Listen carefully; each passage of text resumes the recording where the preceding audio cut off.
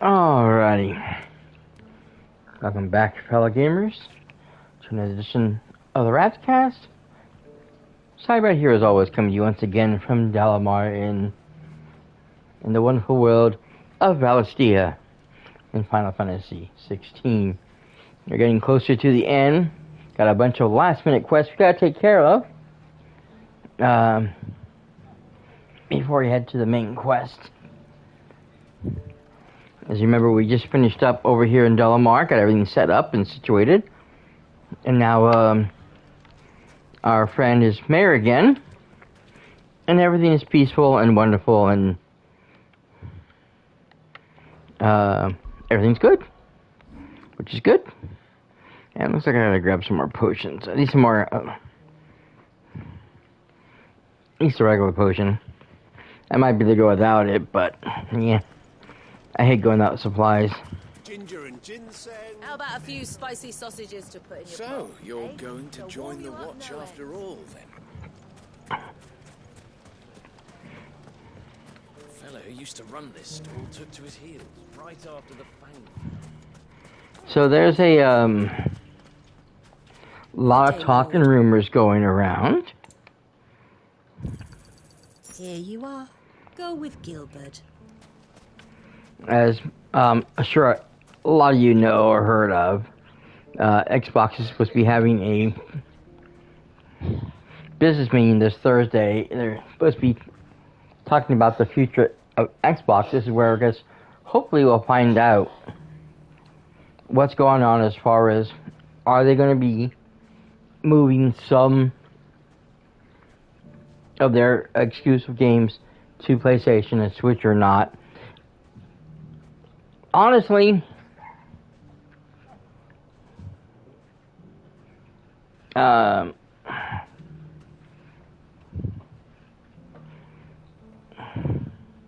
only thing is, like, when it comes to exclusive, if it's a console specific exclusive, I understand why a company doesn't want to put it on another console. PlayStation is trying to finally put their games on PC, which is better than what they did before. But they're still kind of hard pressed to do things, and they always want to wait a couple of years before doing so they make as much money off of that game and the consoles that they can get for that before doing so. As far as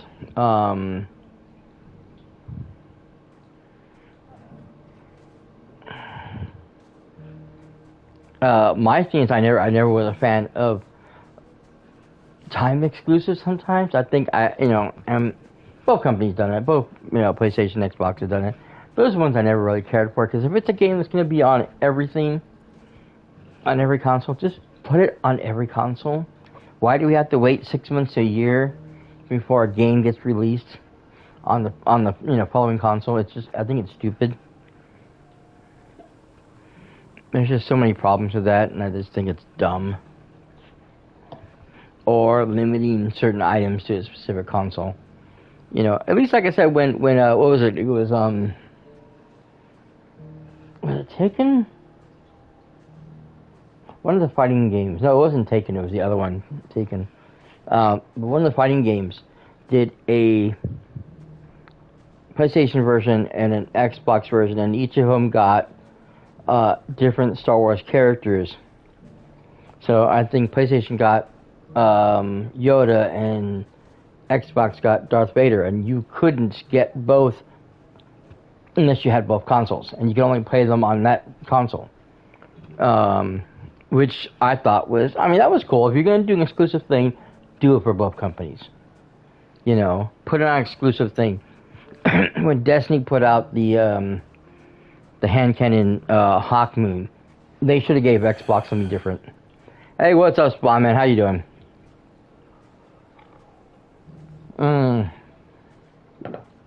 He may not be able to hear me because the ads are on.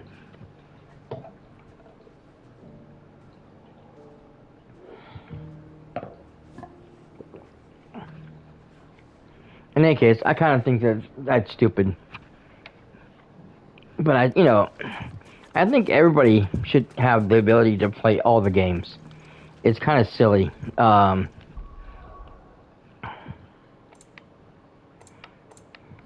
To just lock and limit everything to, you know, X amount of consoles, X amount of systems. Just let everybody play everything. Be done with it.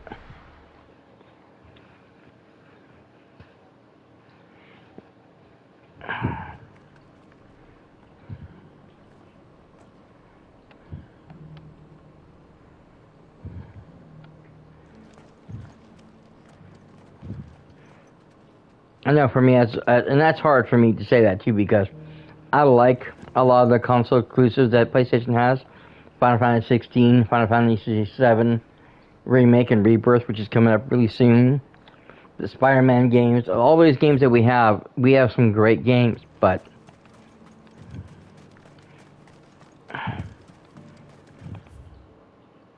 nope, wrong way. Where's the...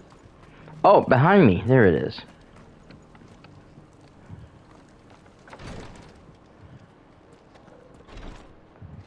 I think Sony, and for that matter, Xbox, could benefit from putting their stuff out on all systems. They make more money that way. Especially with a game that's a cross-platform style game or something like that. Why hold back? Why wait? And this is another thing too I think is really, really funny. Pal World is in early access, and it is only on Steam. I think it's an Epic, and it's on Xbox. But it's not on PlayStation. Why?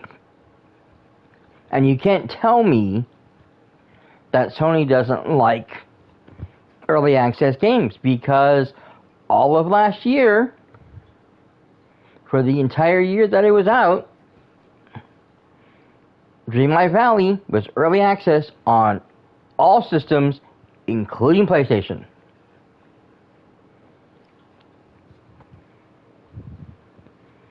So why isn't Pal World? It's not like Sony can't handle it.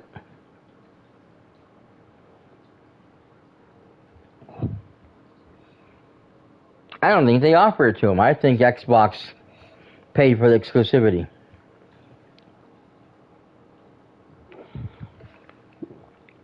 Which I think is absolutely stupid. I'm always hearing about PlayStation 5 Pro. Whether it's true or not, I don't know. Rumors are rumors. I mean, there have all the rumors about, you know, Starfield coming to PlayStation 5 and blah, blah, blah. It's a rumor. Until someone says it's the truth, until you actually hear it from their mouths, it is a rumor and it is not true. That's what I was talking about right now, is all the rumors going out. That's another major rumor going out. I've been hearing about that since last year, on top of the Switch Pro, or the new Switch 2, whatever they want to call it. That's supposed to be coming out. These are all things that are supposed to be possibly coming this year. But they've been saying that since last year. Until I see physical proof or hear it from somebody at Nintendo or at PlayStation, it's not real. Until Xbox has their meeting this Thursday and discusses what's going on for the future of Xbox, and we find out, you know, if games are going to be coming, and more than likely, Hi-Fi Rush is coming, because it's a minor game. It's a second party. It's like a AA game. It's not even a AAA game. It's just a third party company that made a game for Xbox. It didn't do as well financially as they would like, just the way Starfield didn't, because more people are playing it on Game Pass. And Game Pass, of course, is, even though it's successful, is not as successful as Xbox wants. They're losing money. So, bright idea, put it on Switch, put it on PlayStation, make back some of that money. Wow, what a concept.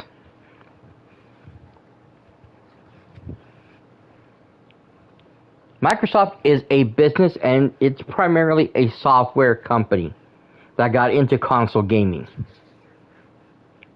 But first and foremost, they are a business, and they're out to make money. So if it's more advantageous to them to put something on other consoles, guess what? They're going to do it. They've already done that. Did anybody yell and scream when Cuphead came to Switch and then later on the PlayStation? No. When it came to Switch, I remember everybody was excited because it was coming to Switch. And then when it came to PlayStation, no one even bothered to say anything. It just went, oh yeah, it's coming on, it's on PlayStation, oh well. Biomutant, another one that was exclusive. That's on PlayStation. There's a third game. I keep forgetting what it is, but there's a third game that was an exclusive to Xbox that is now on PlayStation. Did anybody make a big fuss about them? No. So why are we worried about Hi-Fi Rush?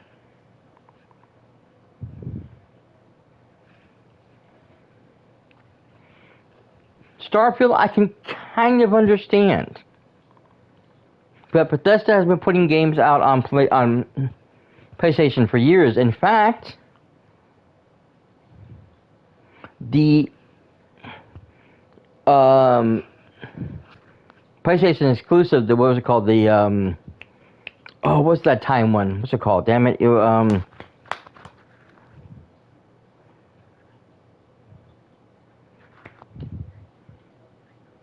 Deathloop is going to Xbox. Did anybody make a big fuss about that? No, because it had its run on PlayStation and made quite a bit of money. It is a Bethesda game, so sure, put it on Xbox. Oh well,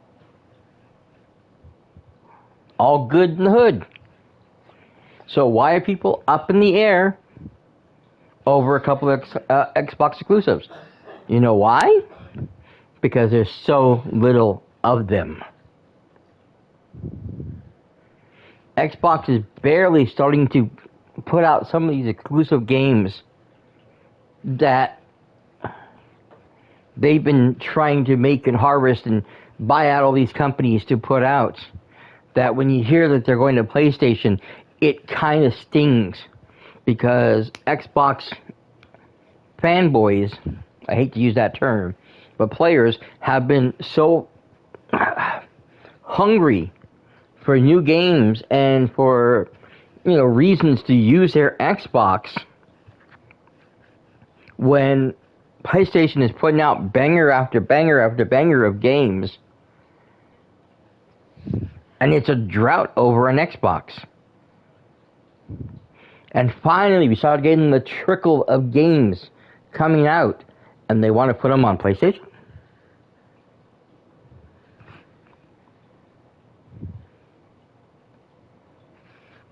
I can understand why people are upset, but it's a business, people.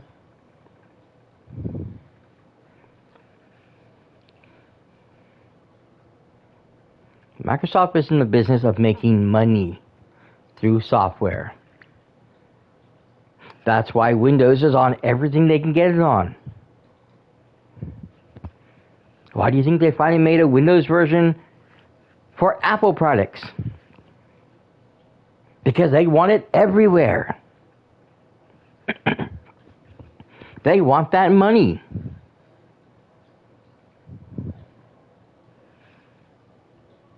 I think the only reason why Game Pass is not going to be coming to PlayStation anytime soon is only because PlayStation doesn't want it.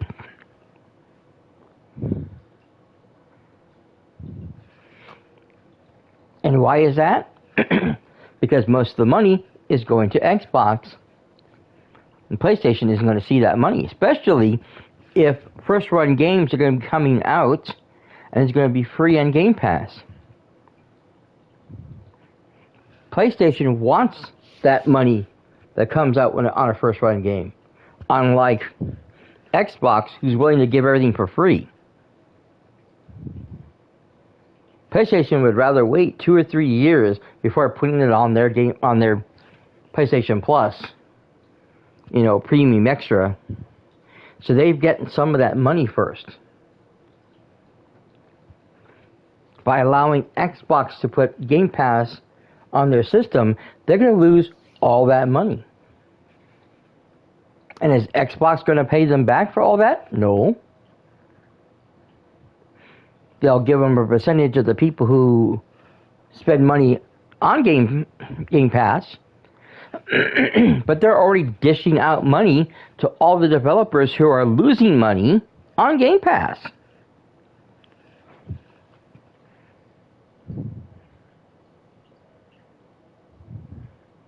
So they're not going to refund PlayStation. And PlayStation doesn't want to lose the money they could be losing on Game Pass. So, not happening. Switch is up in the air. Nintendo does Nintendo things. Nintendo does whatever Nintendo wants. They barely have AAA games on their system. Most of their stuff is dedicated to Nintendo stuff. So, them having Game Pass, yeah, it's a possibility. If it gets more people using their system to play games, cool. But they want you to spend money on their games and not worry about everybody else's.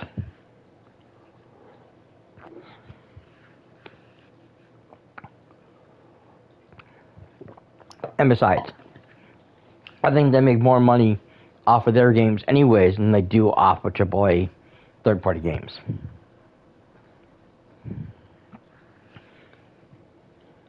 So,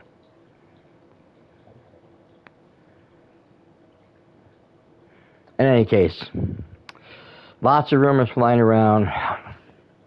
What the situation is, who knows? We'll find out when we find out, right?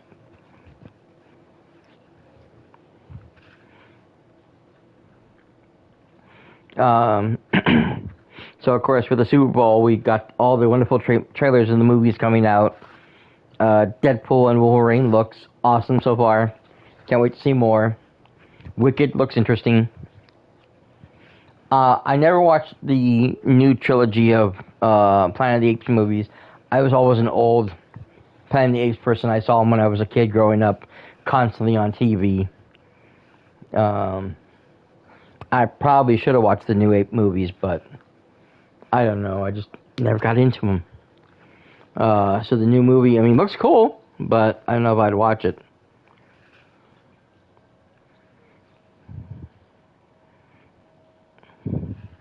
Then, of course, the big news, though. And I just posted this on my Twitter account. As we get ready to bring in Final Fantasy VII Rebirth, and I'm excited for that. Days before the launch, the 21st and the 22nd, a subbed and a dubbed version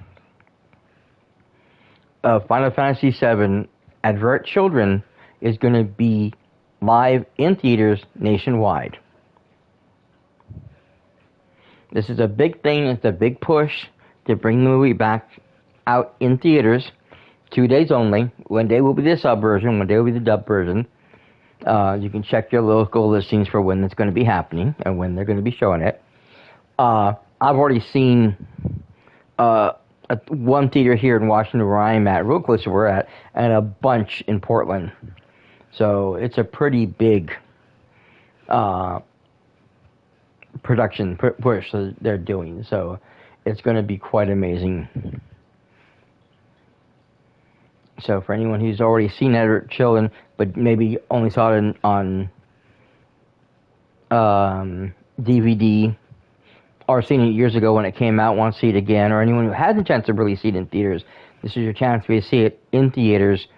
I think it's like a remastered version because they are releasing it on 4K Blu-ray as well. So if you don't have it, you can watch the 4K version at home when that comes out. So I think this is going to be a new up-res version of the game, of the movie. I hope so, anyways. But I'm so excited. I can't wait for it to come out. And I can't wait for Rebirth either. So, all right. Lord Marquis, if you have a moment. Yes, Cyril. What is it, Cyril? One of our brethren lately journeyed across the strait in order to pursue a new avenue of inquiry in our ongoing investigation. Okay. He sent an owl some while ago, but we have heard naught from him since. Is he surveying another fallen ruin? No. The object of his study was a savior cult that has arisen in Ash in recent years. We believe it may have some connection to the Circle of Malleus, an ancient religion that worshipped Ultima as its god. By gaining an understanding of this new faith, we hoped to learn more of the Circle's original beliefs. And so you sent one of your brothers to Ash, a continent teeming with orcs and Akashic. Fully cognizant of the risks, yes. I entrusted the mission to one of the most able of our order, the Third Chair, a master of the arts of combat and survival both. Though he has been silent for some days now, I have thus far refrained from sending any others in search of him, lest they be lost in turn. Yet, it seemed only right to inform you of the situation, given your unique experience of the perils of Ash. For as you so earnestly advised me, it would not do to abandon a man to his fate, when he might yet be saved. Yes, I understand. It would not. But Ash is a big place. Can you be any more specific? Yes, please. Perhaps. The last owl I received from him mentioned a village where he had heard the cult were wont to assemble. Mickleburg was its name. It lies in the southern reaches of Waloed. If aught ill befell him, I expect it did so there. Right. I'll see what I can do. Yep. You are much too kind, my lord. Go then, with my hopes, and may the Firebird's flame ever burn in your heart. Okay.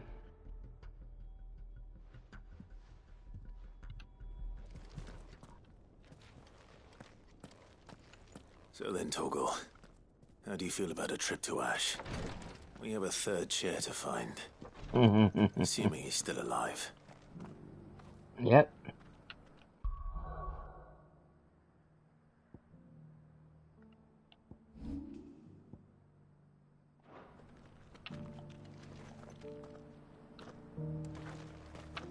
There is still another task. I just don't know where it is.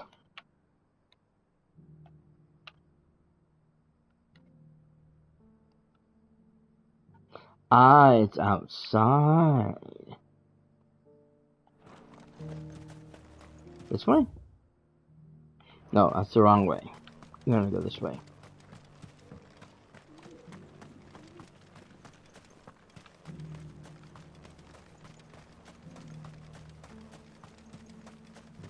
Right? Yes. 3 points.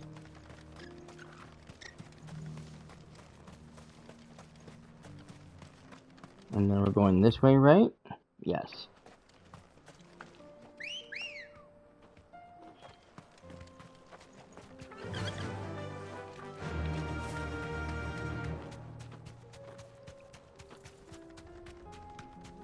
I'm on my own on this one. I got no one with me. It kind of sucks. It'd be nice to have.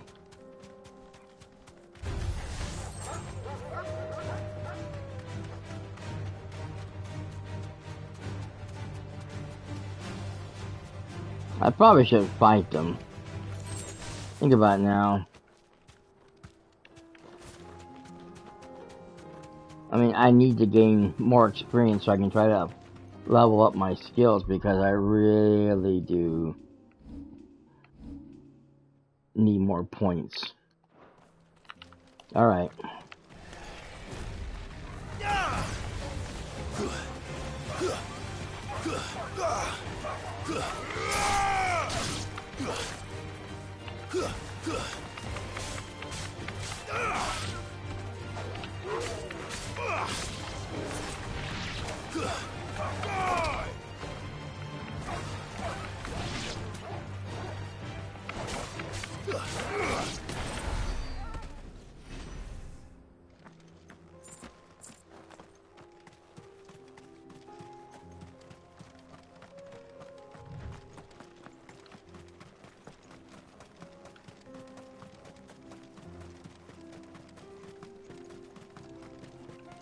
So normally I would just run it because I want to get to the place in question, but Enough of you, are there?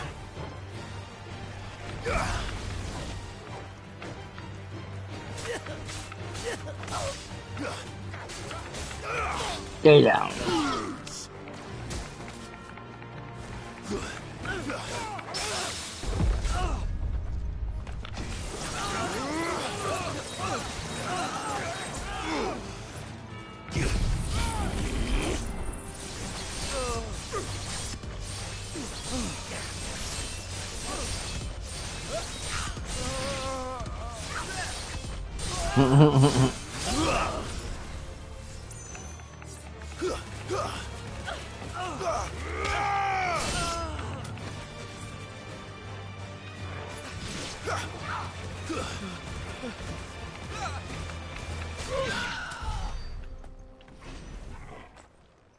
Alright, we're going toggle. I keep saying toggle, it's toggle.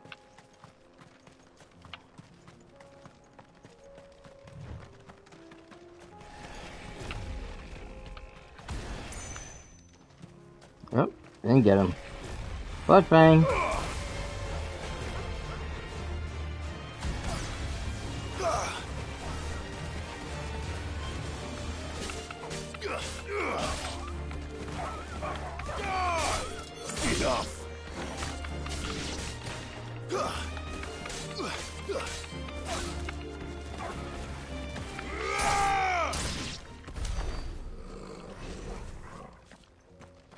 Alright, juggle. There we go. Good boy.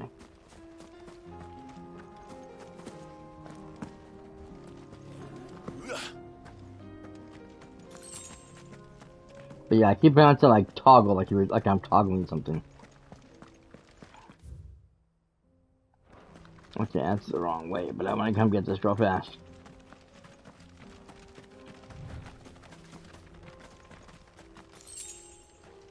Okay, so we're going this way around the mountain. So right in the path of that thing I was trying to hopefully avoid, but oh well.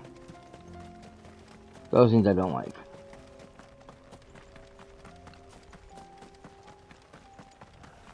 There are certain monsters I would prefer to avoid if I can. Here we are again. Carava. If you were a tortoise, Torgal, where would you hide?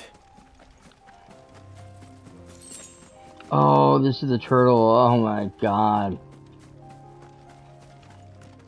I am not looking forward to this one.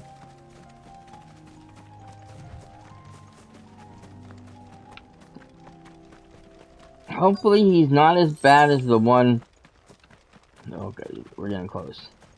He's not as bad as the one in Final Fantasy 15 is. That puppy was tough.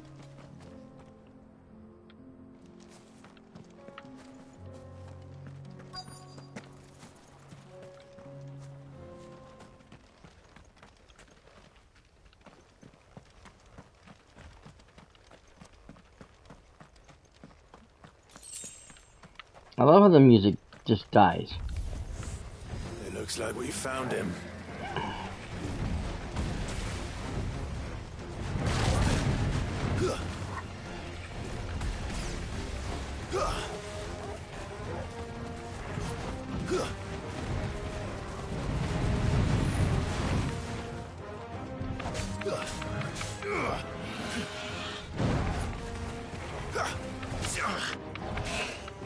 Oh, I had to hit him from the front.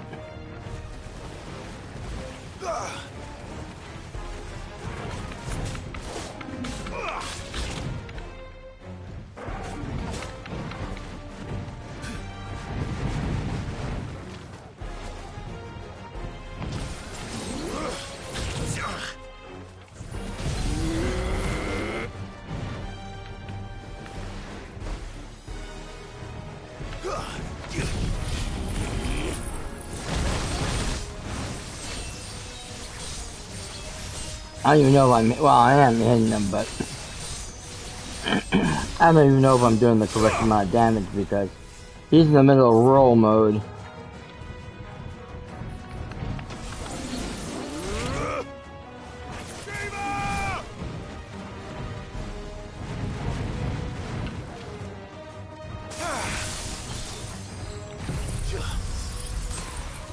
Freeze. Nice.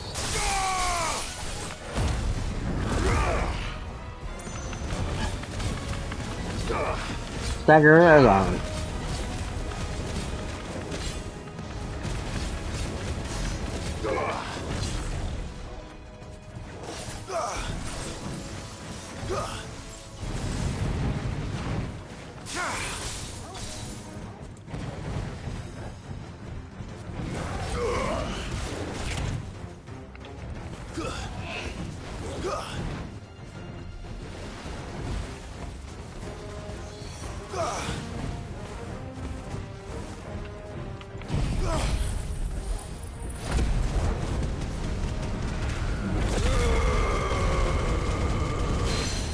Okay, that did some damage.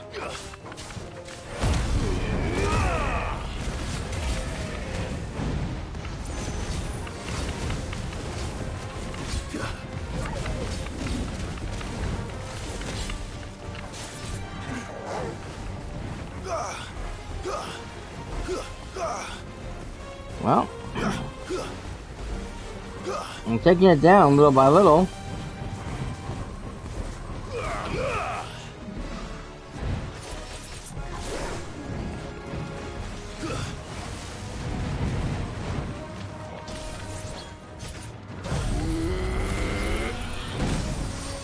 Shit.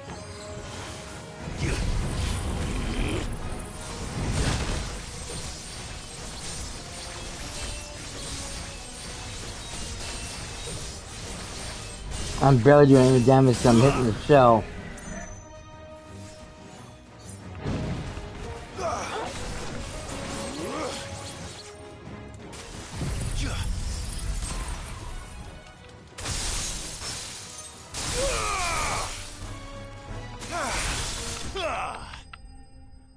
Oh, damn strength. Oh, yes. Nice.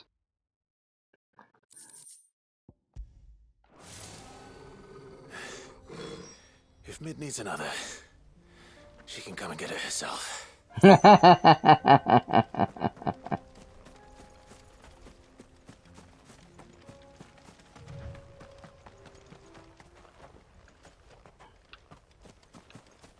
Okay, grab that.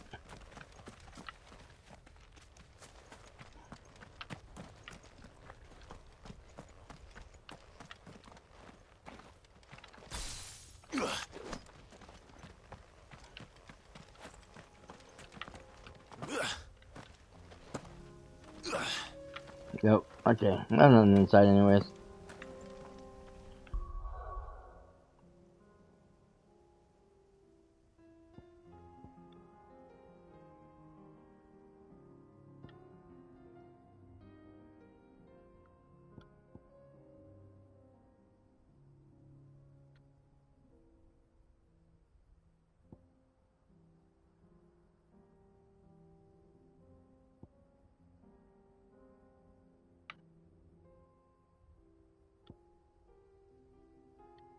Most of the ones I want are like already in the 3,000s, 4,000s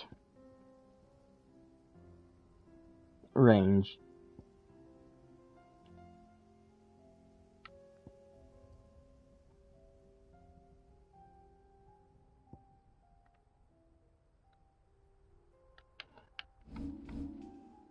I don't know why I went that way. Let's go to the map. Okay,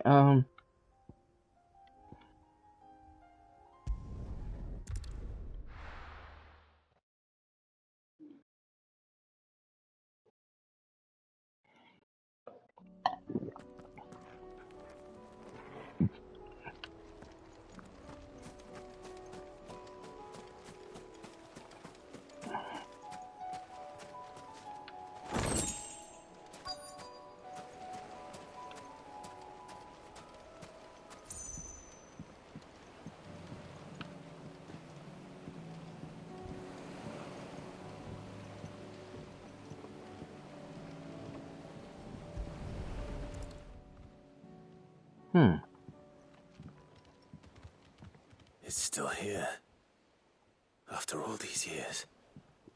A lot smaller than I remember. And you're a lot bigger. You might have to swim, boy.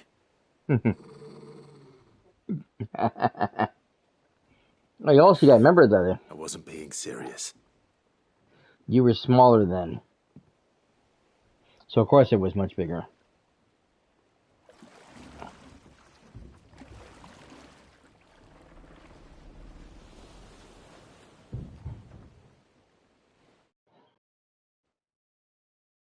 I thought that.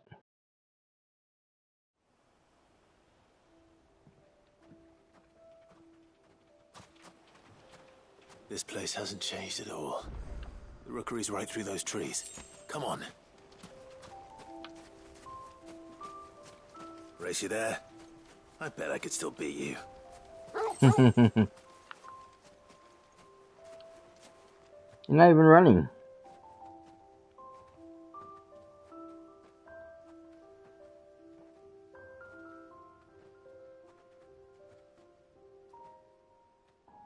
Here we are.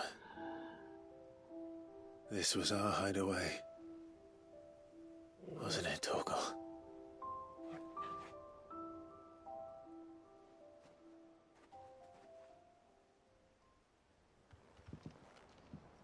How does he get up? You can't climb the ladder. There's no basket or anything you put him in. Even if there was, it'd probably be too small.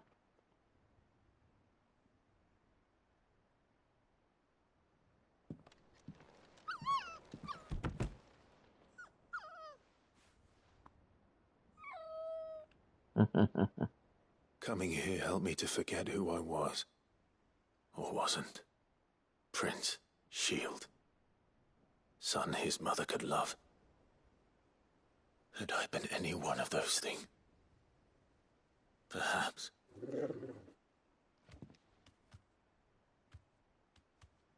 What is it, boy?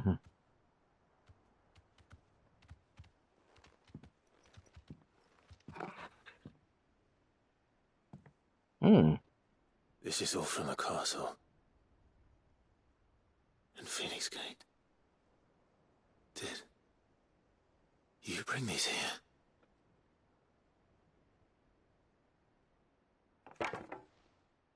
My sparring sword.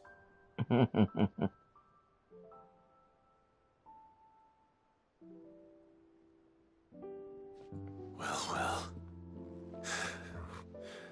You never stopped looking for me, did you, boy?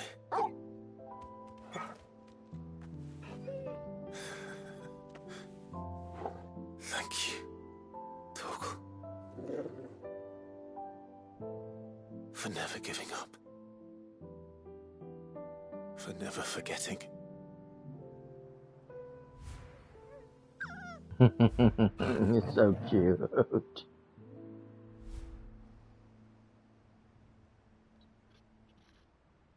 Let's take this with us, shall we?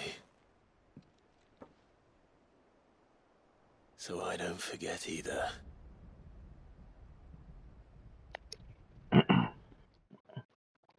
Yep, nice little souvenir for the wall. I still don't know how he got up there. I guess he could jump, I suppose. That's not the way back to the boat, Torgal.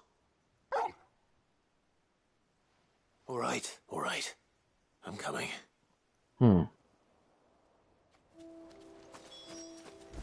know where we're going.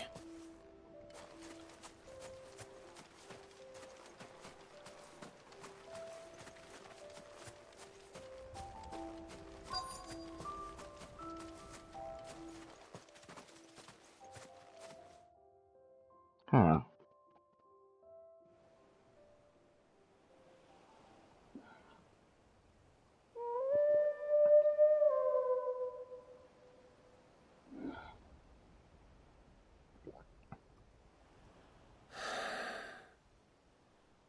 People always talk about the importance of putting the past behind you.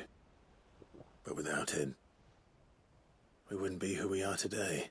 Yep. And we certainly couldn't steer our way to a better tomorrow. Come on, Torgal.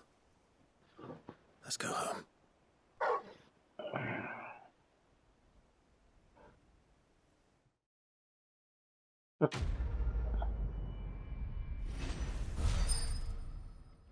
More than words.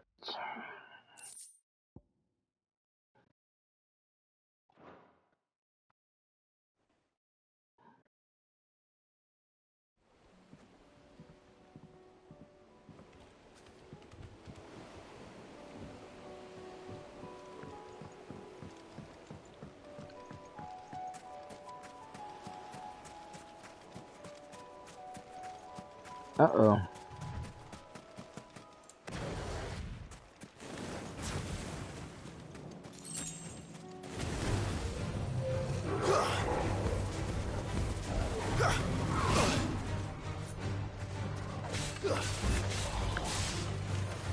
Stay down!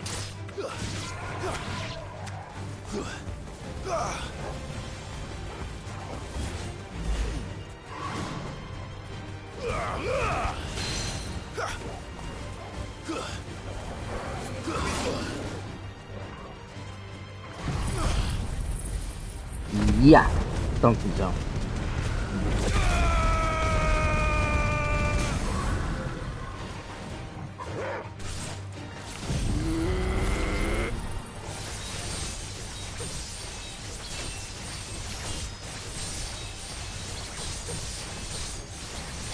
Yeah, there, Cossack is dead already, so he's gonna get the full force.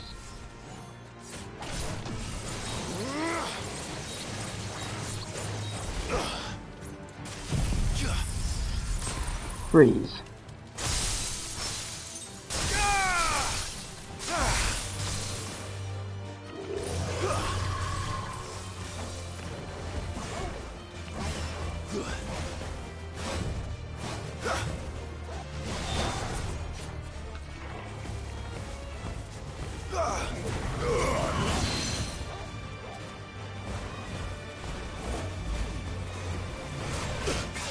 Ow.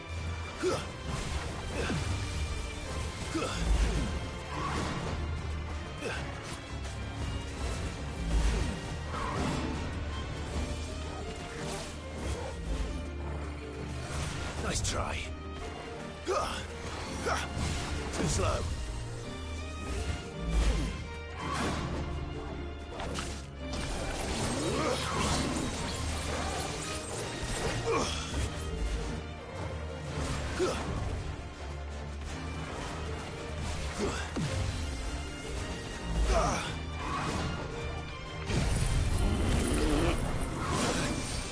Ouch.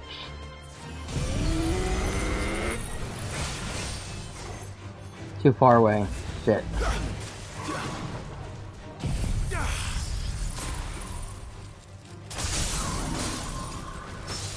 Nice.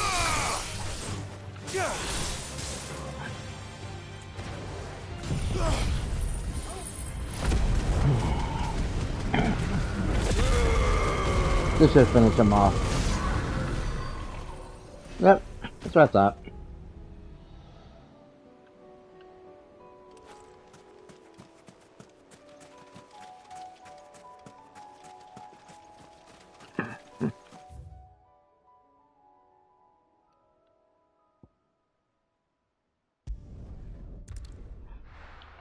Look at the docks. We'll go ahead and travel. Fast travel there real fast.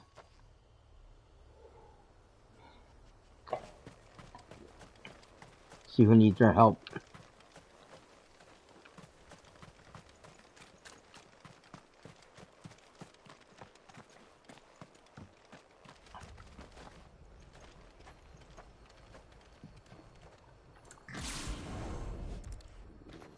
Weird.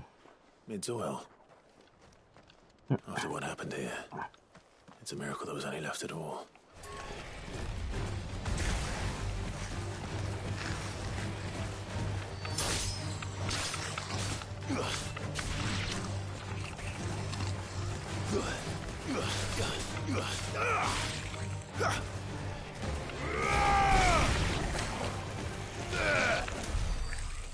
You guys aren't worth anything more than that.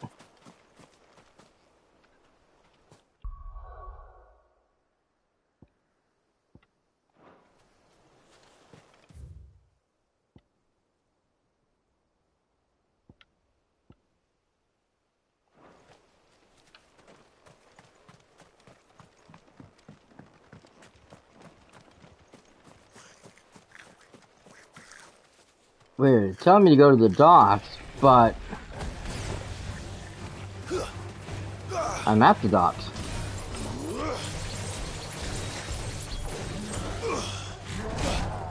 Ow.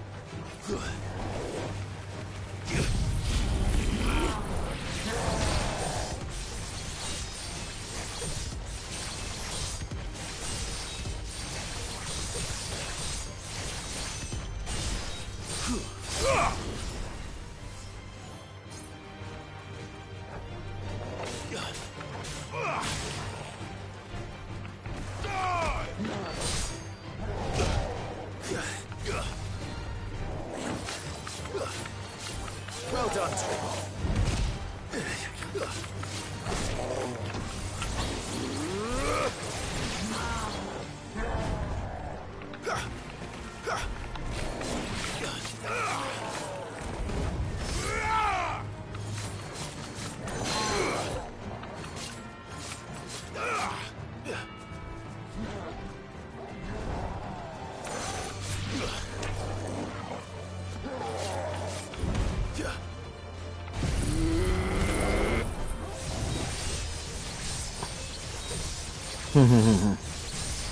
Oh, damn, I didn't realize how low on life I was.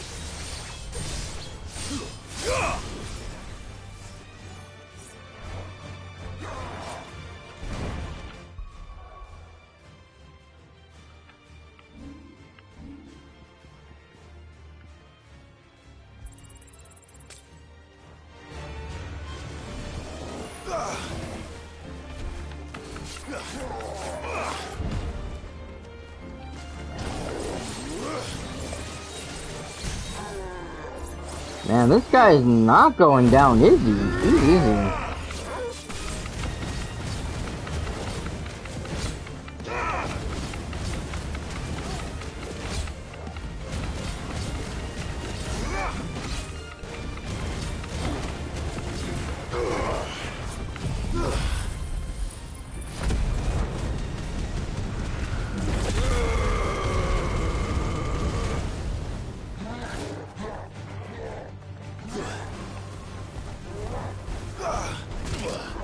Ouch, ouch, ouch, ouch, ouch.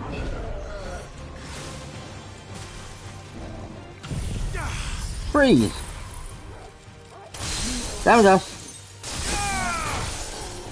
Oh, he's down again.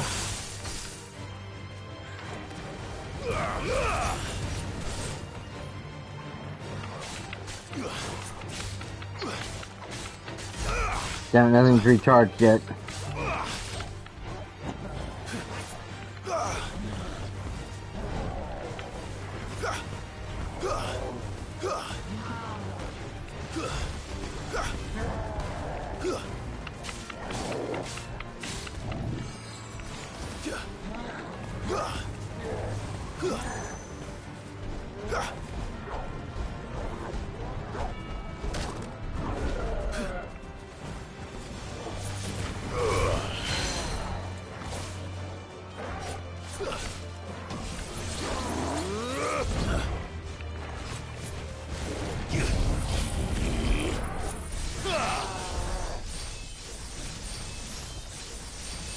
The battle's already over, but I'm already in motion, so I can't stop it.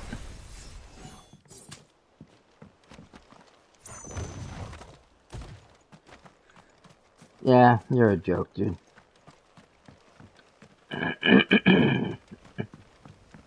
Anything down here to pick up? No. Okay. All right, Toggle. Let's be on our way.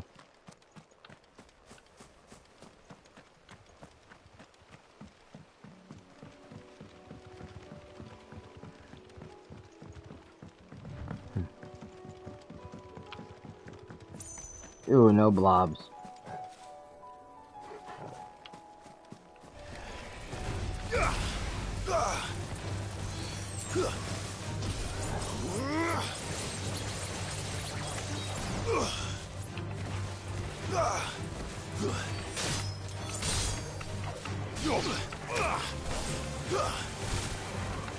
Enough. Nice.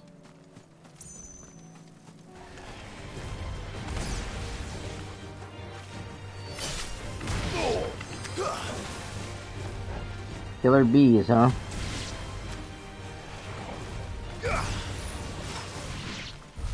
More like killed bees.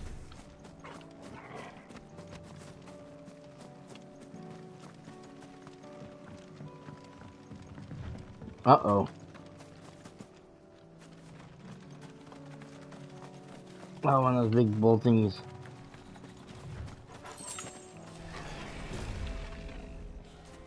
Actually.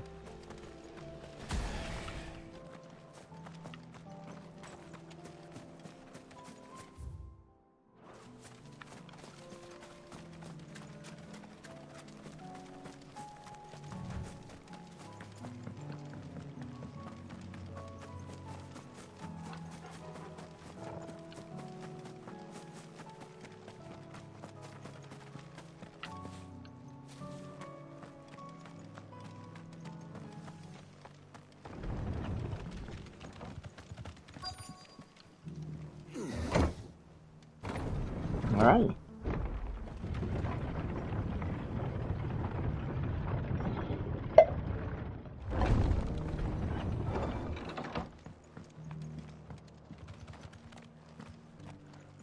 Let's hope one of the merchants here has what Gav needs. How do, traveller? You've the look of a man who could do with a new whetstone. Or perhaps a bawdy etching of the Vicerine. Maybe another time. I'm looking for a silver chocobo feather. If that's the case, rumours are all you're likely to find. No one has seen a silver chocobo for years. Word is they were all hunted for their feathers. Some northern nonsense about bringing good luck. Didn't bring them much, nor their bows. If any are still out there, I reckon they'll be doing their damnedest not to be discovered. You're probably right. Thank you anyway. Bummer. It would have been wiser to breed them. Just because the heavens have gone to rack and ruin, it don't mean we have to. And just take the feathers when you need. Or What take are the you fallen after? ones.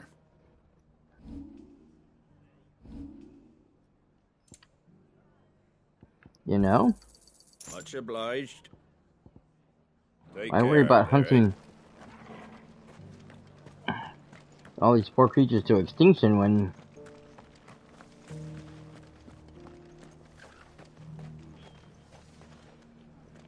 Excuse me. I'm looking for something. Oh, well, then I'm your man. A silver chocobo feather. Oh, or maybe not. Oh, you're not the first to mention the bird around here. There was a man stopped by the rest not long ago claiming he was attacked by a silver chocobo near some gad hovel not far from Eastpool. Most Eastpool. took him for a braggart and a liar, but who knows? Perhaps there was some truth to his tale. We'll see. Thank you. Okay.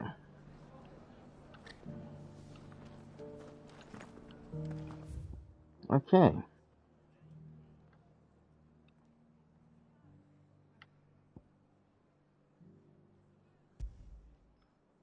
Silver lining.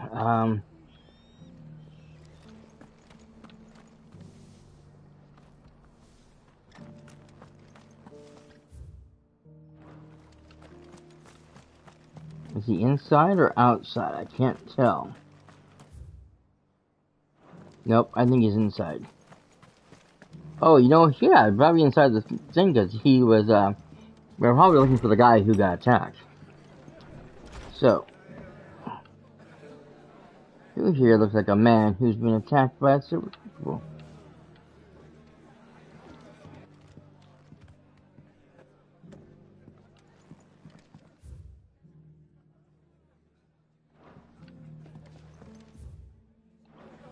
Hmm.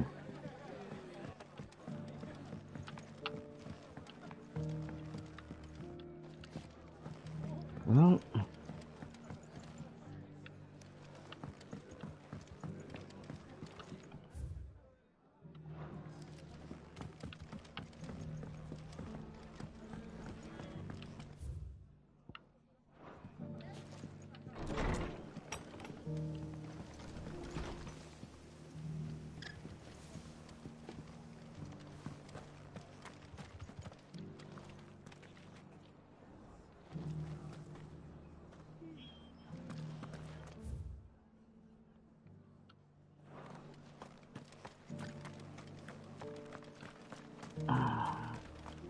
I guess I continue to run around trying to find the person I need to talk to. Does it?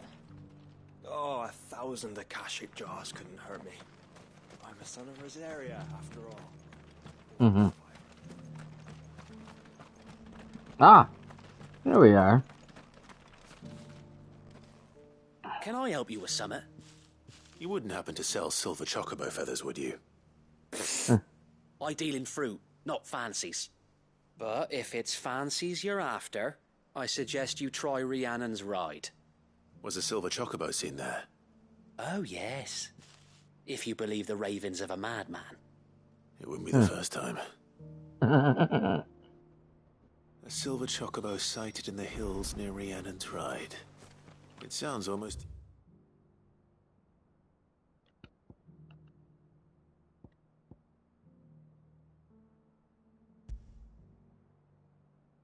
too good to be true.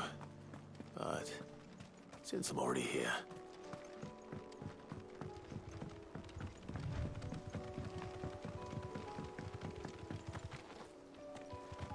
We'll jump on our... Make out a bloomin' thing.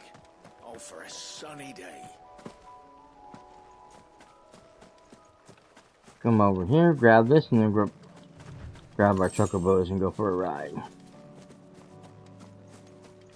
It's a long distance, after all.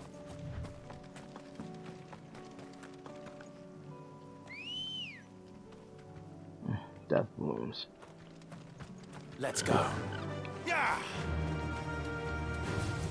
Just the one of you, eh?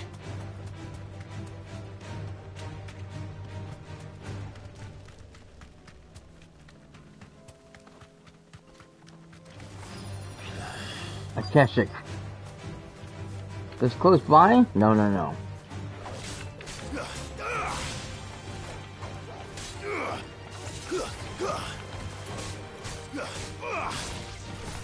Farewell.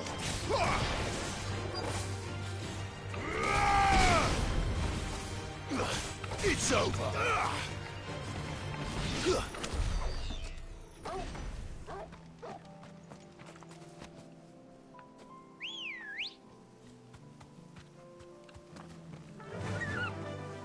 Fly, Ambrosia. I'm not allowing the Akashic to stick. They're not left by bandits for a change.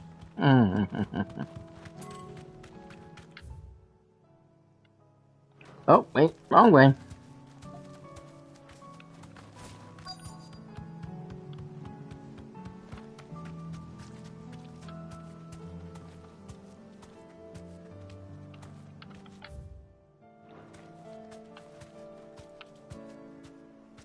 Be safe.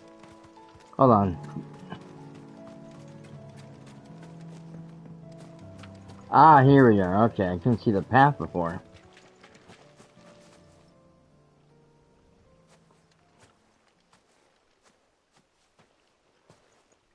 More tracks. And these look fresh. A chocobo was here. And recently. Perhaps it still is.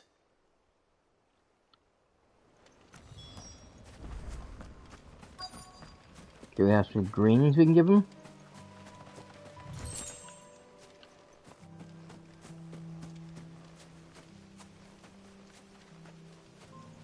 I don't hear anything. Oh, wait.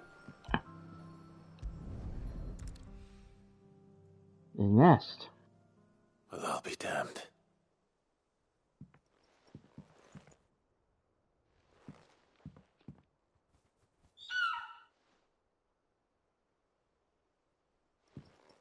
Hmm.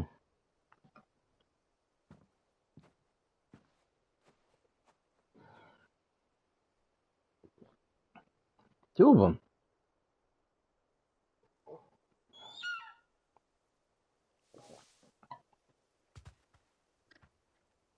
It's all right.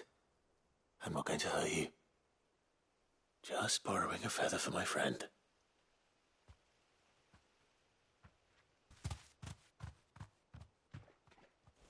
Thank you. Mm-hmm. Let's get this back to Gav before they change their minds. Yeah. You probably should grab the other ones in there too, because I bet ya they would fetch a pretty penny.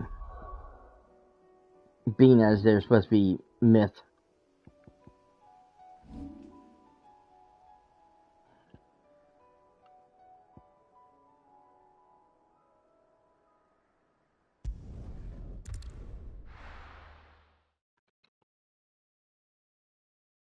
Hmm.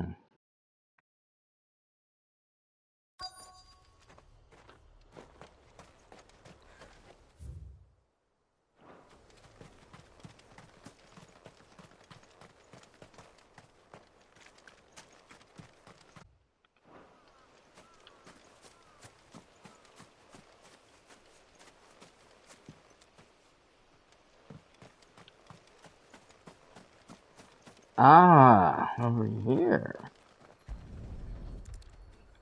I better get these materials to Mid so she can finish her prototype.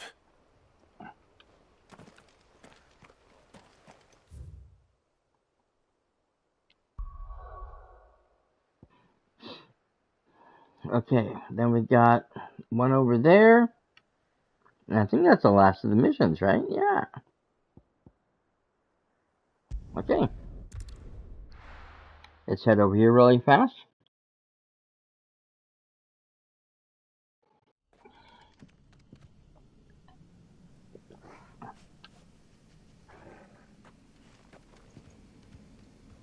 Lost wing. Oh, we're leaving the area though. Right? Yes.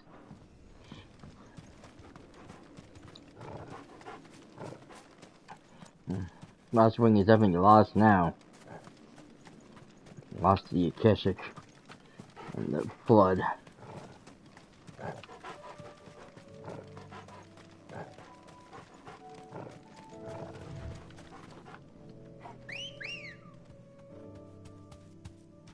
Good girl.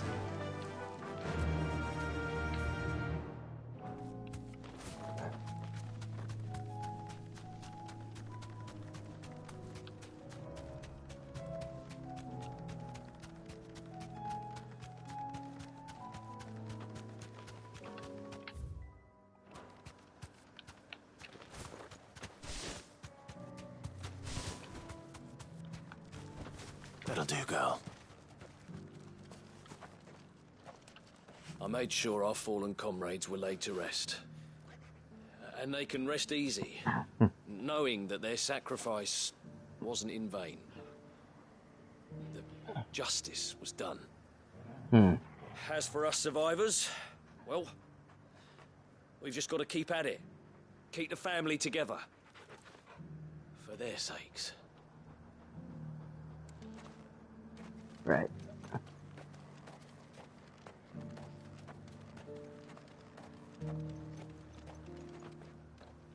Quentin, I have a proposal for you.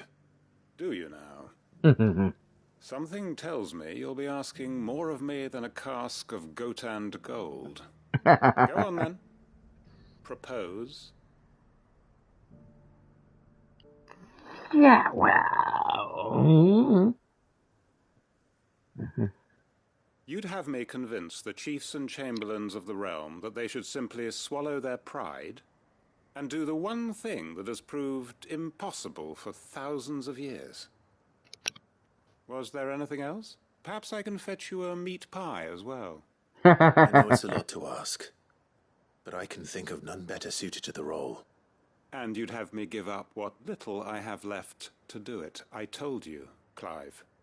The people of Lostwing are my family, and I cannot abandon them. You'll have to find someone else.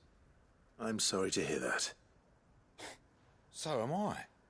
And why might that be? What he's asking. How's it any different to what you've done so far? I want you to speak for those who can't speak for themselves. That's what you do best. Yep. If it's the vineyard you're worried about, we'll see that the grapes are picked and the tons filled. You know we will. It's not that. Then what is it? You said yourself we're family. Don't you trust us? You know that's not what I'm... Then what are you saying? That only we are worth saving? Why turn your back on everyone else? You convinced us we could build new lives for ourselves, and if you can do that, who's to say you couldn't convince the entire realm? Exactly.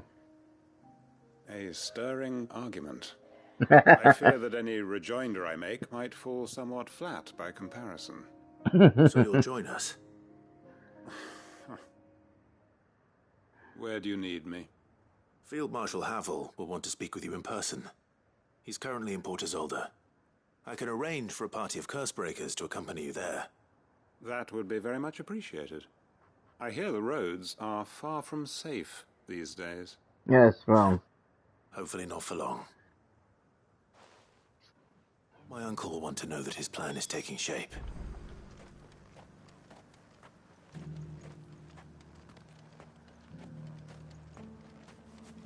Yes, Quentin is the perfect person for that job. Oh, doing that.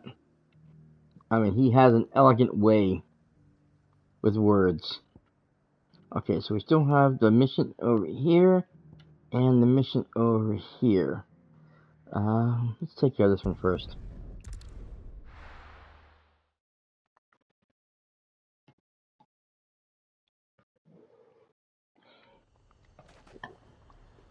Then we'll go ahead and do the furthest one.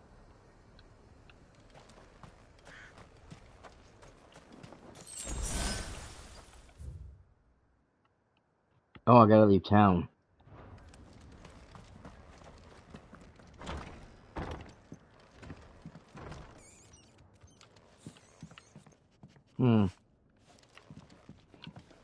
Let's just check and see if there's anything inside. This is where the pregnant woman was when we found her. This is the town right outside where the castle was, where the one king who had Odin was before we defeated him.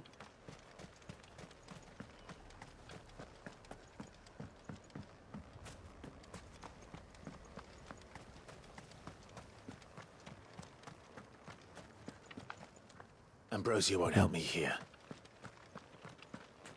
I don't know why I can't ride the mountain in the house, or in town, especially one that's deserted like this one. It's not like I'm gonna trample anybody. Everybody's gone. The only thing that's in here would be a Keshik.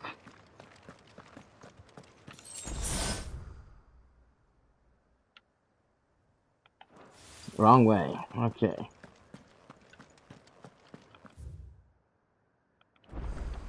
Oh.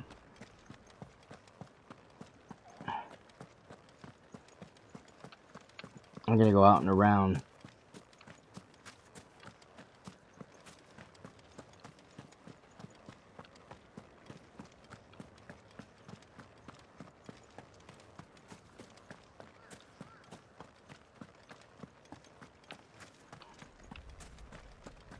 Well, heck, there's not even any Akeshik here anymore. You probably could repopulate the city.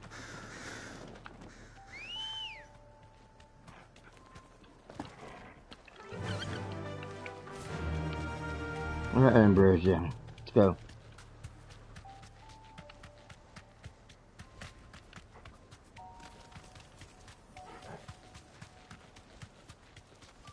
That one didn't even see me. No, that one might. I don't know if I got that. I should have. I was close enough, but I don't think I got it.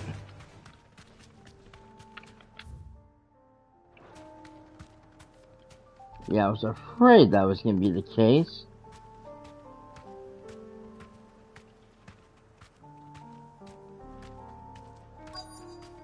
This must be Mickelberg.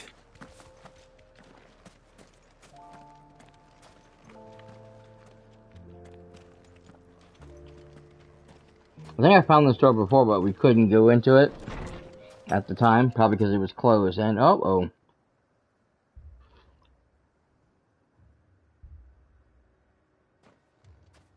These people aren't turned. And the village seems safe enough at least.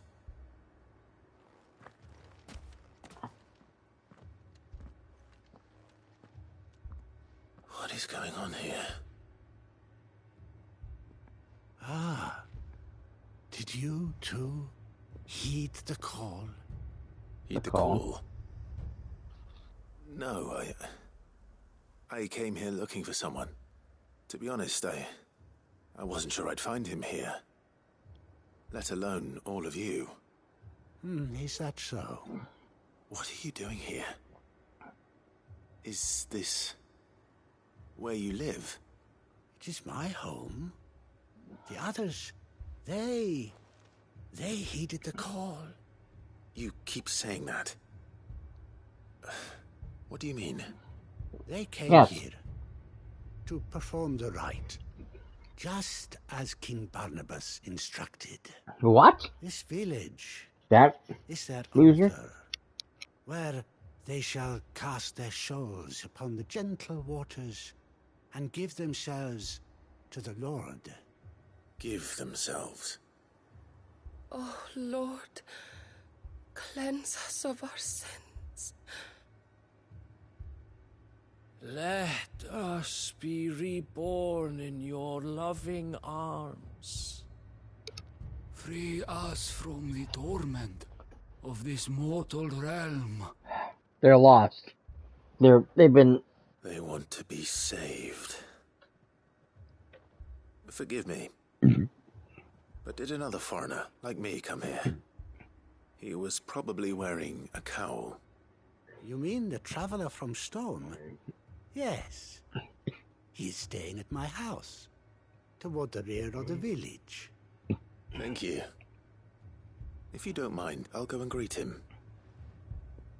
They seek the same salvation Barnabas did. At least the third chair is still alive. Let's go and find him.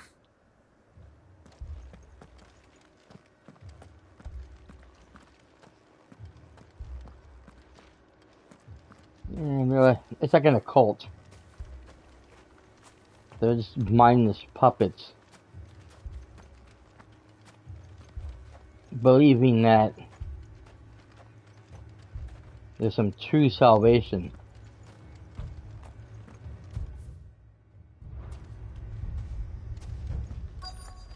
That by killing themselves they will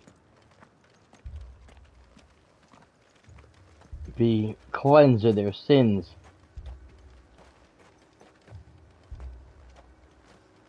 And they will be reborn in this new world, this new heaven. But it's a lie.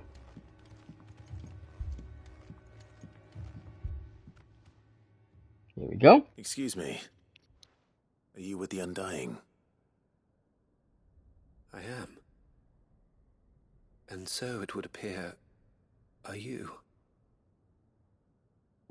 Lord Rosfield, if I am not mistaken. That's right. And you must be the third chair. I am. Cyril was worried for your safety. He sent me to find you. Then I must apologize. I did not mean to trouble the bearer of the burning quill. Much less you, my Lord Marquis. He said that you had failed to report. Is there a reason for that? I came here to study the followers of this new faith. But the more I learned of them, the more my own faith began to falter. You have seen them at their prayers, have you not? They devote themselves to the veneration of their Lord with a fervor I have never seen before, praying night and day that they might be rid of their wicked wills and reborn in their Saviour's light. Not that they might be granted respite from their worldly woes, but so that they might continue to serve him. Serve him with all of their beings.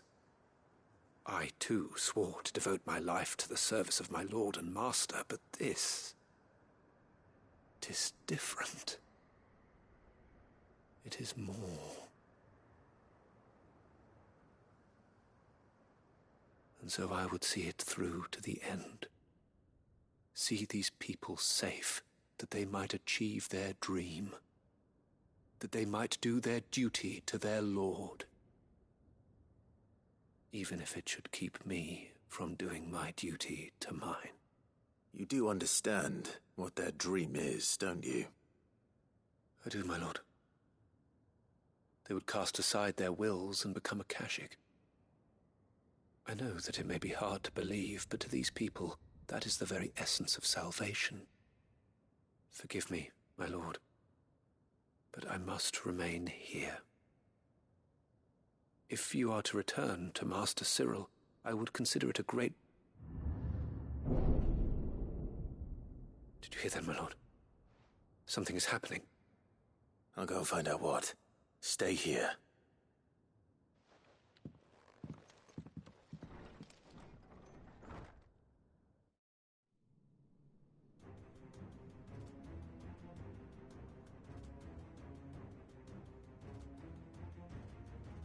Beneath the flood. Oh no. There must be something I can do.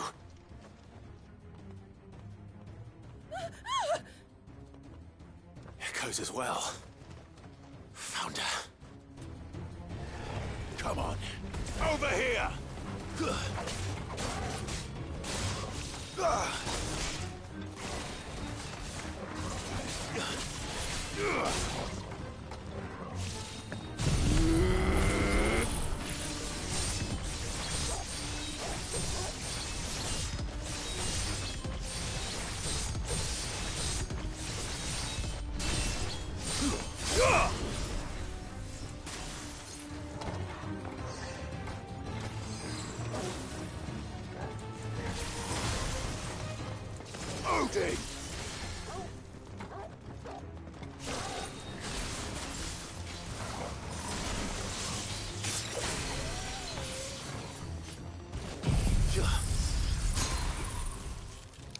Keep hitting the wrong button. I keep changing the status instead of hitting the button I want to hit.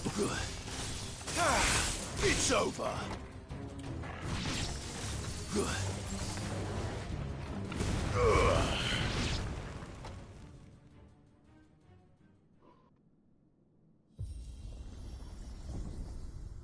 What now?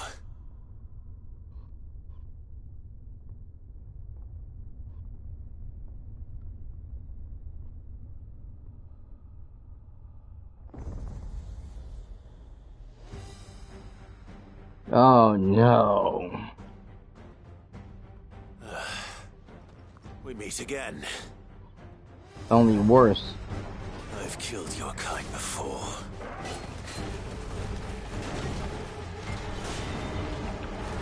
Nice try. Ow.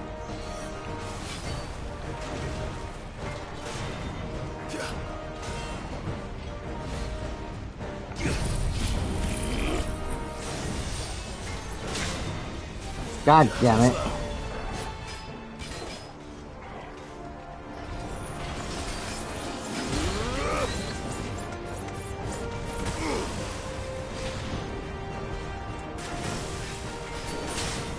Ow!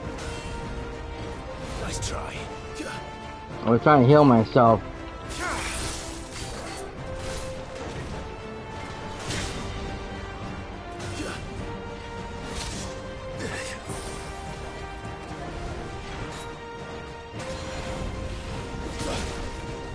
God damn it, this thing hurts.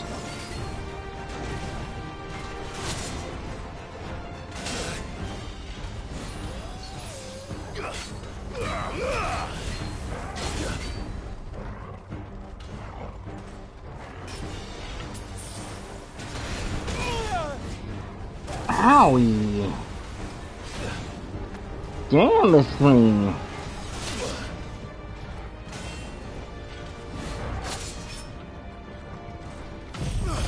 He's hard to avoid.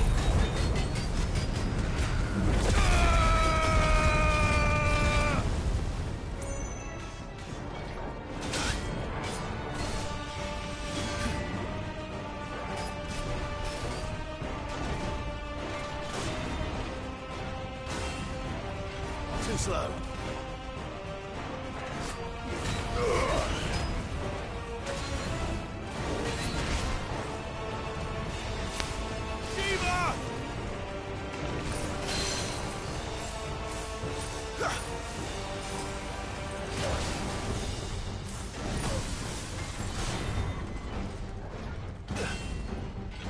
Nice try.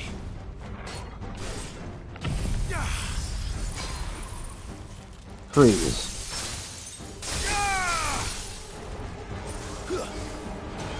I don't know if I got him. I think he was just outside the range.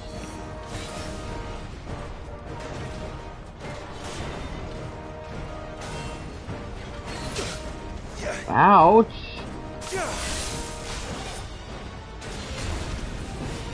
Shit.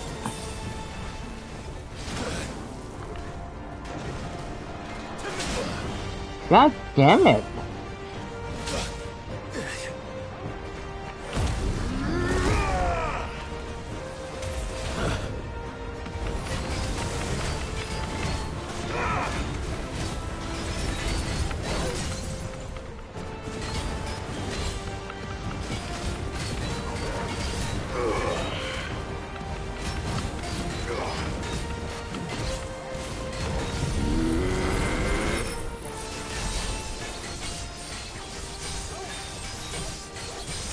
Perfect timing. My thing just ended, and his damn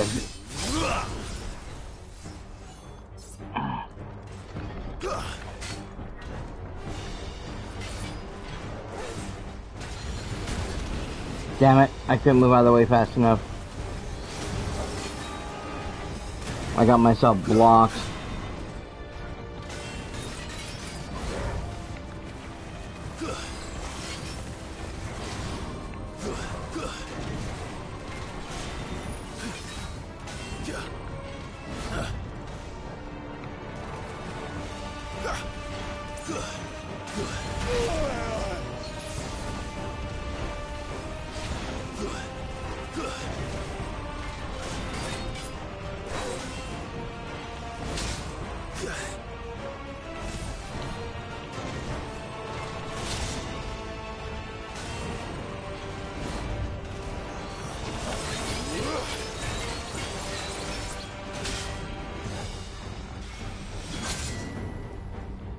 Shit.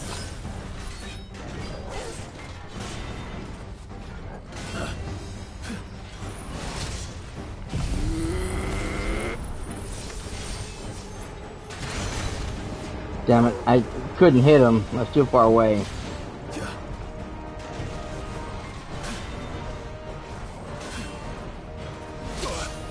Shit. Nice try.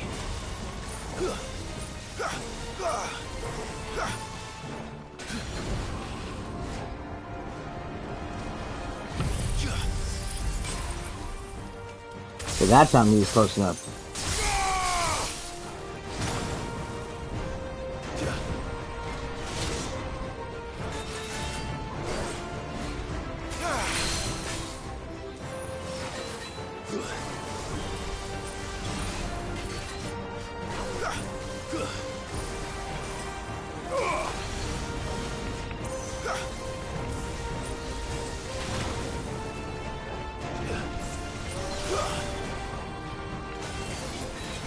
Nice try.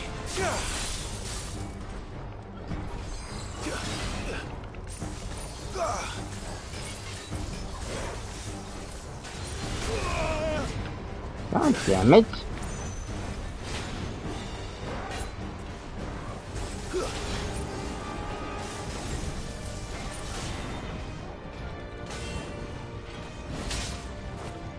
Oh my god.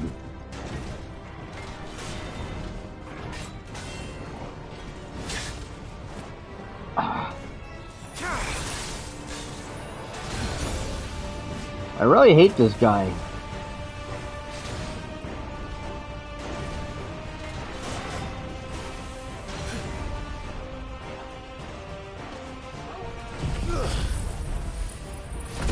I mean, his range is ridiculously stupid.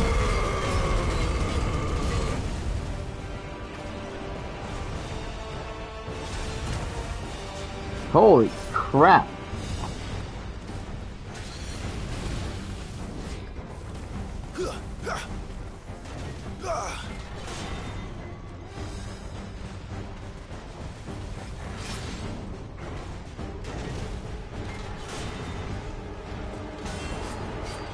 Nice try.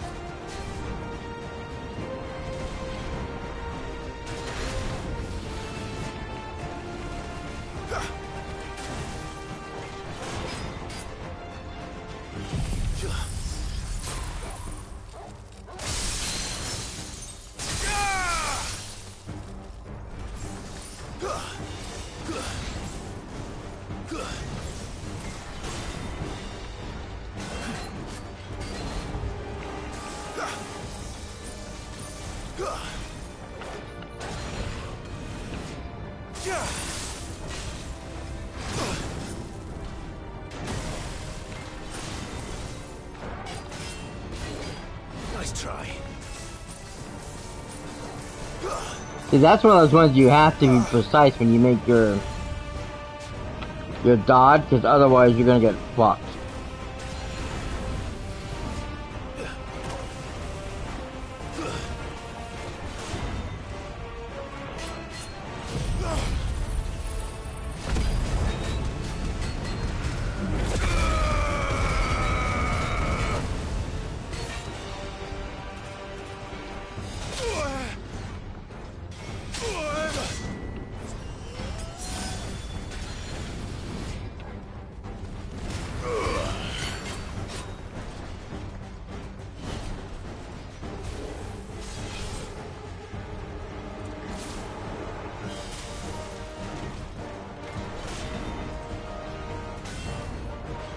Nice try.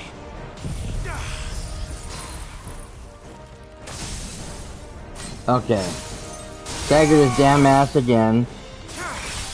To me, Flames!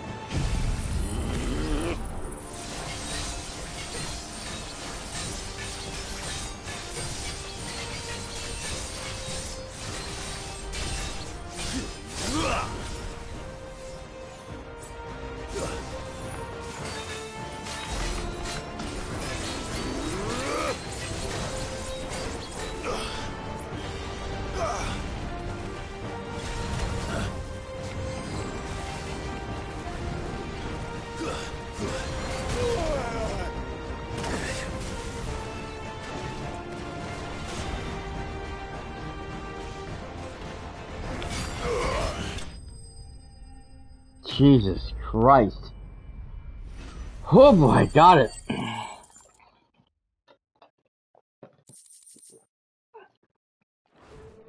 Woo.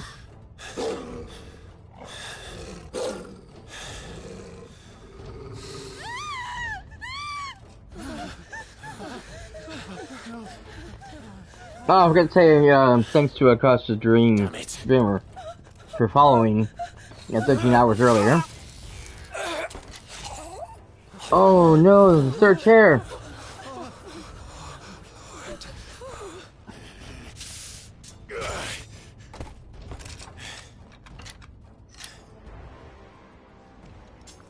Don't you die. Come on, speak to me. I had to save them, that they might have a chance to find true salvation. By devoting themselves to the service of their Lord. Just as I did, when the Undying plucked me from the gutter and gave me a cause to believe in. A duty to serve was everything to me, and I would not deny them that fulfillment. Even if they must become a Kashik in order to achieve it. Forgive me, my Lord Marquis. I did not mean to trouble you with this. My findings. Could you deliver them to Master Cyril for me? Of course. Your duty will be done.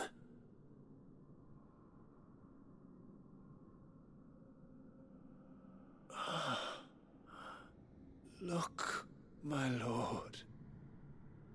They are saved.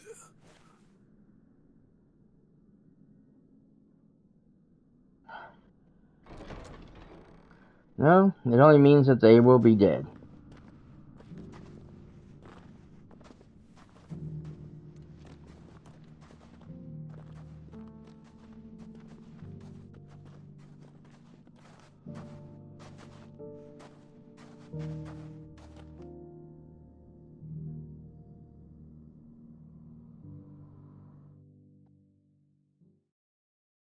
They pretty much become the Walking Dead. I don't care how you want to look at it. How disturbing.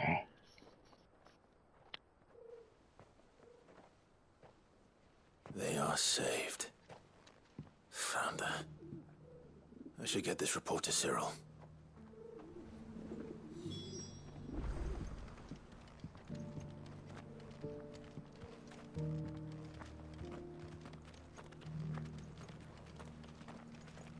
Are you buying or selling?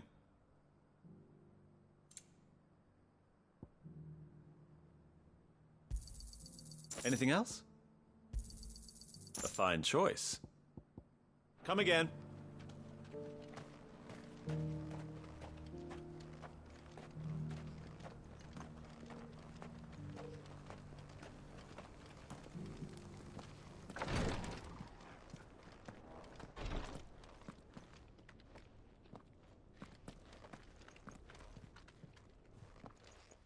My Lord Marquis, welcome back.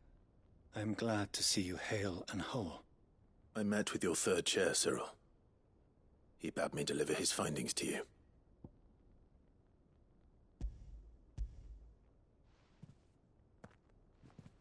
Thank you, my lord. He remained in Ash? He died protecting the villagers from an echo. I buried him in Mickelberg. I'm sorry that I couldn't save him. If you could not save him, no one could. The villagers, they were believers in this savior cult. They prayed to their god that they might be unburdened of their wills. Then an ether flood came, and their wish was granted. Your brother sacrificed himself that they might live, even knowing that that life was death by another name. Then he perished defending liberty. A hero's end. For the right to choose how one dies is no less sacred than the right to choose how one lives. Sid would agree. He wanted to build a world where people could die on their own terms. A noble ambition, To die for one's cause is the most perfect expression of one's faith. It matters not how misguided others might judge one's decision to be, only that the decision is one's own. We live according to the teachings of our order. We believe in them, we protect them, and yes, we die for them. For better or worse, that is our creed.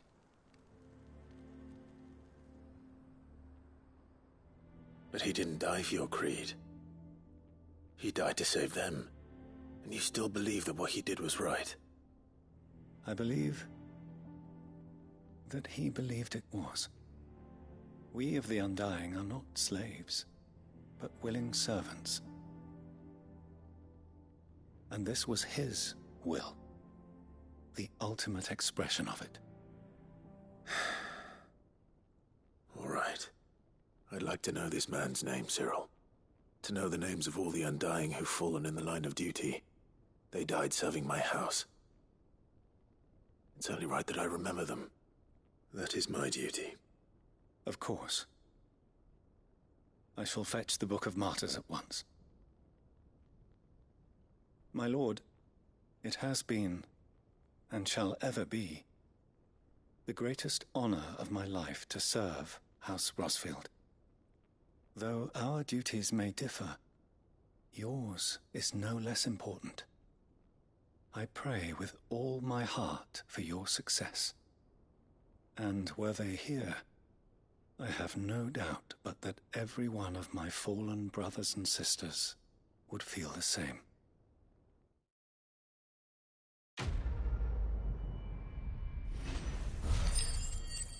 Oh, that's heavy.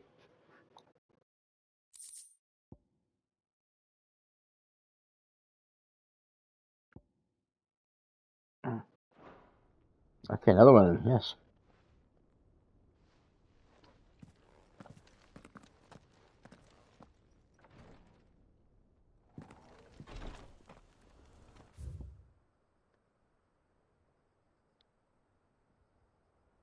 And they open their minds.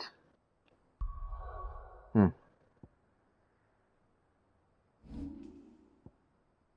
a minute, what am I doing? How did I end up back over here? I thought it was over here. Oh, that's right, because I had to travel to this thing. Okay. Alright, one last quest.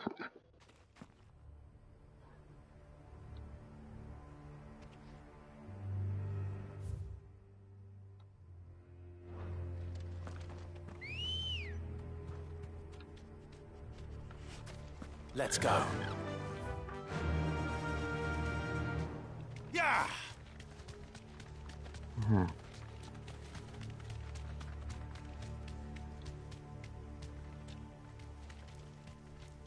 Wow, that's an ugly BC.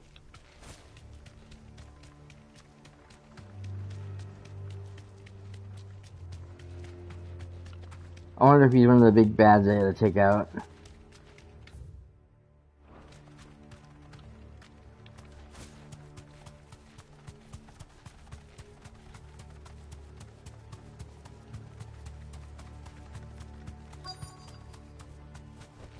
Straight home now. The entire village looks abandoned. Now, which house would a bookworm live in?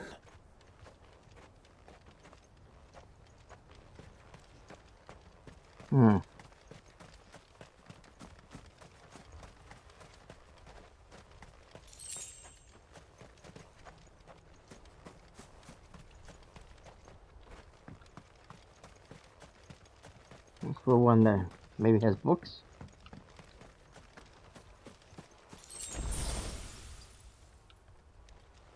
Something that's definitely not a farmhouse.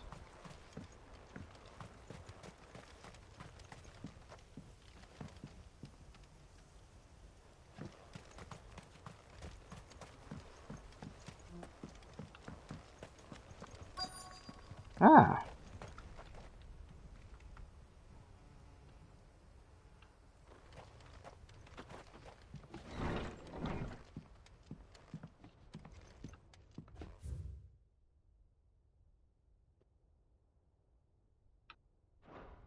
This is a Royal Army logbook.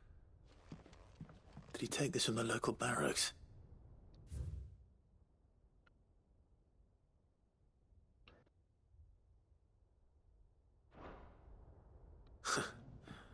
His interests were certainly varied.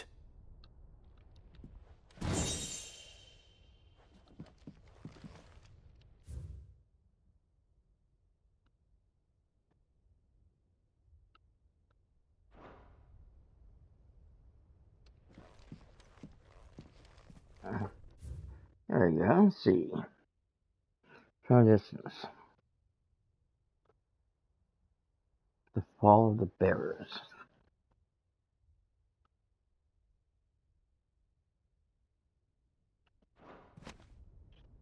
This is it. From distance. There we go. But if what it says is true, I need to get this back to the hideaway.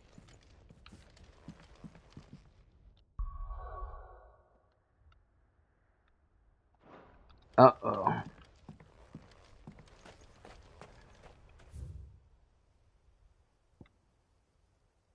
If I can't fast travel, that means there's something waiting for me.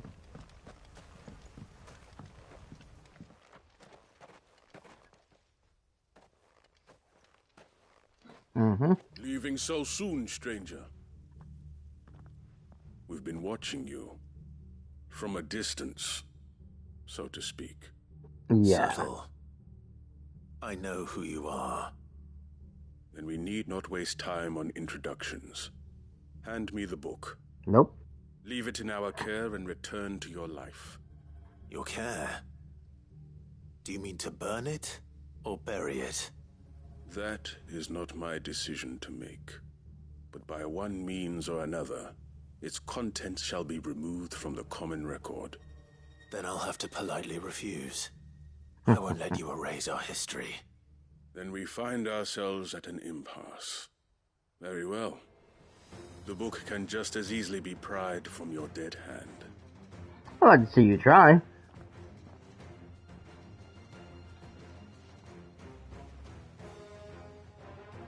Let's see, shall we?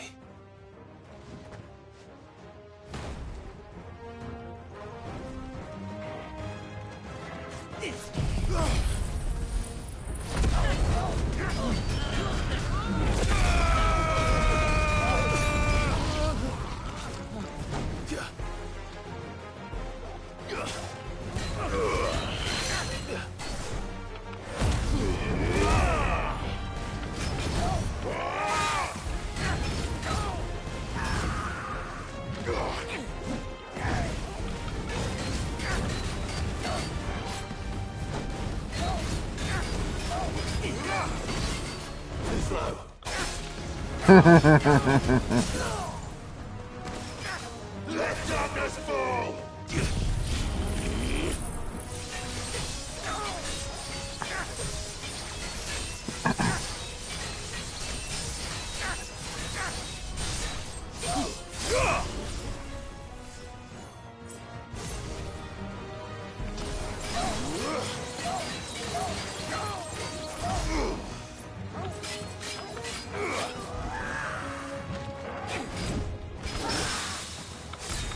Ha ha ha ha ha ha.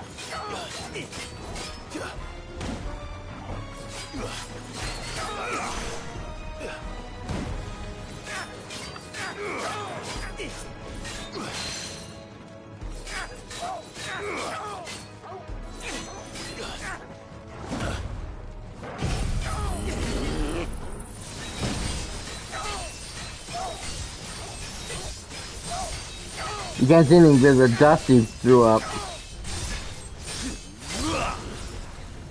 That's hilarious. Nice try. Freeze. Damn dust.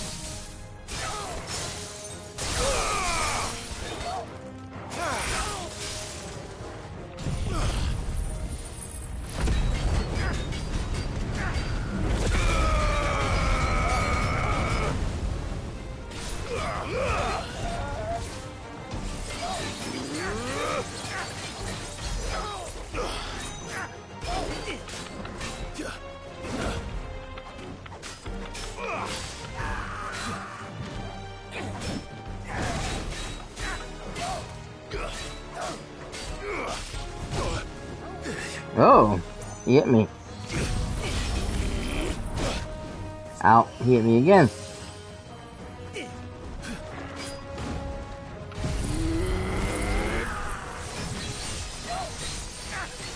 He's toast. He won't be able to survive all of this. Death by 1,000 cuts.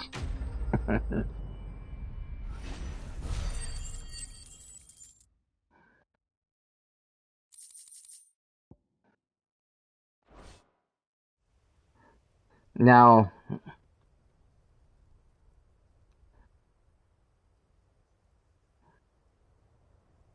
Impressive. But we have other means.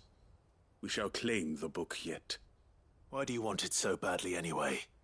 It lays out in no uncertain terms the vanity and avarice of mankind.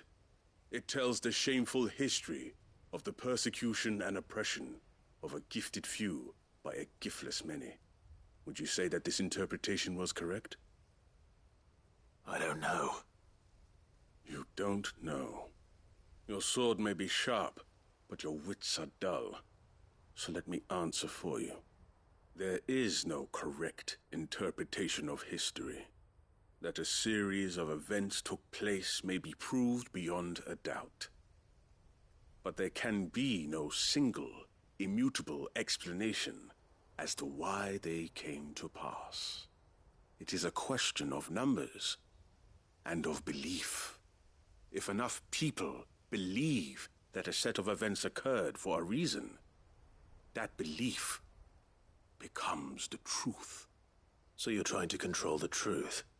We are trying to protect people from themselves, from knowledge that would bring them naught but pain. That is all. You may keep the book, for now. The world is small. We shall meet again. Until then. Wait. that's a stupid answer. I don't know why he said. Damn it. I don't know. Let's get this back to Vivian. Perhaps she can explain what that was all about. Because that is not the truth, and that is not the answer. And what he said is not correct either.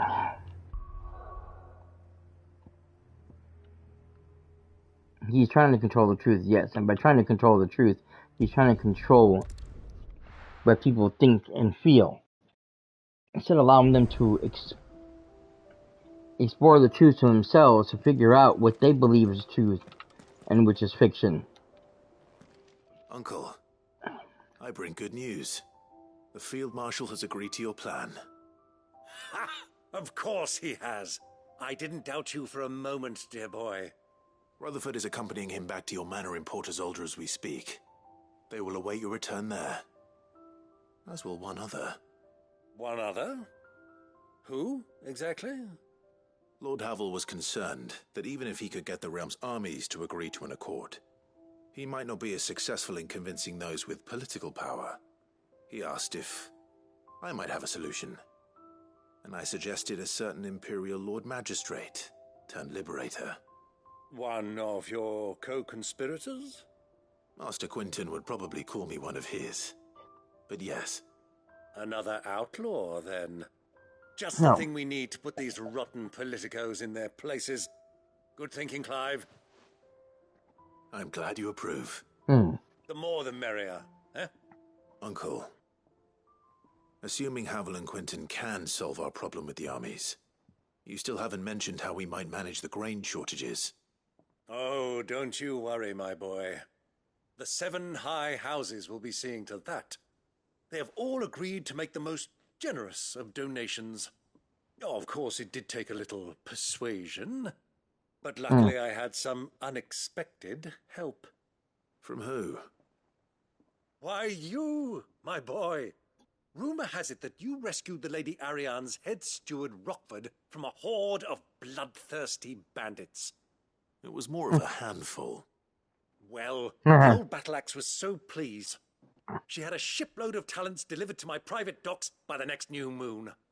And when the other houses saw the parsimonious old crone's purse strings finally loosen, they as good as tripped over themselves in the rush to follow suit. I'm happy to hear it. Now, I must be getting back to the manor. Join us there at your earliest convenience, would you? Of course, Uncle. Yes.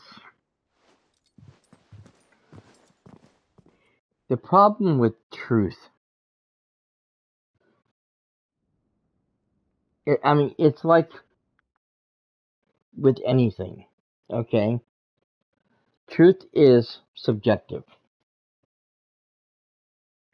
You can read a certain text and take away from it something completely different than somebody else is. And yes, there are going to be those who are going to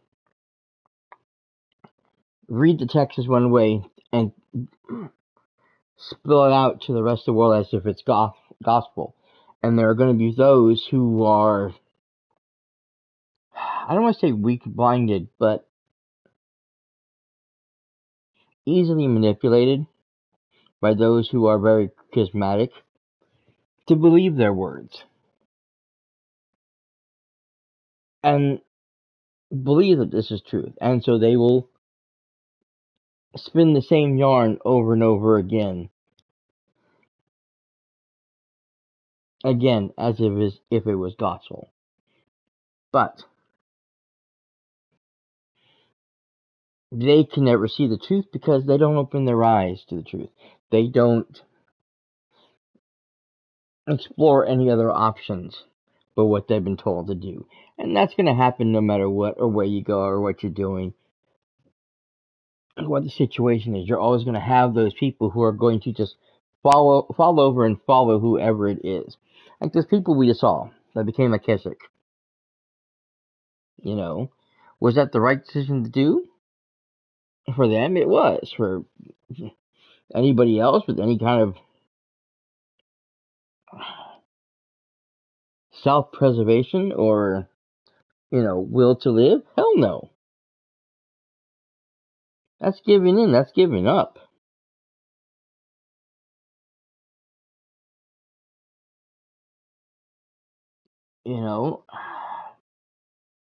But there are going to be those who are going to be like that. They're just going to give in to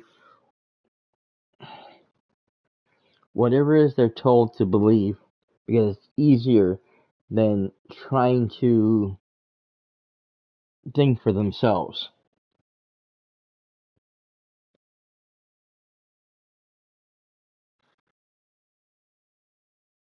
And I don't want to say it's out of laziness either.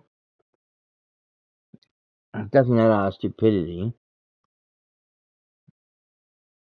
It's just some people,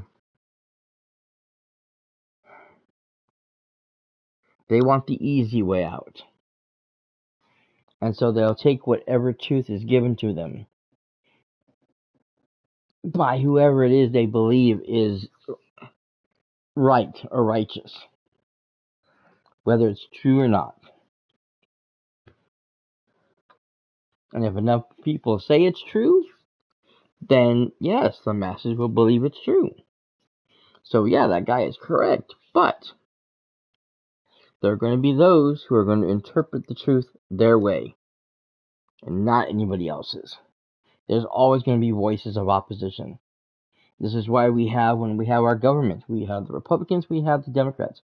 They're always fighting because each believes a different truth and a different way of life, a different reality. And they're going to fight and they're going to butt heads repeatedly because each of them wants to fight for their truth and what they believe is the correct way of life. It's a reason why we have conflicts with other countries. Or other countries have conflicts within themselves. Because of that same reason. It's human nature. But you cannot deny the truth. You cannot remove those truths and try to control it. Because that, as far as I'm concerned, is wrong. That is a sin. It is a sin to mankind.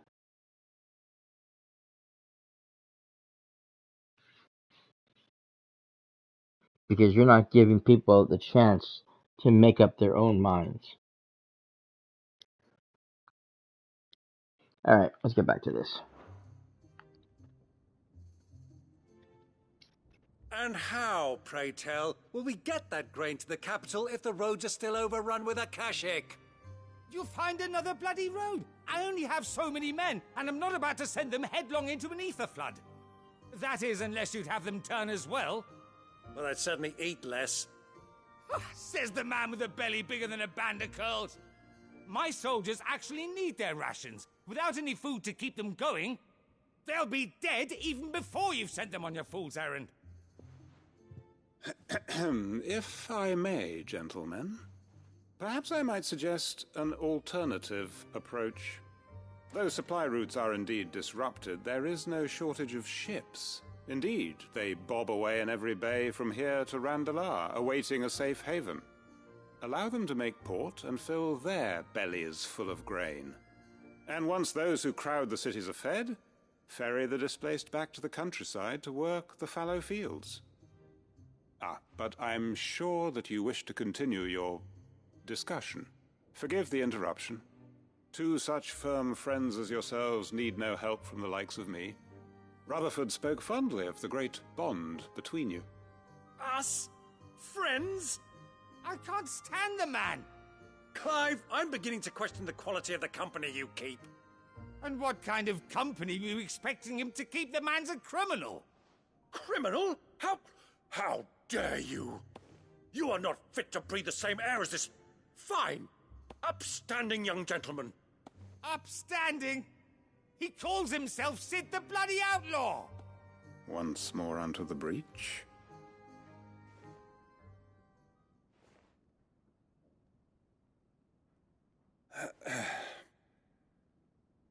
Shall we begin again? What we seek here is not to create a new nation, nor to claim the thrones of those that already exist. We wish simply to bring stability to the realm that mankind might weather the current storm. And to do that, we must convince those in power, the generals, the statesmen, the nobles, that our cause is just. There will be disagreements, yes, and I imagine some resistance, much resistance. But we cannot let that deter us. If we show them the path, show them that we walk it ourselves, then I am confident they will follow. The fate of the world lies in my nephew's hands, but the well-being of her people lies in ours. And we must not squander the chance that Clive has given us. Uncle Byron, Now, with that settled, let's move on to the signing of the Accord.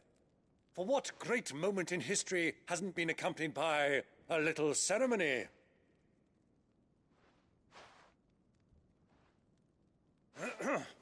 Citizens of Valisthea, I present to you the Tri-Unity. Rutherford, Mike Will.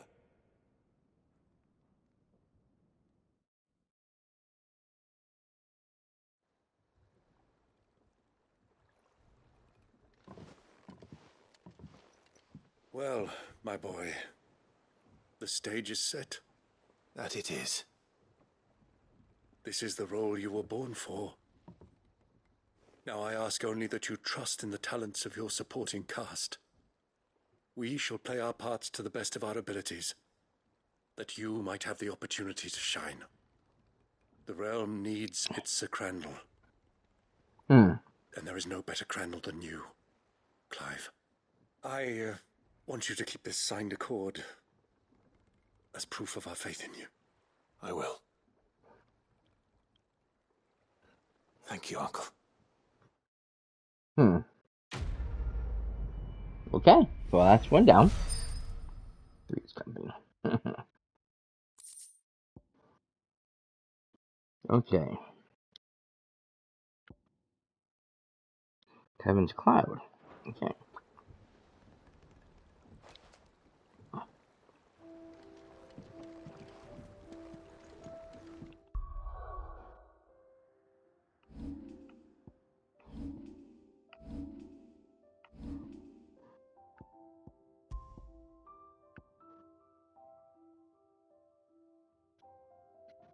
Fang. Oh, a toggle. Oh, wow. That would be nice.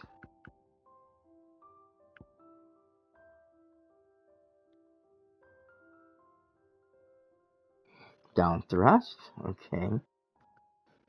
Talent of...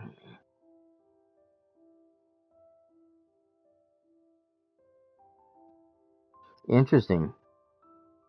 And that's a gold, too.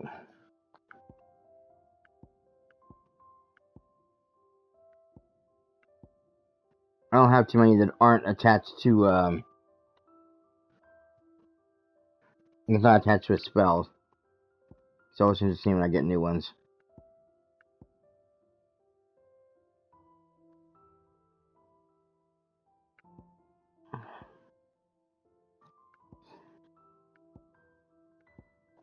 Okay, looking for that one.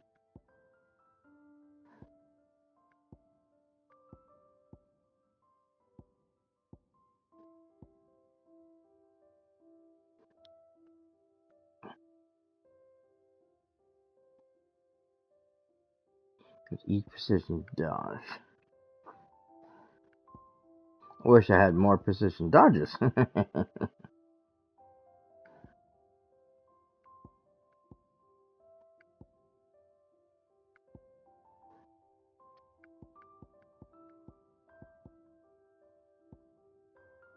Oh, there's one I was looking for. Heaven's Cause. That's the first one. Oh, okay.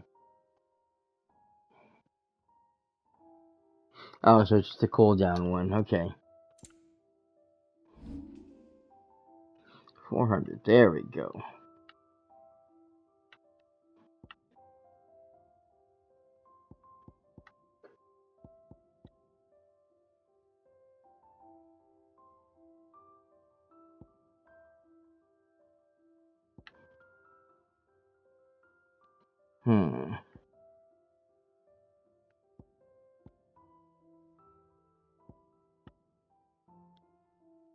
What do we want to increase? Okay, I can't do diamond dust.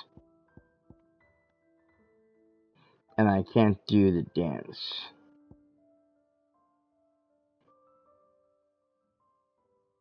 Phoenix is also 42, so I can't do that one until I get more. We can do Judgment Bolt. I think that's it.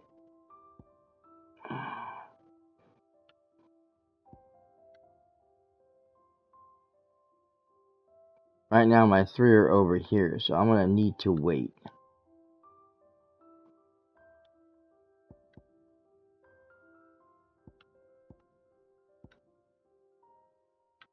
I need more abilities. Okay.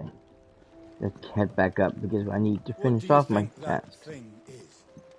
And how the hell is Sid gonna deal with that? Best I can. Oh.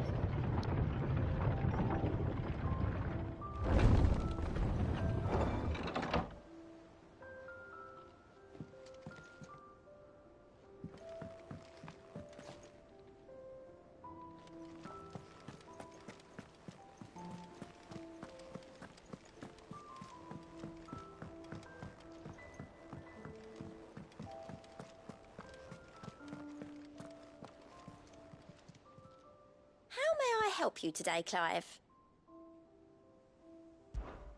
Your benefactors are a generous lot. Here you are.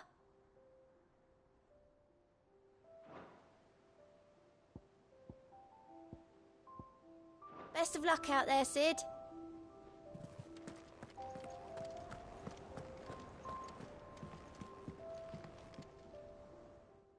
Vivian. I found it. The book you lost.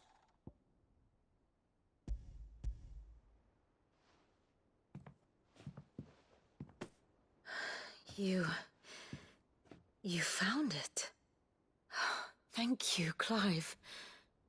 Even though I asked this of you, I was not entirely sure it would be possible. I feared the executors had seized every copy. I met with one of these executors. Yes. And I convinced him to let me keep it. He told me something. That the truth is just a matter of collective belief. And that if enough people believe a lie, that lie becomes the truth. It does. But it also means that the truth is not immutable, that it can be changed, provided that those who wish to change it can convince enough people that their perspective is the correct one. Yep. As the sad history of the bearers proves. You said that the book inspired you to become a scholar. It did. Or its author, rather. She was a heretic, you see. A firebrand and a dissenter. A gallows stood ready for her in every corner of the realm. And by shunning society, or perhaps being shunned by it, she stumbled upon a truth so potent that an entire realm trembled at the prospect of its utterance. I, too, have always felt somehow set apart from the world of men. A stranger to my own species. She taught me that my solitude was not a curse, but a gift. And that, though my journey to the truth might be a lonely one, what I found at my destination would be more than worth the cost. Do you still feel that way? Interesting. That you're not one of us? Honestly, I'm not entirely sure anymore. Since coming to the hideaway, I find my thinking somewhat clouded.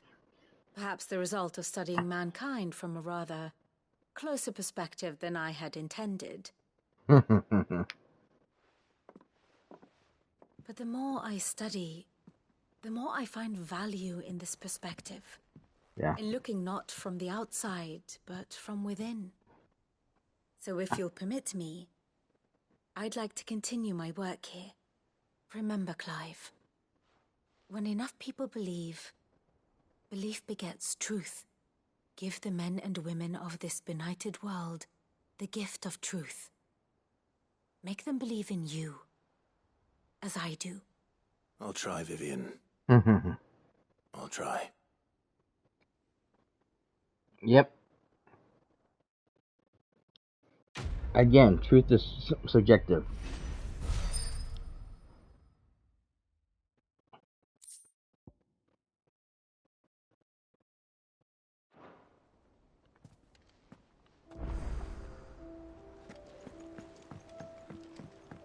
Alright. Let's see, we have another quest up here. I don't know if that's...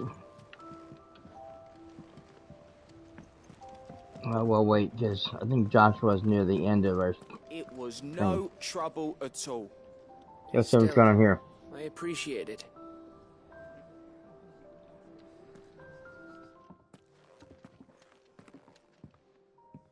Clive, you're back. How'd you get on? Any luck? Any luck, you say?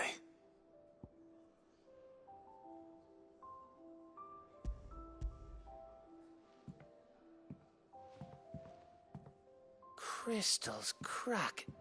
Is this what I think it is? Where in the hell did you find it? It's a long story.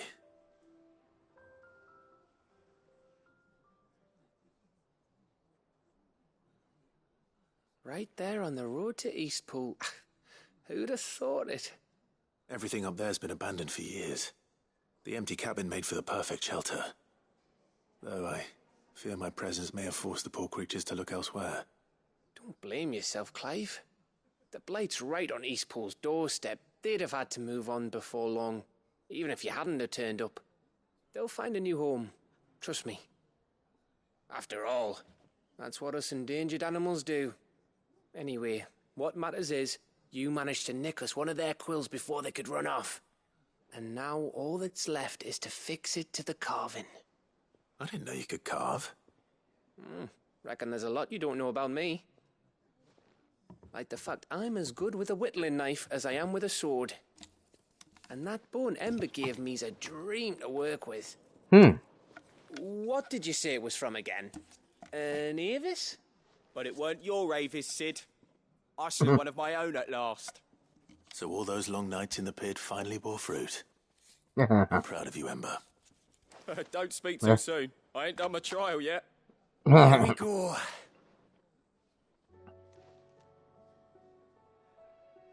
Okay. What do you think? I think if you ever hang up your scouting cap, you'll be able to make an honest living. Oh, will I? I should go and see if Ed is awake. Give it my best. You can give it to yourself. Come on.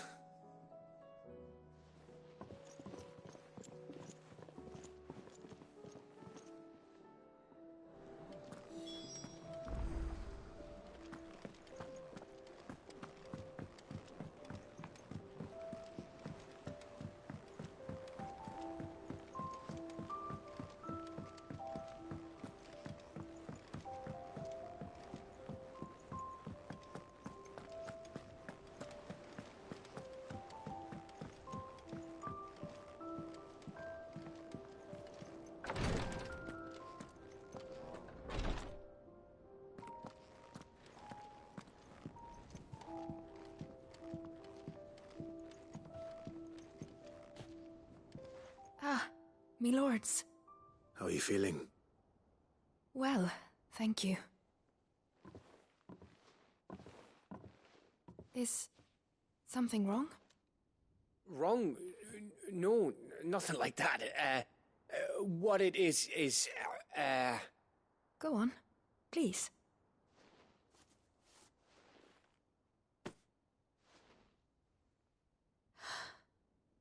It's beautiful.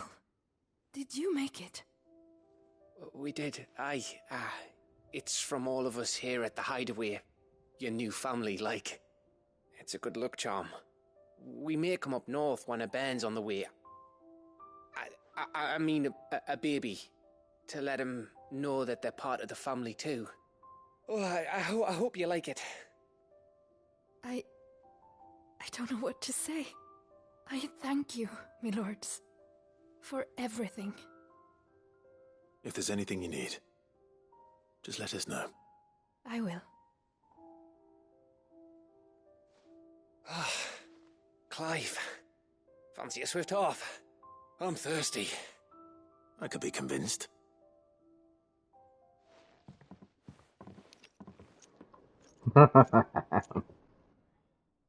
All right.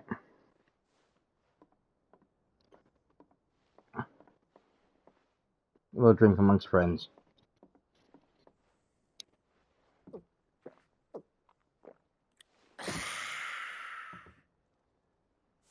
Don't you think you've had enough? Oh, we're celebrating. I'm gonna be a father. I think Edda might have something to say about that. You know what I mean. Bit of light in these dark times.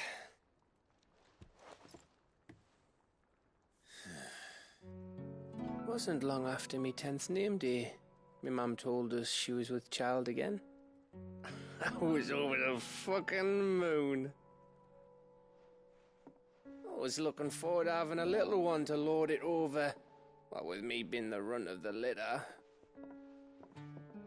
Thought I'd finally have a chance to prove to the world that I could be a big brother.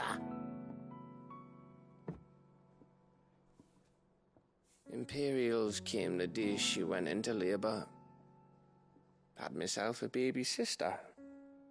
And then I didn't.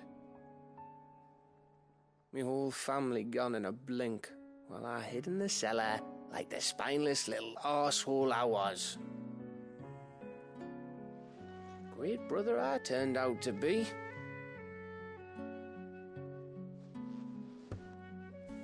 I'll never be a leader. And I'll never be a hero. I'm just a daft little dog who comes running when his master calls. No. I'll never be like you, or Sid, or Jill, or even Torgal. Have you finished? Maybe.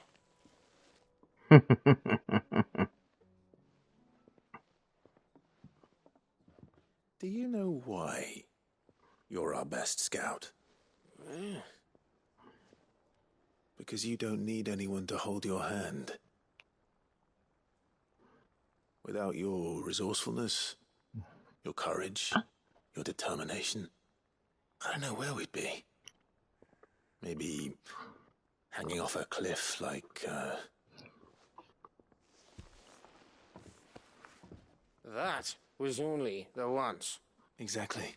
You learned from it. And here you are after founder knows how many missions, stronger for everyone. And let's not forget Rosalith. Yeah. Who was it who freed me from the dungeon? Who was it who ran to Jill's rescue? That would be me. Because you're our brother, Gav. My brother. And a hero.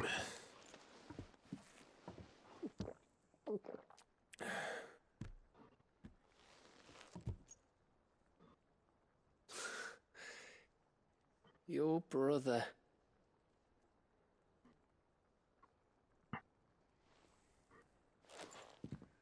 Which means that when the time comes,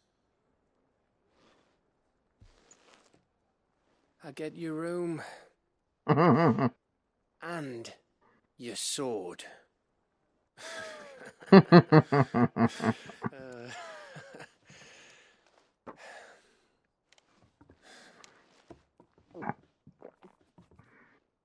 don't know about that, but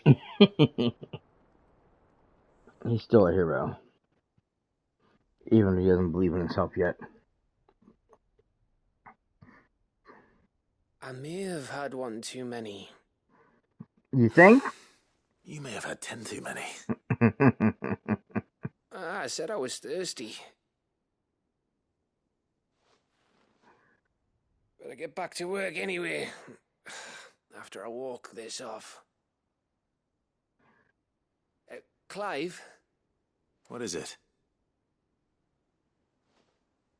Thanks for, you know. I know.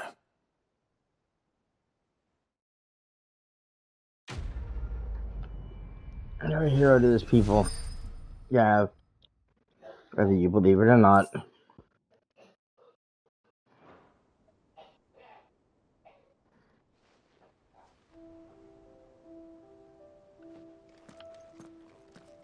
Do you think they'll come back? Of course they will. It's just a big crystal. How hard could it be?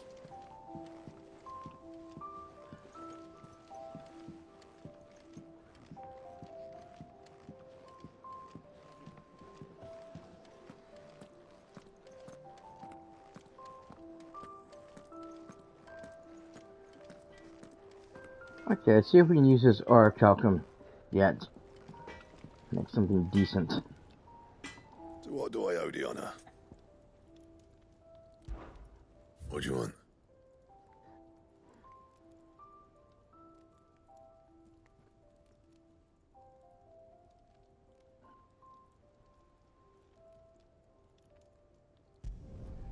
No scratches, all right? Hmm.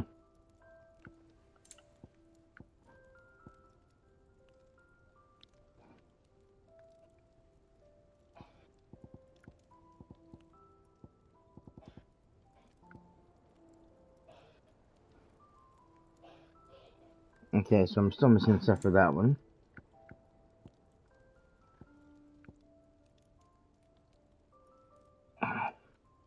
Stained glowing cloth. That sounds disgusting. I have no idea where to get that.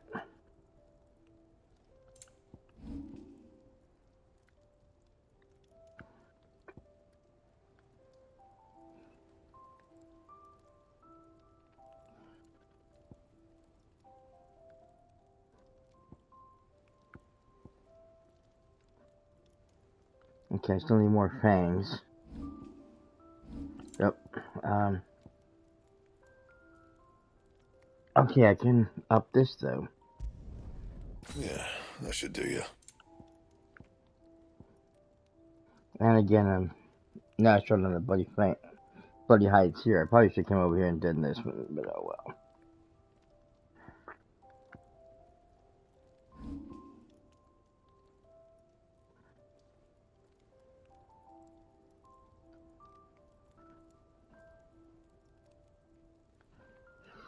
Okay, well, That it? that's it. Fine.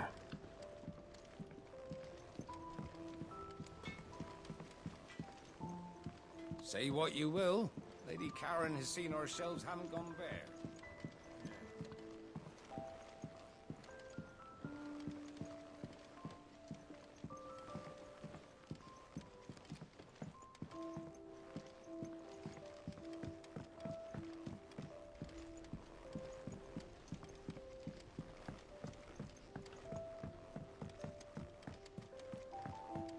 Miss Shirley says your book's made quite an impression on the children. You've inspired them all to become writers themselves. Is that so? We'll need to find some more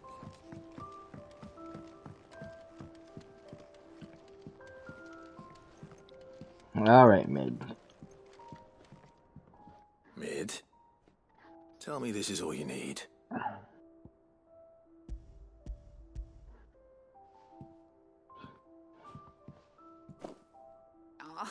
You make it sound like I asked you to save the world or something.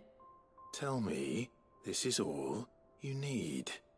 It's most of what I need. Oh, God. After you left, I went over the figures again, and I realised I'd forgotten a 1 and a 0 And a cogwheel. Just a tiny one, though that's the problem. Gears that small are a bastard to make, and I may have lost the one Blackthorn spent a fortnight toiling over. wait. The children. When they took apart your scales, there was a tiny brass gear. Now that I think about it, they didn't use it when we put the scales back together. The young'uns? But why would the... You know what? I don't want to know. I'll keep working on the model. You go and find that cog.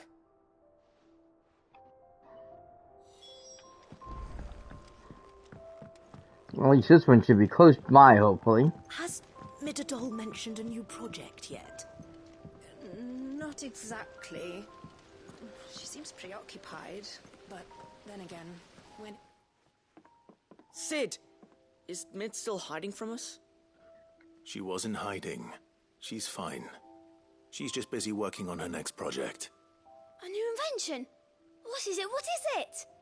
Is it an airship? I bet it's an airship! I bet it's an airship also. That just so happens to be why I'm here. She needs something special, something only you three can provide. A brass gear. A tiny one. One that might fit on, say, a set of scales? Oh, the one you forgot! We remember. We saved it, just in case. It's in the bag of bits. Since your lesson, we've been disassembling, then reassembling everything we can find. All the pieces that are left over, we keep under our beds, just in case. That's good to know. Look! I found it!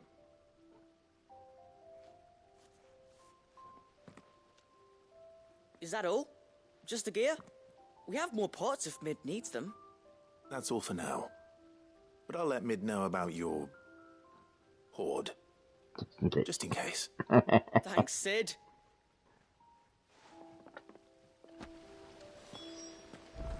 Interesting.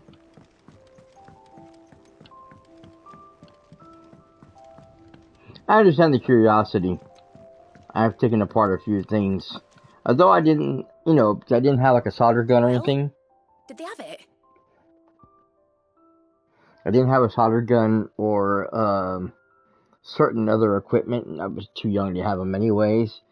I would take apart things as best I could, and then just put everything back together again. I had, I don't know if you guys remember those Simon machines, those little toys, where you're supposed to follow the colors, the 4 colors there. I literally had taken it apart, and literally had the whole thing just kind of dangling, because like I said, I couldn't take apart the parts that were soldered, because I had no soldering gun to put it back together, if I took it apart, it would have broke it all together. But I had literally the thing in pieces as best as I could keep it, and then I had to put it all back together again. And it worked perfectly fine, of course. But it was just cool just to take everything apart, and I've done it a couple times on different things. A clock radio. Especially if something isn't working, I'll tear it apart and see what it looks like. Haven't done that in years. They did. And they kept it somewhere nice and safe. Will it work? Will it work? He's perfect! You're a genius, Clive. What exactly are you going to use it for? Only the most important job of all. The wings aren't going to move on their own. Uh-huh. With the right cog in the right place. Well, you just wait and see.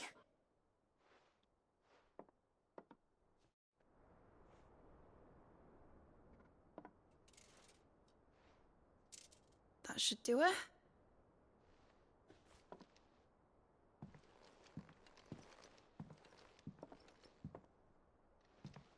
Here goes nothing.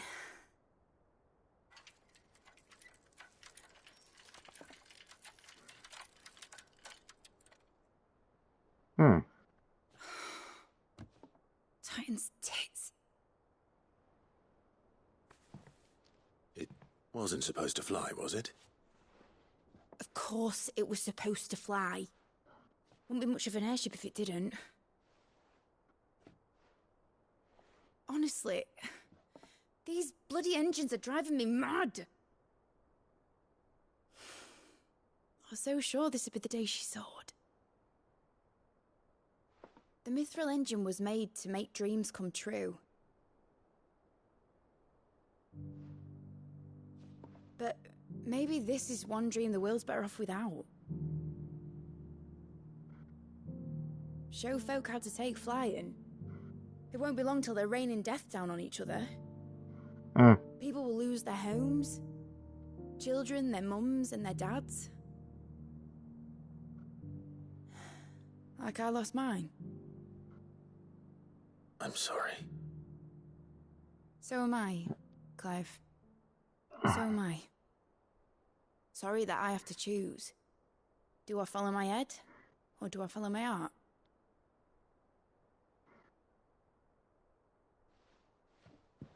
Good question. The first time I stood on the deck of your ship, felt the wind in my hair. It was like I was flying. But imagine how it would feel to actually do it. My dad always said there were two ways of living life. Chasing a dream or shuffling to your grave. And he were right. Right about a lot of things. Not that I like to admit it. People need dreams to chase. Especially in a world like this.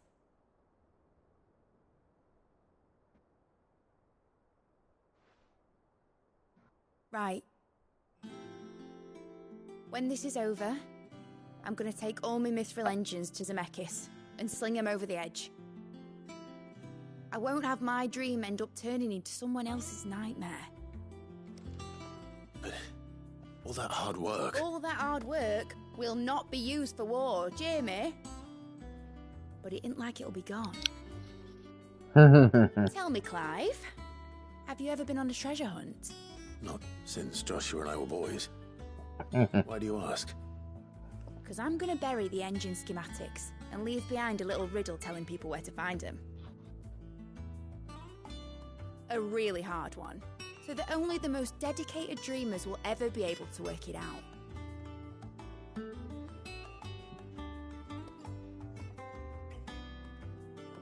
Ooh, I can picture it now.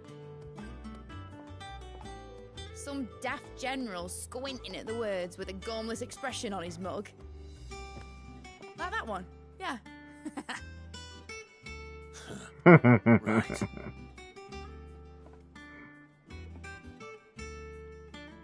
Oh well, so much for our airship. I was figuring since the castle is up in the air, that rock is up in the air, for me to get to my target, everything to fly. If I'm putting this engine at the end of a treasure hunt, I'll still need to make it a treasure worth hunting for. Won't be much of a prize if it couldn't even make a toy boat fly after all. My dad always said, dream big. But it ain't the size of a dream that's important, is it, Clive? Only that it's a good one. And I reckon I've got a fair few good uns left in me. I'm sure you do.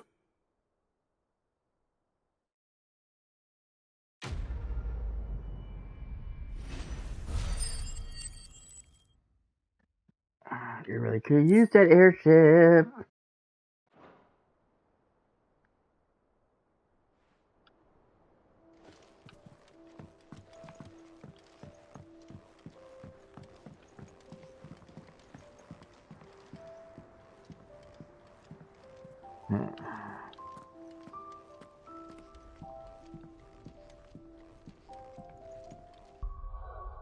Okay, so that looks like that's everything.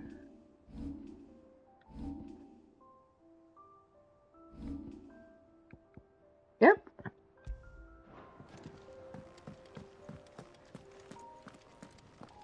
Then to the main quest.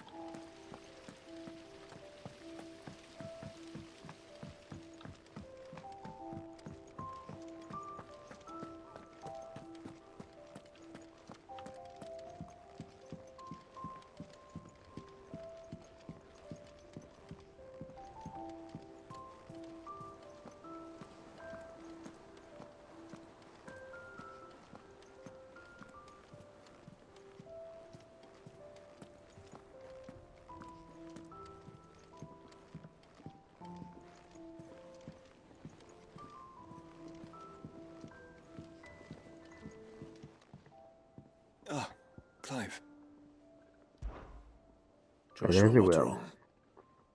And don't say nothing. It's not nothing. I've received word from Cyril. The Undying have found Father's will, or something akin to it. His will? How? Where? In the crypt beneath Rosalith Castle. Huh. After Kupka was kind enough to drive out the Imperials, the Undying took the opportunity to recover what relics of the Duchy yet remained. And in the process of doing so, they found a letter from Father. I'm surprised anything survived down there. Cyril asked that I join him in Tabor at my convenience. I have been meaning to go, but would you join me? Of course. I want to know what's in that letter as much as you do. Very well. I am ready to leave when you are.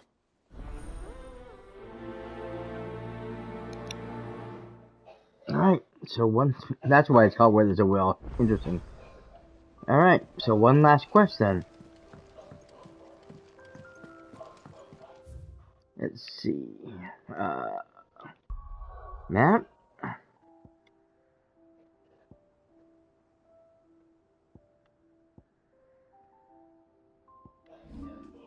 Where's...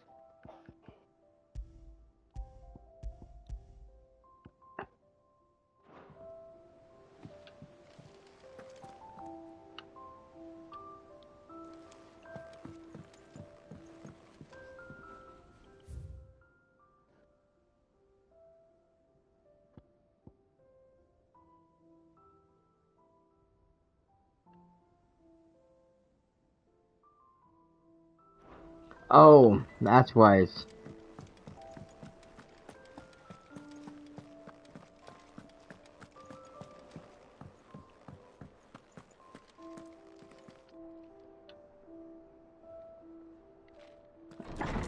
Wasn't he just downstairs?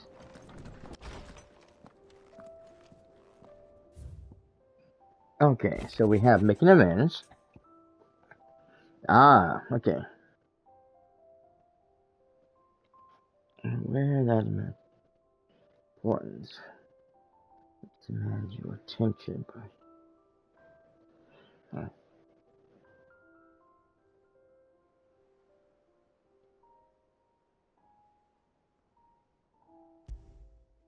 Okay. It's usually me making demands of Hippocrates. I wonder what this is about. A tale to tell. Interesting. A note of thanks? Oh, Cyril. My quest. I write to thank you.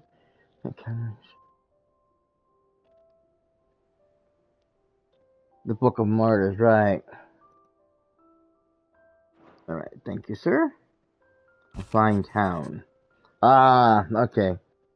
The two of you have been together for feels like a lifetime, but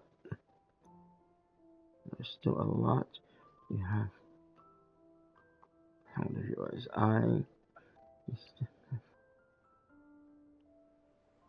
bloody raging behemoth.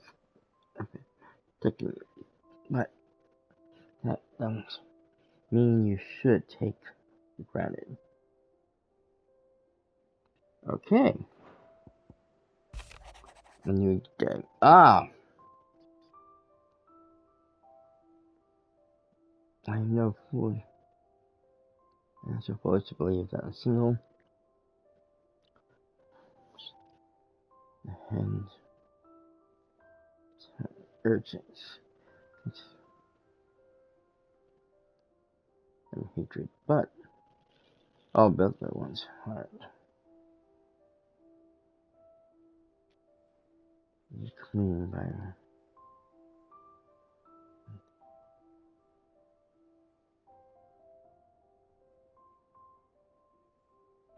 just brushing a bucket of light, right?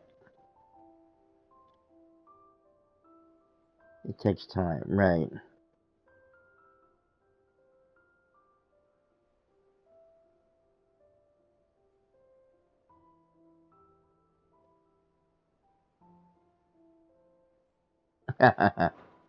Okay.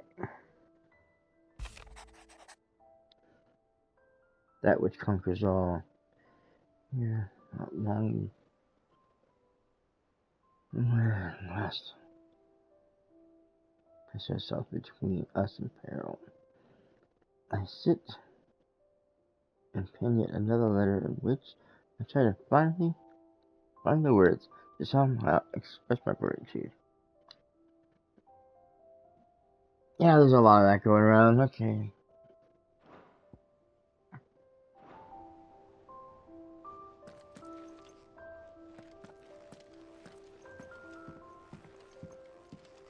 Dang, there's a lot to look at today. The oath?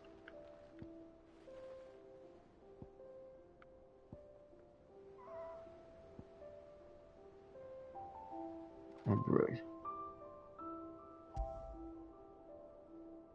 Oh, the apples.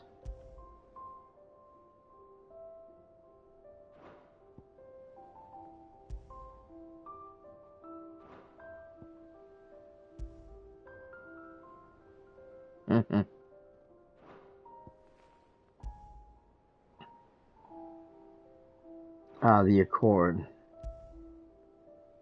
The airship. That would have been nice to have. Sits goblet.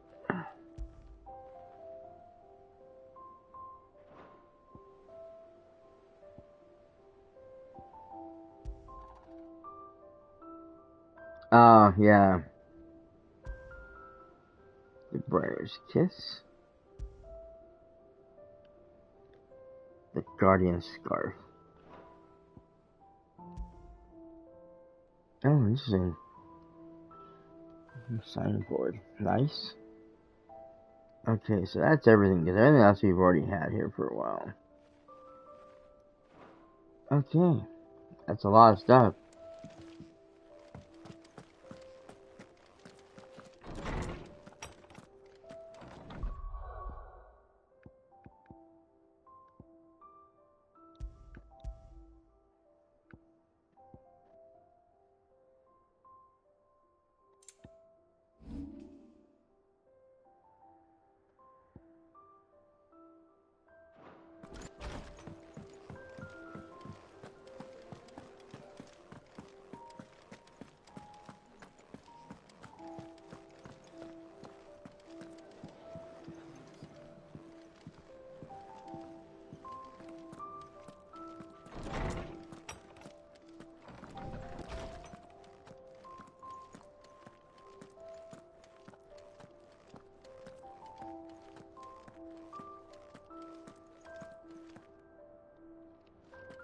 Lawsman Harpocrates, I received your note.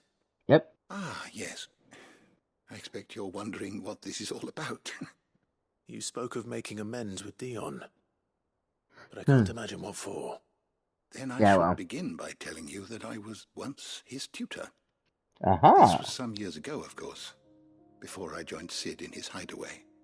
At that time, I was counted among the foremost scholars of Oriflamme, and was accordingly invited to the palace to supervise the young prince's education, all to ensure that the future emperor had a firm grounding in, well, everything an emperor should. History, religion, commerce, government. Alas, our time together was cut short when Dion left to join the Dragoons, his studies no longer being deemed necessary. I had not expected to meet with him again, least of all here. Have you spoken with him? No, I have yet to find the right moment. His Highness always seems so preoccupied, especially when alone. I would not wish to disturb his ruminations with idle words of greeting, not when I know he dwells upon the evil Ultima had him commit in the Dominion. The guild weighs heavily on him, I know. But as you say, that was Ultima's doing. Surely you can't blame yourself. When I first met him, it was not guilt, but his people's expectations that weighed heavily upon him, and I did nothing to ease that burden. He bore it alone, until the day he could not bear it any longer. It is one of my greatest regrets that I only ever offered him my wisdom, when what he truly needed was friendship. The blame for Dion's transgressions lies not only on his shoulders, but on mine. I see. I'm ready to help you in any way that I can. Then I beg that you bring me a wild wyvern tail. Apothecaries across the ages agree that even to glimpse such a flower is to be granted inner solace. Fabulists and fraudsters all, of course. But there is oft a seed of truth to be found where even the most outlandish opinions align. Well, it can't hurt to try. Where can I find this flower? And how will I know it? You have seen cultivated wyvern tails before, I trust. The lily-white blossoms from whose roots the poisonous ink for the brand is distilled. Well, those which grow in the wild differ only in their purple hue. The harsher the environment in which they are raised, the deeper the colour. There is a waterfall in Rickmal's roost across the strait, where the flowers once grew in abundance. Whether they still survive there, I know not. But try as I might, I can find no likelier location. It's all right. I'll find you a wyvern tail one way or another. Thank you, Clive. And please, be safe.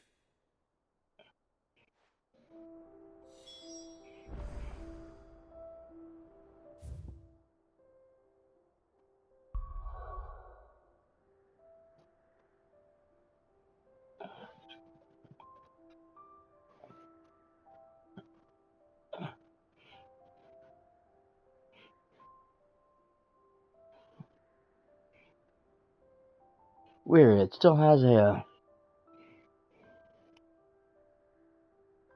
It's still pointing to something here in the hideaway. I don't know what it is.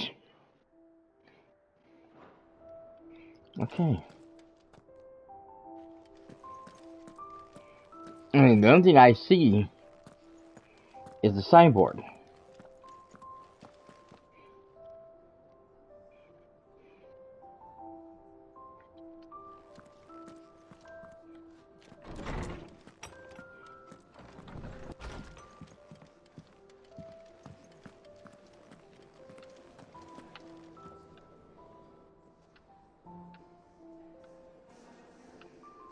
Yeah, there's nothing else here.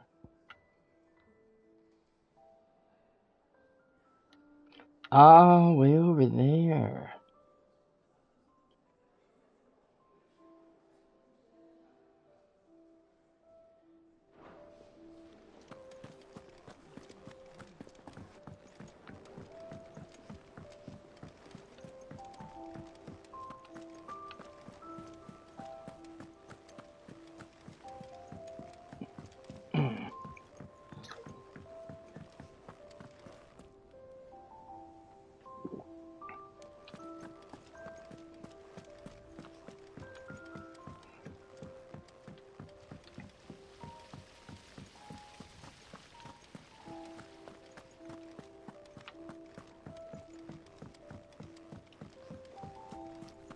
Ah, upstairs. Have I been upstairs? I don't remember. Maybe. Maybe not. I don't know if I remember this place. I will not let them be forgotten. Cursebreaker. Sid, may Yes, I sir. have a moment? Of course. It is an honor to finally speak with you. My name is Herman. I've been with the Cursebreakers for some time now, and I wish to be deployed to Ash. Any assignment will do. No. The lands across the Narrow are too dangerous. I will not send good men and women to risk their lives needlessly. Why would you want to go back? I need to retrieve something. Something important. I was raised in an orphanage. The Badbach Conservatory. Or rather, I was held captive there. It was not a place of nurture. It existed solely to turn bearer children into mindless weapons. We were tortured until we feared no pain. Tormented until our hearts turned to stone. And few ever survived long enough to become tools of the last king. I can't imagine. I lost so many. I can't even remember all their names. But they must be remembered. They cannot fade away, faceless and forgotten. The Institute was run with military precision. Every child measured, every name recorded, every death logged with meticulous care. Sid, allow me to travel to Ash and recover the registry so that my brothers and sisters might live on.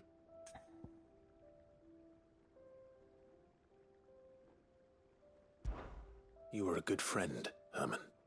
But the fact remains that Ash is simply too dangerous. Sid, please. Even should it cost me my life. Too dangerous for you, Herman. But not for me. I'll go to Bad Bach and find the registry. You will? I won't let you risk your life.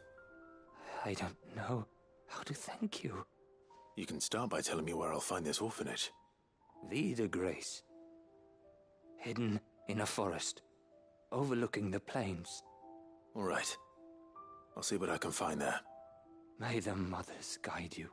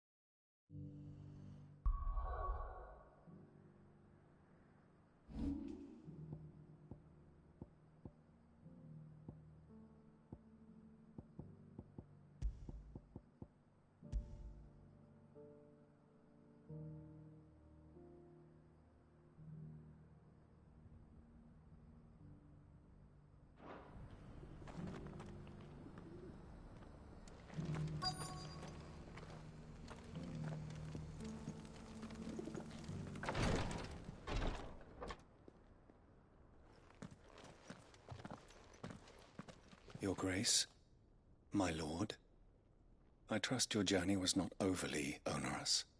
Cyril, you found a letter from Father? Yes, I have it here.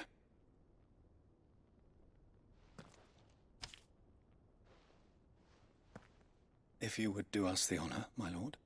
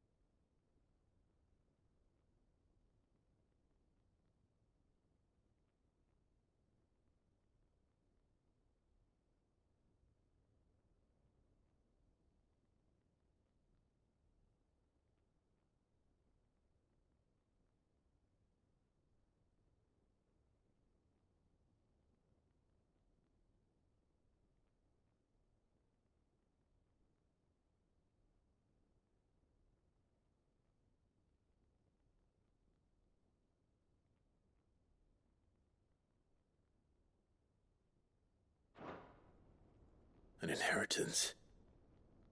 It would seem the late Archduke penned this missive shortly before his passing. The day before we left for Phoenix Gate.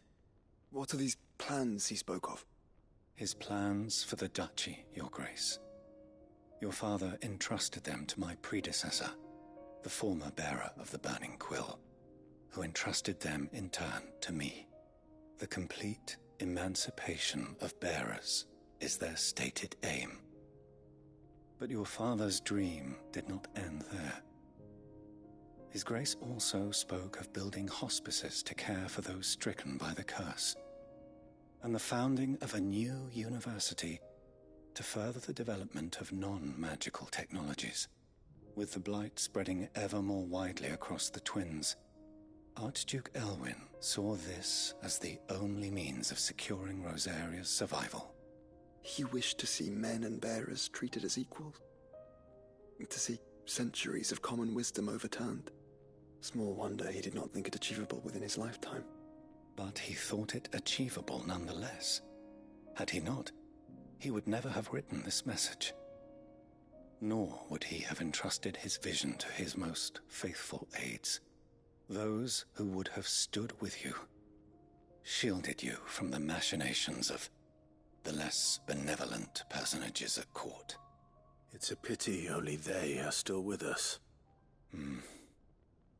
'Tis true that those most loyal to your father were the first to suffer the Duchess's wrath. But one at least remains, and she has come bearing gifts. What do you mean? Mayhap it is better that she explain, my lord. After all, the duties entrusted to me by my predecessor extended only to recovering His Grace's will and arranging a meeting with the one who might execute it, or a part of it at least. And where is this woman? She awaits you in the archive, Your Grace. Thank you, Cyril. Shall we then?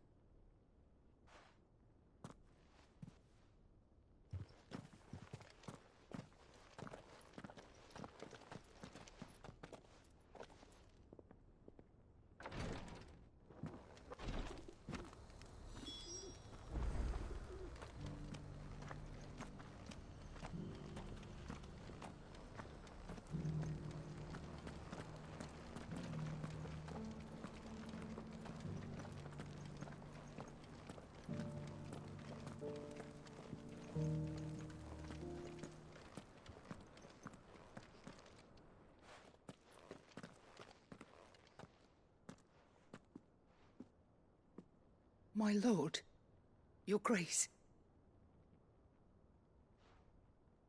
I hardly recognize you. I am Goditha, retainer of House Rosfield, loyal servant to the Phoenix and his shields. Your father, the Archduke Elwyn, entrusted me with the delivery of a gift. I only hope you can forgive my tardiness in bringing it to you. Lift up your head, Lady Goditha. You have our gratitude for your service to our house and to our father. I merely did my duty, as any proud Rosarian would. My lady, perhaps you could explain a little more? What exactly is the gift you bring?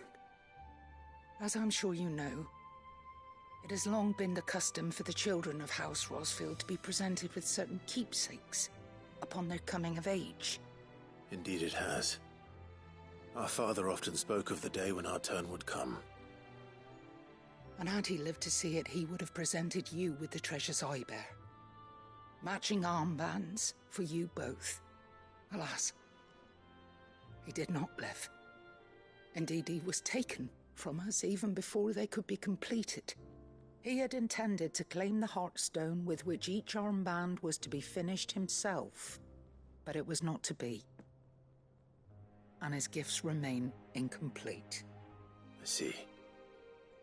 It saddens me to bring them before you, as they are. It was your father's wish that you be presented with the finished articles, not these works in progress. But with his grace long since gone, and the stone left unclaimed, I had little choice. You are grown men now, and his house is yours. And while I would not presume to insist upon your claiming the Heartstone in his stead, I know that nothing would have pleased him more than for you to do so. Thank you, Lady Goditha. What say you, Clive? What else? Of course, my lady. May our father's will be done. Oh, I am much obliged. Do you know where we might find this Heartstone, my lady? I do. Though it may be a matter of a good deal more than simply happening upon it. It is found in the bellies of elder griffins, you see.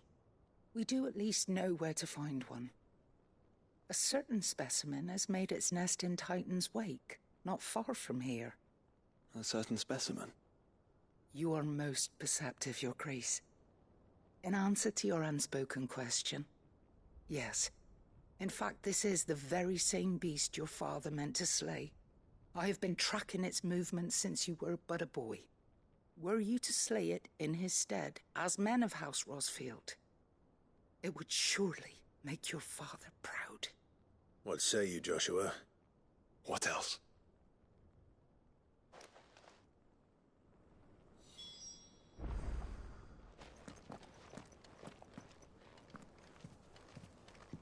Titan's Wake is to the south of here. But we must not be hasty. The good lady has been disappointed once already.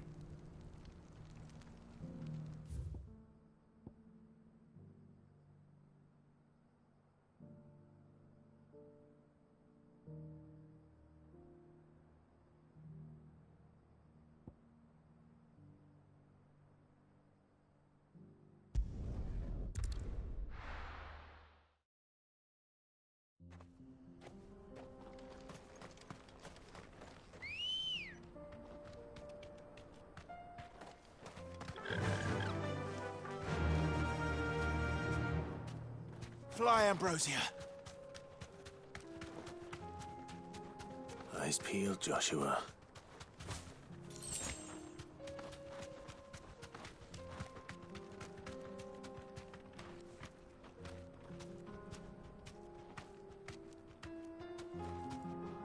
Be safe.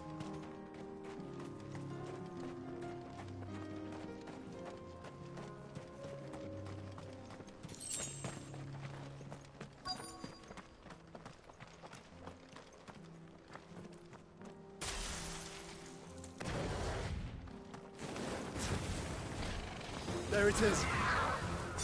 For House Rosfield.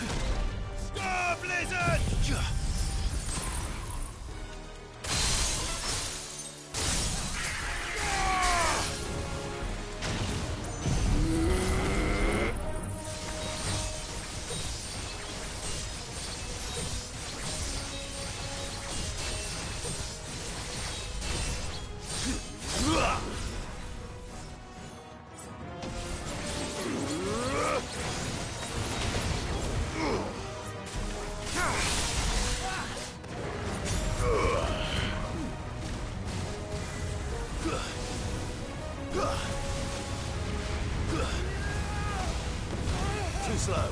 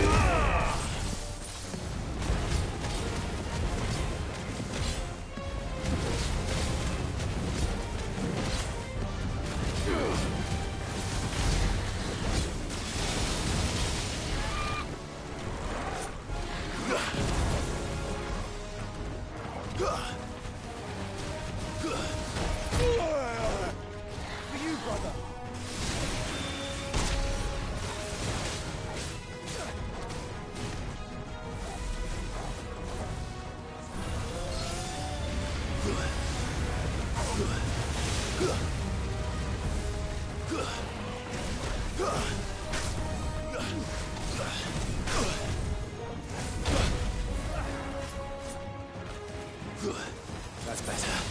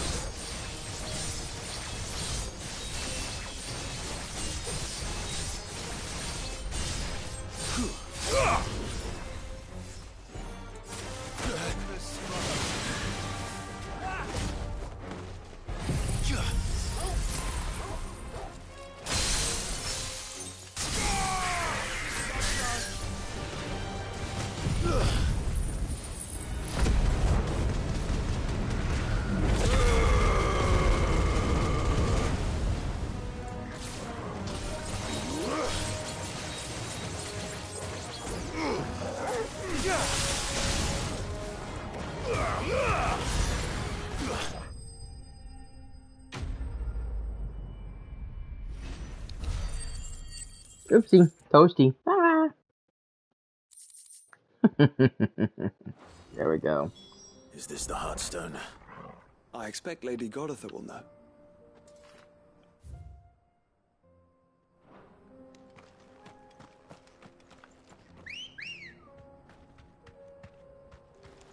Ready, girl?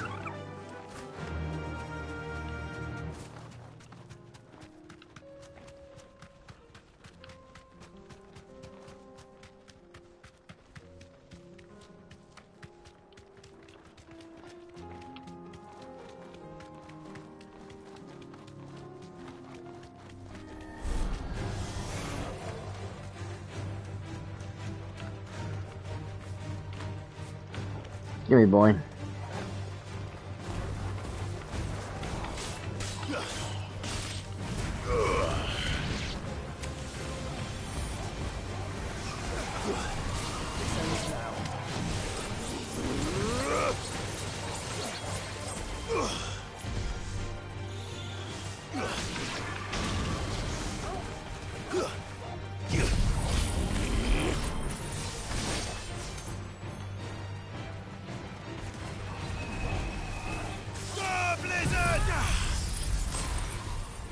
It won't survive. Yeah.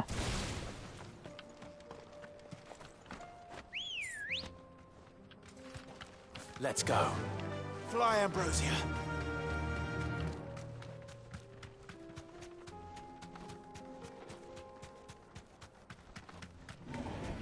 All right.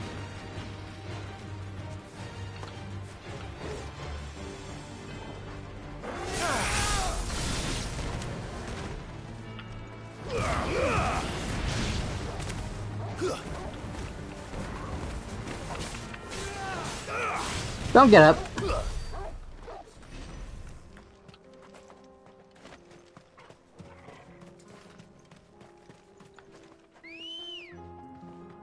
Hopefully we can get back without too many complications. Come on.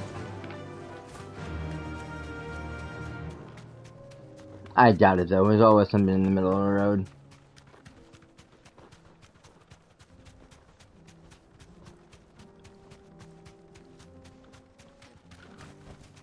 That'll do, girl.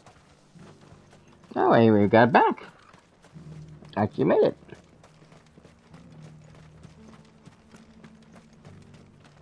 I mean, I could just easily fast travel, but I won't. Again, I need the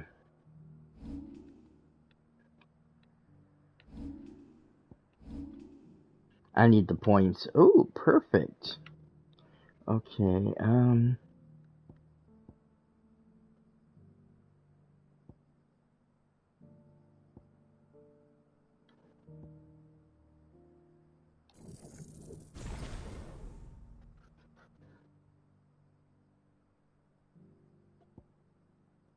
Awesome, so that's maxed out.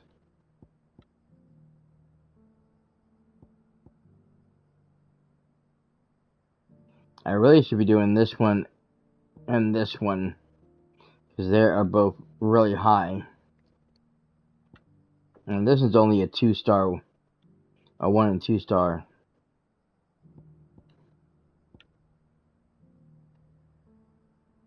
And that one's 2 and 4.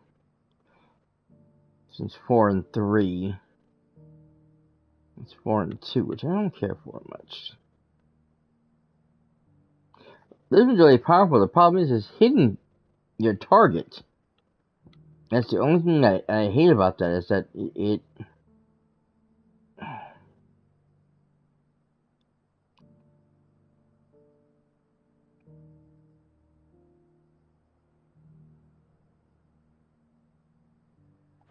it becomes really difficult trying to hit your target, because you have to be precise when it comes to shooting that sucker off.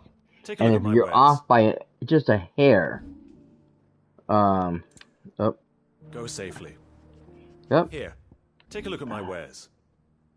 Keep hitting the wrong button. A fine choice. Anything else? Of course. That's everything.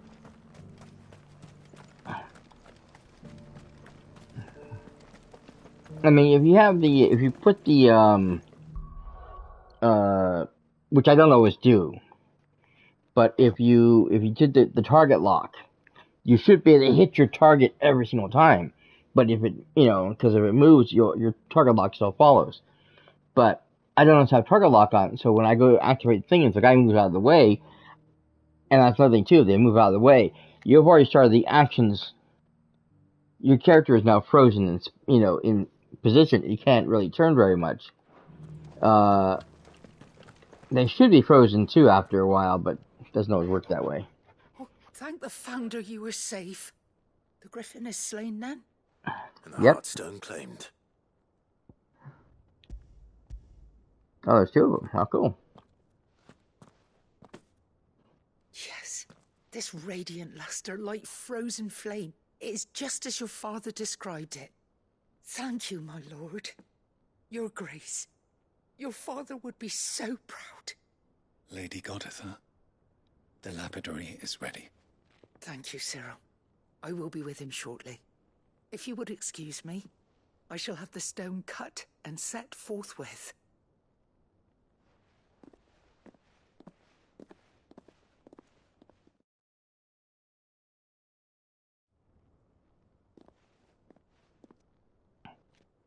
The armbands are complete. Pray, take them. They are yours, after all. Mm-hmm. Heartstone is harder and more enduring than garnet, or even ruby. It symbolizes unwavering will and devotion. And the graven vines encircling the stone represent the unbreakable bonds between you. It's a message. Father knew we had enemies both inside and outside the duchy. Enemies who would thwart his vision. Only with unwavering devotion would it ever be realized. And only if we stood together, as Phoenix and Shield, as brothers in arms. Only then might those enemies be overcome. Indeed. Yep. His Grace knew the enormity of the task he would entrust to you, his heirs. But this was more than just a message. It was a promise. That he would always be with you. Thank you, Lady Goditha, for remaining the steadfast custodian of our father's will. Forgive me, my lady, but there is something I don't quite understand. The Undying told me that after Father died, Mother claimed all of the ducal treasures for her own. Even if the armbands were incomplete, she would surely not have overlooked them. So, how were you able to keep them from her? Because I was the keeper of the vault. Though I was but a lowly servant, your father spoke to me of his intentions for the bands, of the deep love he had for both of you, and his hopes for your future. In the days before the disaster at Phoenix Gate, I discovered that the Duchess had ordered her jewellery be sent away from the castle. It was then that I knew she meant to betray us. I tried to warn your father, but it was too late. When word of the fire reached Rosalith, I knew my time was short. So I took up the armbands and I fled into the night. And thank the Founder you did. Yet my duty to your father was incomplete. Not knowing what else to do, I followed the Griffin, thinking I might claim the Heartstone on its passing. And so my pursuit continued, until Lord Cyril appeared before me. He informed me that His Grace's will had been recovered, and that his sons were alive and well. Lady Goditha, on behalf of my father and all the people of Rosaria, I thank you for your loyal service. As do I. Thank you, my lord. Your Grace, for coming back to us, for giving my service meaning.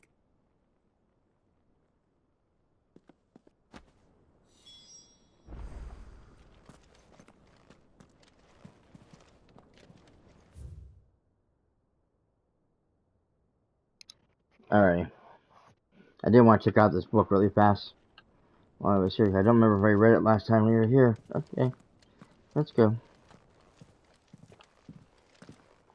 The bands suit you well. It must be gratifying to finally receive the inheritance that was denied you for so long. It is. And we thank you for the part you played, Cyril. If you would permit me to play my part a little longer, might I suggest that you make your way to your father's memorial atop Hawk's Cry Cliff? Let him see that you have received his blessing, and that his vision lives on in you. I suppose it would be churlish not to. What do you say, Clive? Should we pay father a visit? I think we should. I was hoping to be able to offer him my thanks before we left for Origin. Your father's helm is enshrined there. It has been since the day we recovered it from Phoenix Gate. I prithee claim it, for it too is a part of your inheritance, and I do not doubt that your father would prefer it in your hands than perched upon some lonely rock. Thank you, Cyril.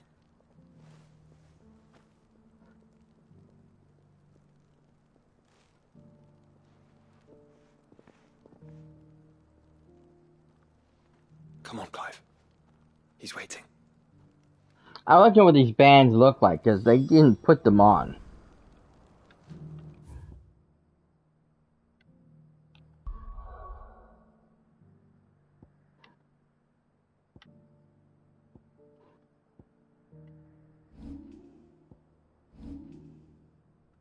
That's one of the things that if you watch what happened in the thing, and she gives it to them, they put it in the back like you do any item. You know, anytime the characters are offered an item to carry or to transport or whatever the thing is, something they're buying, they grab it out of sight, of course, because they don't want to create the item for them to grab.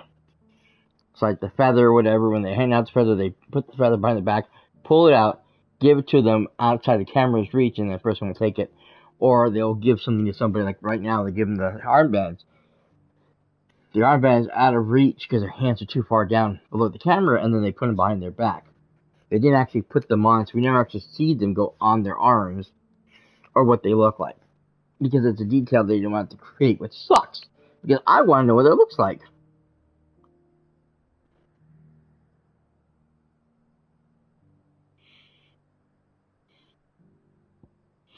Okay.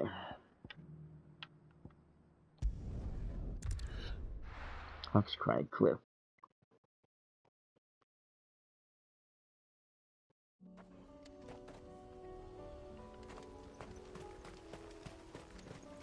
I think we'll do this and then we'll... will and an unbreakable bond. Do you really think we're strong enough? To save the world? Of course.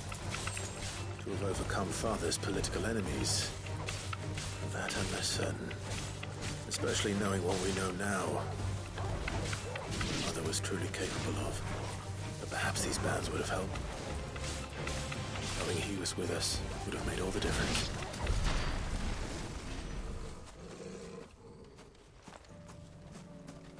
I like how they didn't finish.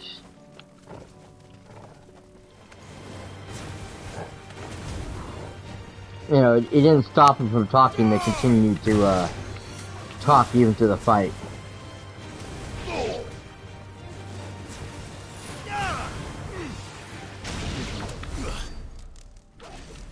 I forget what game I was playing. I know it's one that I was playing recently. And I was complaining because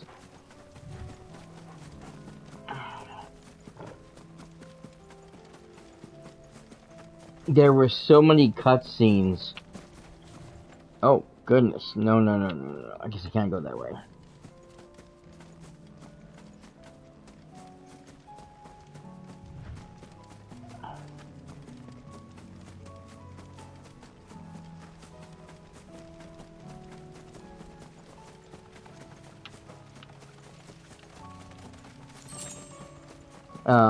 What game was it, damn it? I don't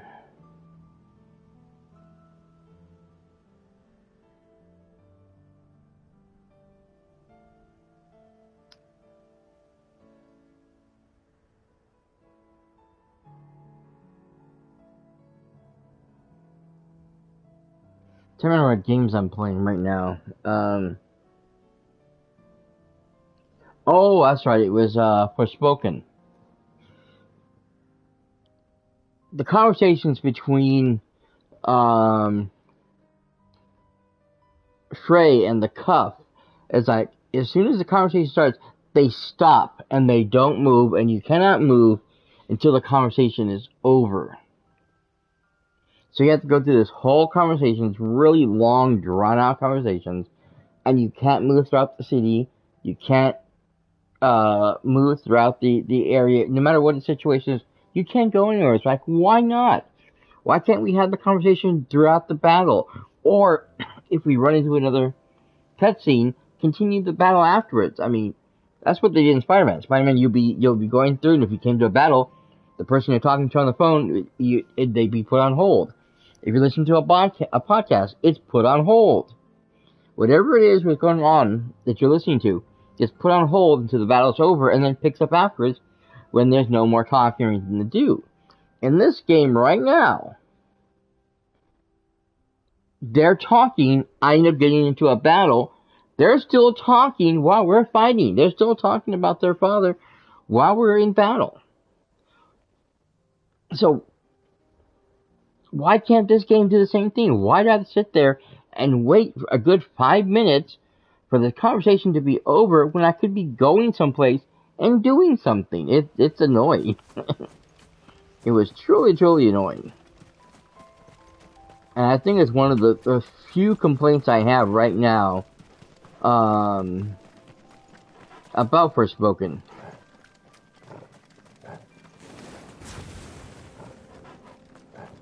Oh my god, no bombs. Shit.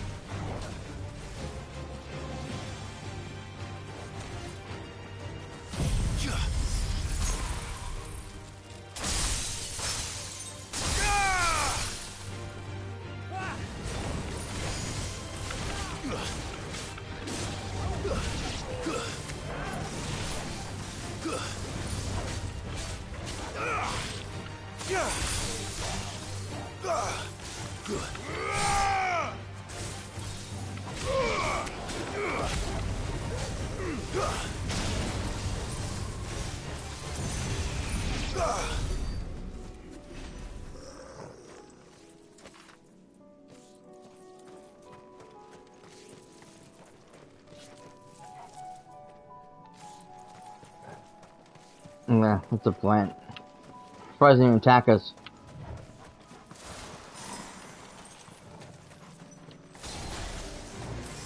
I want this.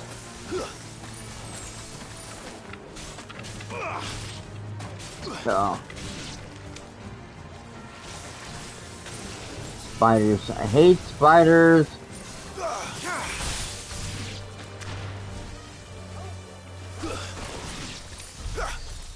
There's the plant.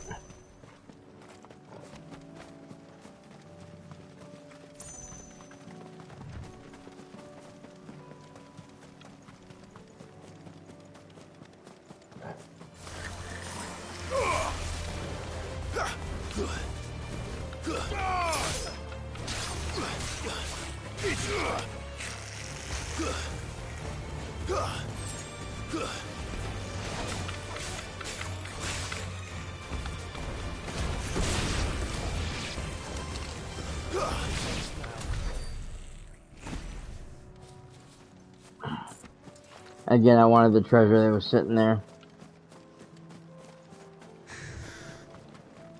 I guess I could have fast traveled here. I don't... Oh no, I went right past where I needed to go. Ah, crap.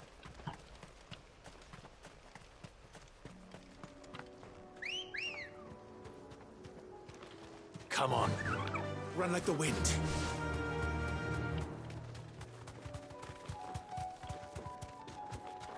Okay. Oh, shoot.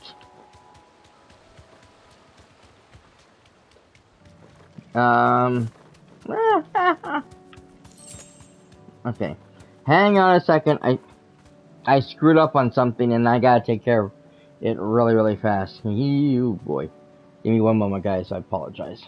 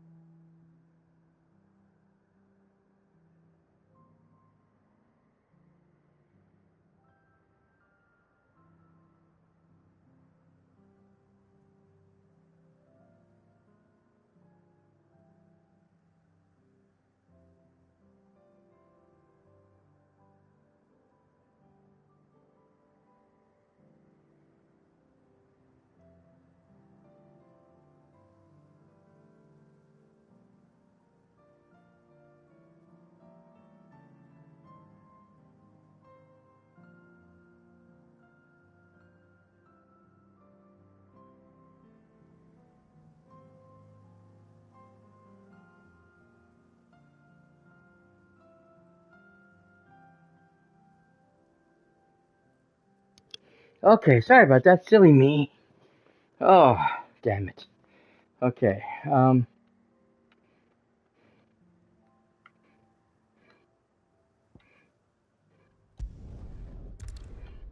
we need to figure out how to get over there better.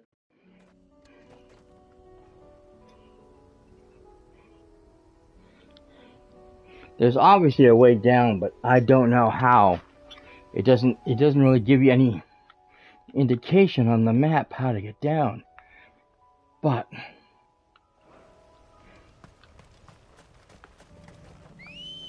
there's got to be a way. Let's go.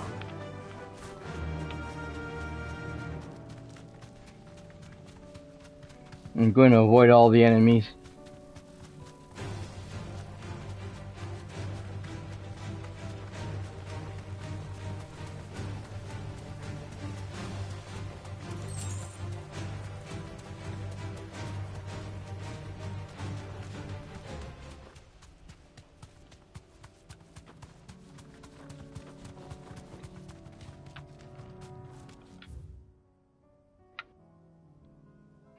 See, it shows right there.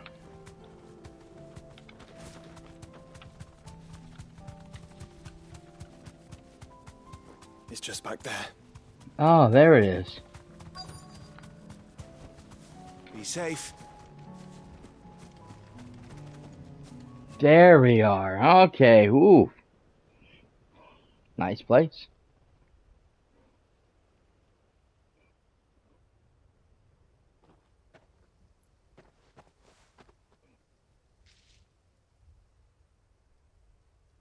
Father always fought for what he believed was right. Mm-hmm. It wasn't until that night at Phoenix Gate that I realized I had never fought for anything. I always had someone else to do the fighting for me. You were a child. I mean, you're a boy. No matter how fate conspired against him, he never lost heart, never looked back, never stopped fighting. To me, he was the greatest of men. Mm-hmm. I've been trying to live up to his ideals ever since.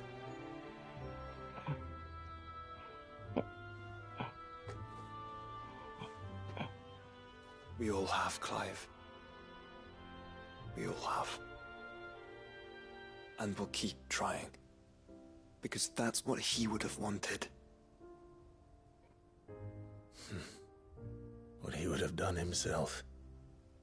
Mm-hmm. Even if it meant standing against the very gods in the heavens. I shall be borrowing this, Father, if I may. Mm-hmm. That you might watch over us as we follow in your footsteps.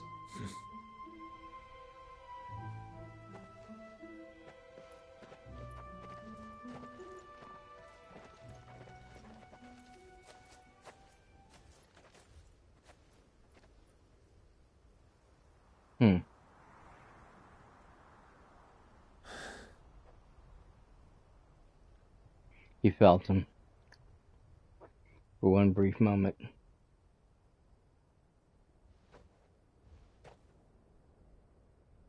We won't lay you down.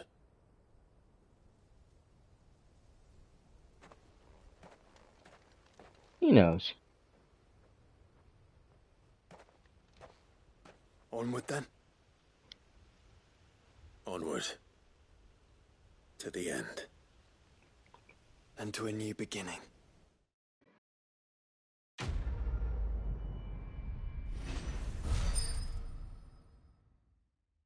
Where there's a will, there's a way. Rusted battle helm. Too bad it's rusted. Well, I hope we can fix it. Get it cleaned up.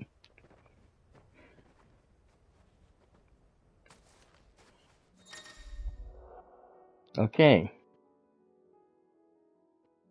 Joining hands with Joshua. Joshua has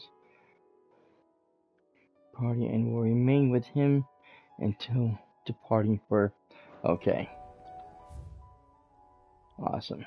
Okay. That should be... Oh. Oh, I want to come over here.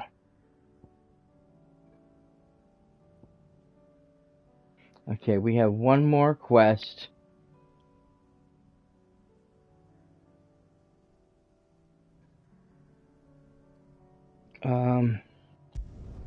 Heck, we're gonna. I want to get all these minor ones out of the way.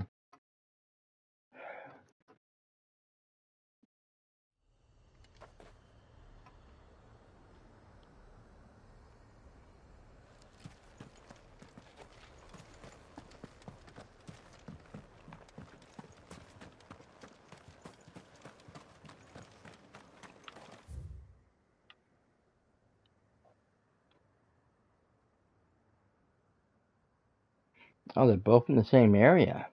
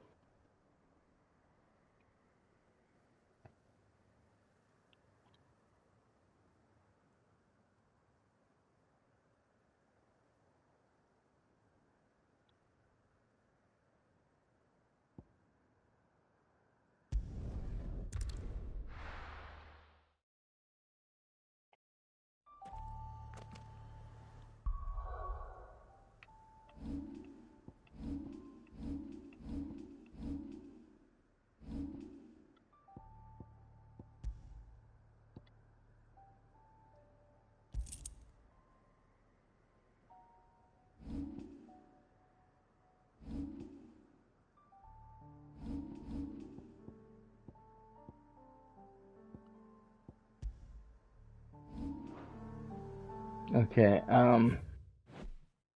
nope, wrong thing. I need the map to come back up again so I can see where I'm going.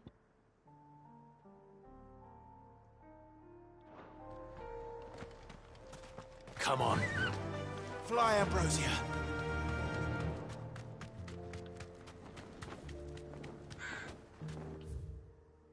There it is, okay.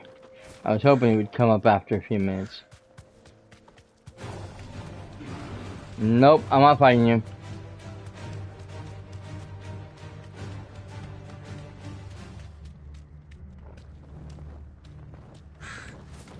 Oh good, it's not gonna stop me in this town.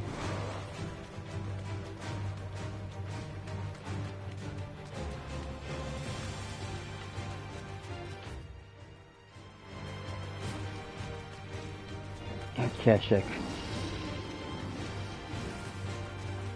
This town is lost.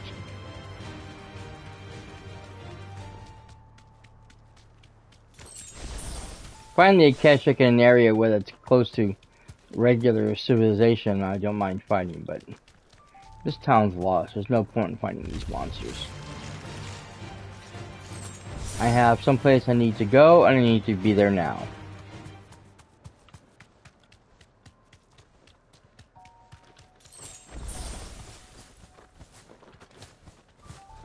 Come on, you.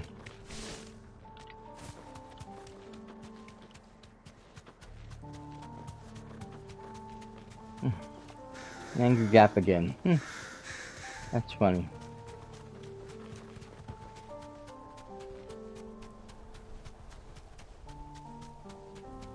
Spiders. I know, something else.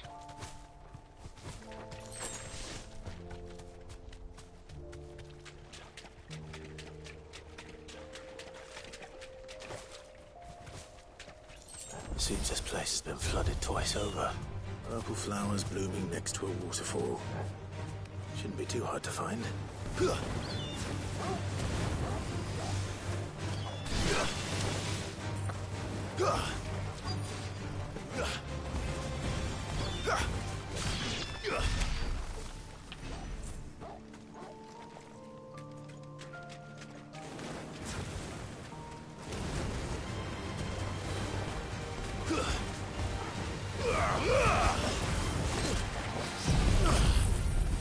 I don't think so.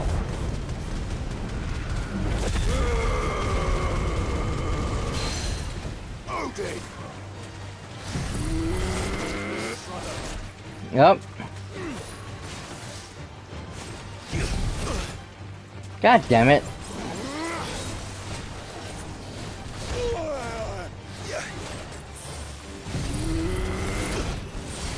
Shit, I hate this thing sometimes.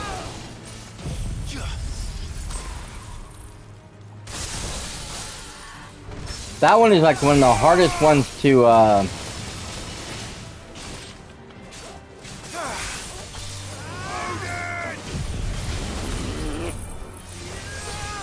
work with unless they're stunned, because you cannot get it to work if they attack you, and they're constantly attacking you.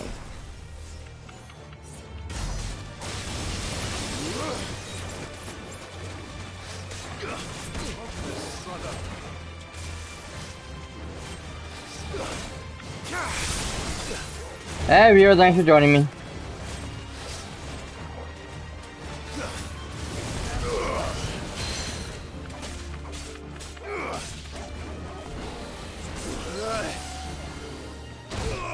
Ow! Will you stop doing that?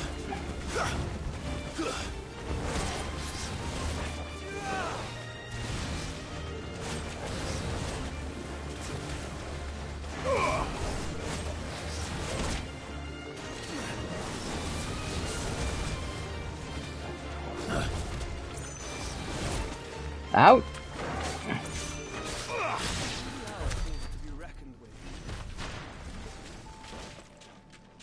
Okay, back over here.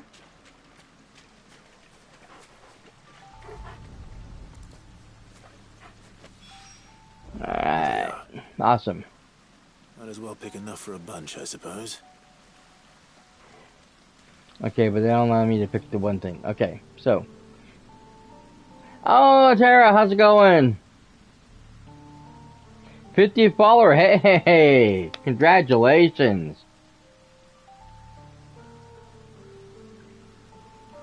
Yeah, I'm short, what,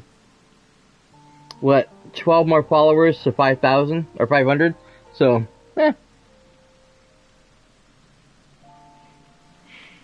Alrighty, now let me see on the map. Oh, shoot. How do we... No. Okay.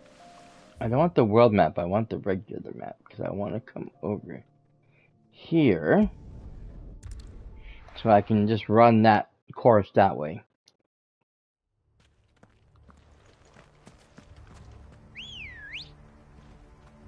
Alright, we're not fighting anything, we're just gonna run to the thing. Faster.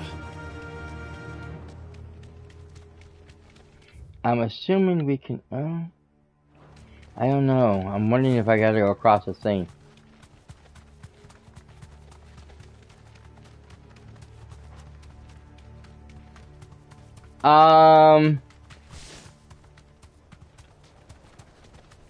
As far as what?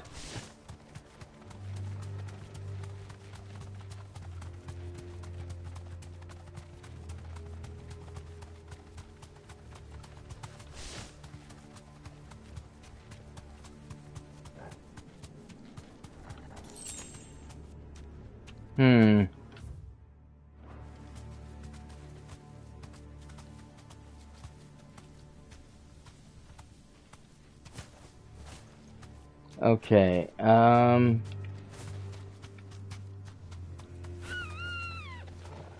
I can't go this way?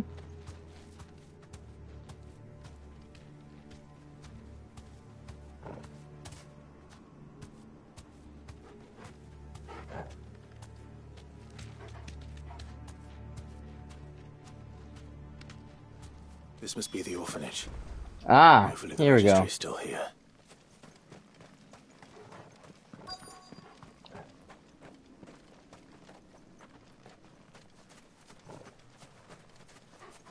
Oh, the affiliate program. Okay, well, the affiliate program, as far as I know, there is, if things are still the same, there's 3 things you have to achieve. You have to achieve 8 hours over the 30 days. So you got to stream a minimum of 8 hours. You have to have the 50 followers, but the last one is the one that's the problem, and that is you have to have an average of 3 viewers for those 30 days. Now, this is where the problem lies, because when they say on average, that doesn't mean you have to have 3 followers or 3 viewers, in a single day. It means over 30 days, they're going to average out how many people you have in your stream. Because I used to have that same problem. I would get 2 viewers here, 3 viewers there, whatever, but the average only came out to 1.33 or 1.66 or something stupid like that. That I would always be way under the percentage or with the 3 followers, because it was an average out of all the time I was streaming and all the time that I was, every day I was on, because it averages out. So I was doing some ridiculous numbers. I was at the time when I first was doing the streaming, I was streaming 2 hours in the morning around 10 o'clock, 2 hours in the afternoon around noon or so. I take a 2 hour break and then come back again, then take another 2 hour break. I think it was like 9 to 11.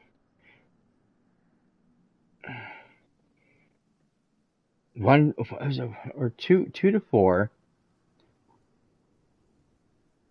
I can't remember what it was now.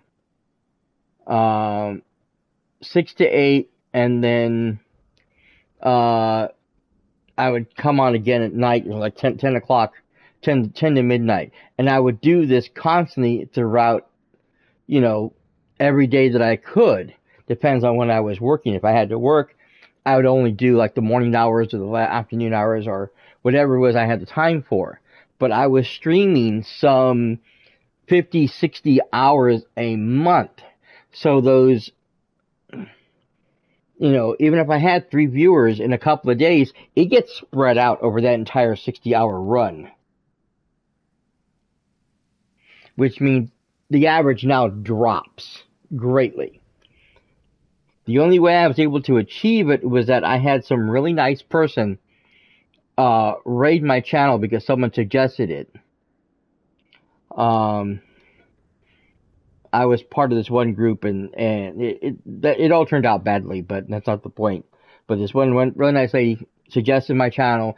They came over raiding me. It was like 86 people. And most of them stayed for quite a while. So I was streaming. And what I did is after that, I didn't stream again the rest of the month. I literally stopped streaming. And now that I was no longer streaming, the hours started to shrink and the average started to grow. So at the end of the 30 days, my average was now greater than the 3. Exactly.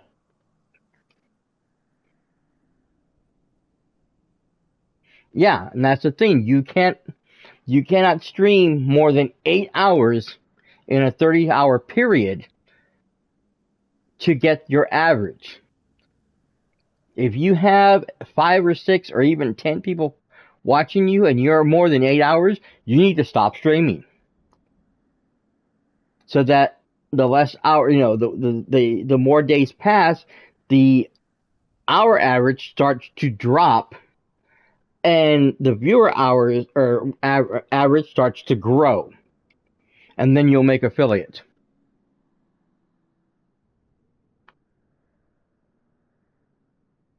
But yeah, it's really stupid. You have to watch the averages. You have to go on and check your thing every so often. Even if you only stream like 1 hour or 2 hours, every other day, whatever, you have to watch how many hours you're streaming because your average will start decreasing at your viewer count the more you stream. So like I said, unless you get like a really good raid, someone comes and raids you with a bunch of people, you have to watch how many hours you're streaming with how many people you have watching your channel. It's a pain in the ass. And it only gets worse to become a partner. Because now you need 75 average viewers over a 30-day period. I forget how many hours you have to stream in that case, but it's not the point. You have to have 75 people, which means you have to have constantly a bunch of people in your stream, or have one good day of more than 75 people, and then, stop and hope, you didn't stream too many hours that it's going to screw up the average. Because I have not been able to achieve it. Most of the people who raid me only have 5, 6, 10 people, 8, 12 at the most. You know, most of the people who raid me are small streamers like myself. Only have a few people on. I've had these one guys who are really wonderful. There'll be like 4 of them streaming together. They all come raid me. One of them has 2 viewers, and the rest of them are just themselves. So it's just one person. So, you know, maybe 5 people raided my channel. And that's not going to get me to 75. I tried as hard as I could to do everything I could during the whole network thing that people said to do, the whole 9 yards. And I was so frustrated with the whole procedure that it really was wrecking my mental health. And I just took the time off. I said, screw it. I need to get away.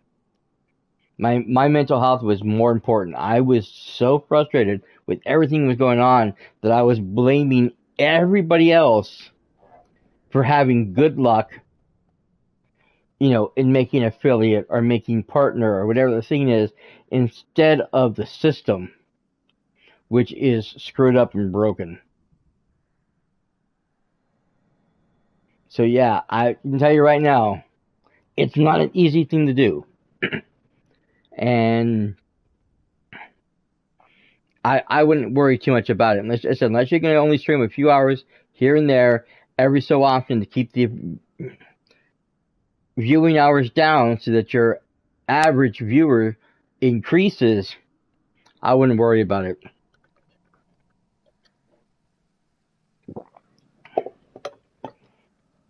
Okay.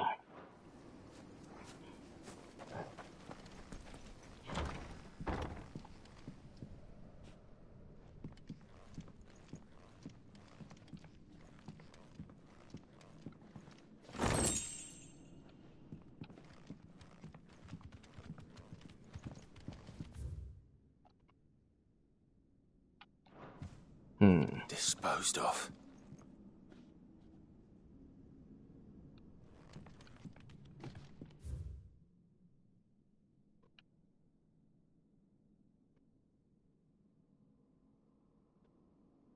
Burned?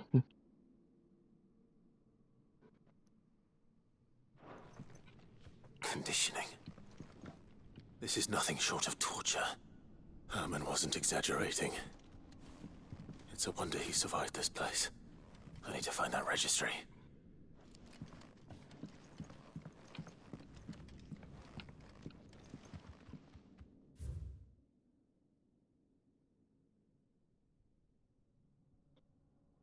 Turn to stone.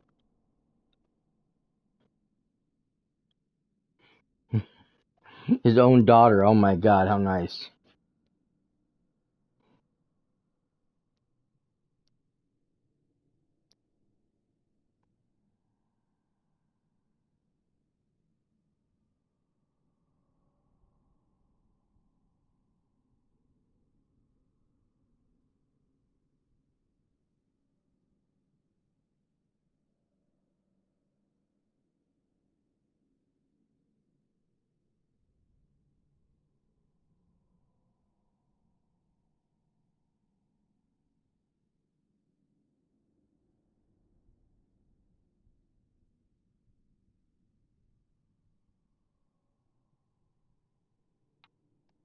Good, I'm glad you got haunted.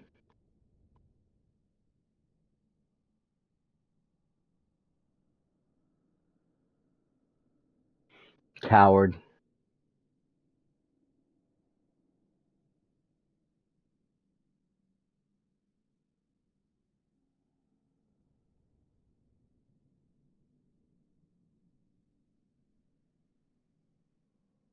Tear me limb from limb?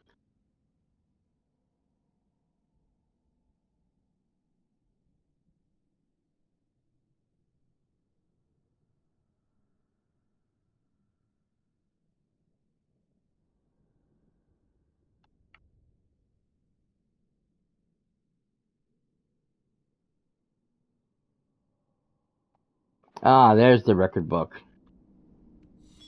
This Okay. reads like a suicide note. Did the director go through with his plan? Well, let's check the tree, shall we? Find out.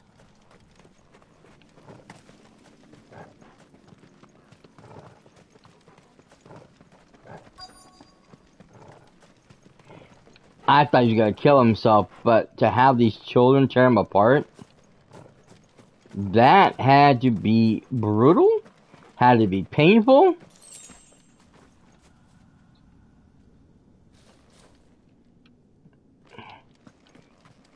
I mean, I think he deserved it, but where?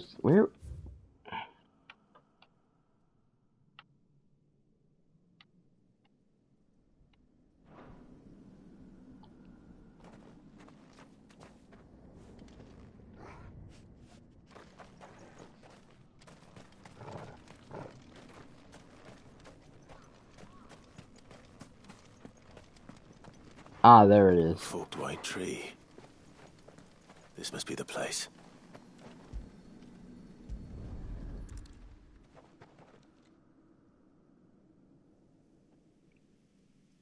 Could he really be buried here? There's something hidden among the roots. Let's see.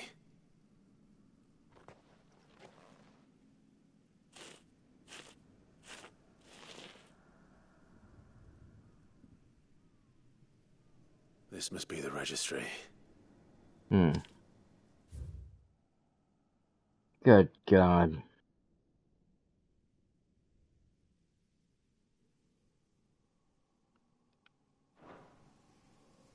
So many names. This place was a slaughterhouse. Mm-hmm. But where is the architect of all this misery? Oh.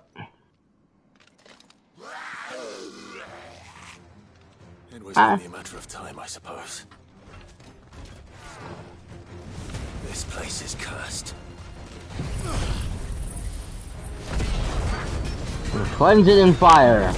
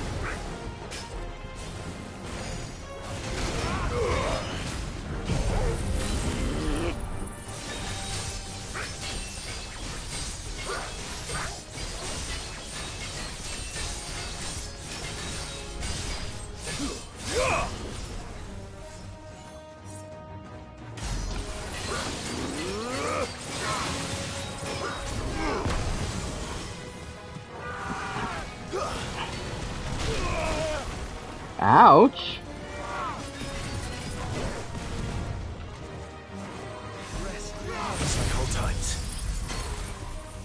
Freeze. Damn dust.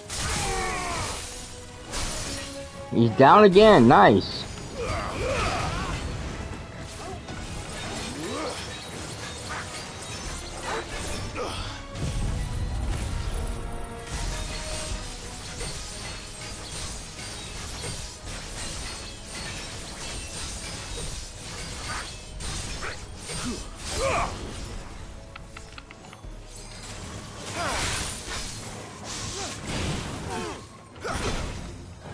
Ouch.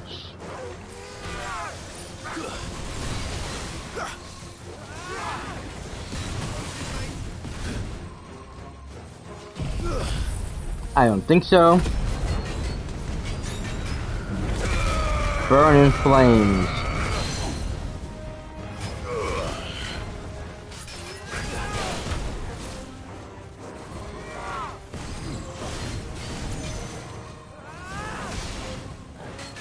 It's over.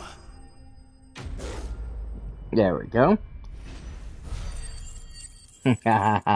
Oh, shoot. Auto mod. Damn it.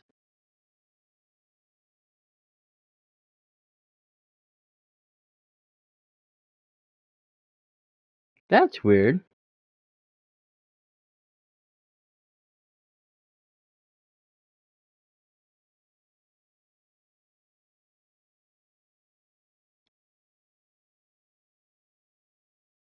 Okay.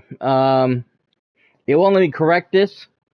unfortunately, because unfortunately it is considered bullying. So it won't let the chat go through.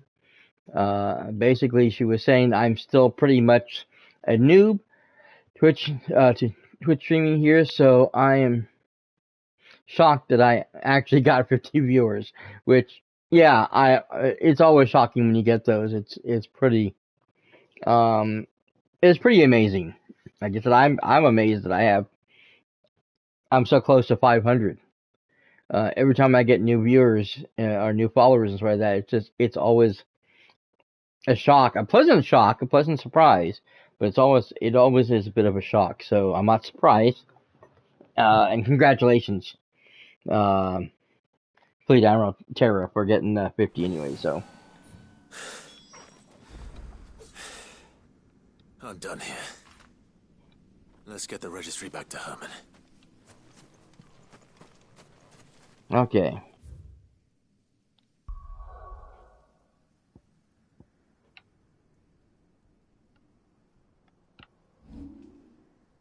Oh, you need to do that. Keep doing the wrong thing. I'm just making sure there's nothing else I need to do. Nowhere else I need to visit. Nope, everything's good. That's it. 1, 2, 3. Everything's back at the thing.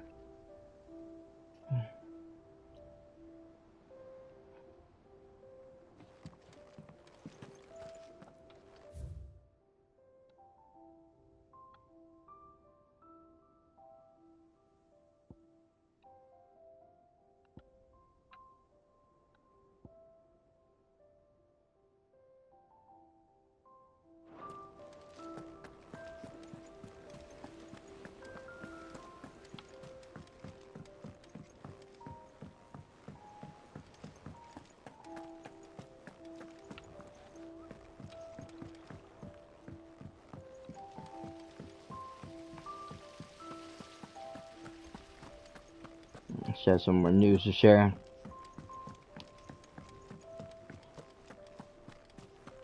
It's usually more information about the houses and the what have you. And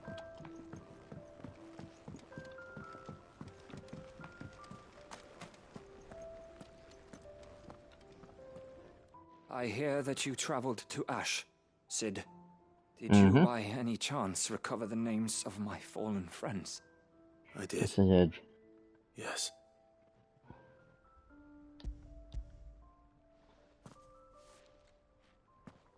If I may, the bearer registry.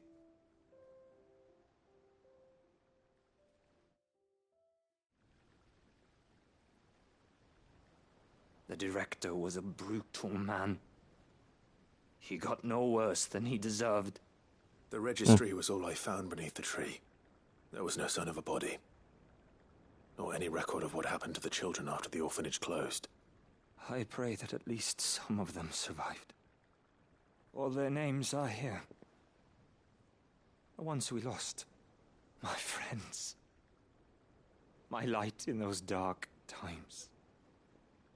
I can still remember their faces, like it was yesterday.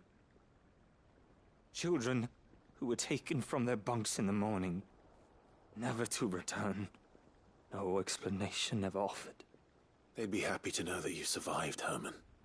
But why did I make it out alive, when so many others died in that awful place? It's not your fault. Yeah. Blaming yourself won't bring them back. Honor their memory. See that their names live on. Mm-hmm. That way, at least. They're never truly gone. Thank you. Sid, I'm going to write a book. An account of the horrors of Bad Bach, and the spirit of those its custodians sought to crush. All of Valisthea will know of our suffering. And in the name of those I lost, I will not let it happen again. Neither will I. These records would have been buried for all eternity, were it not for you. Thank you.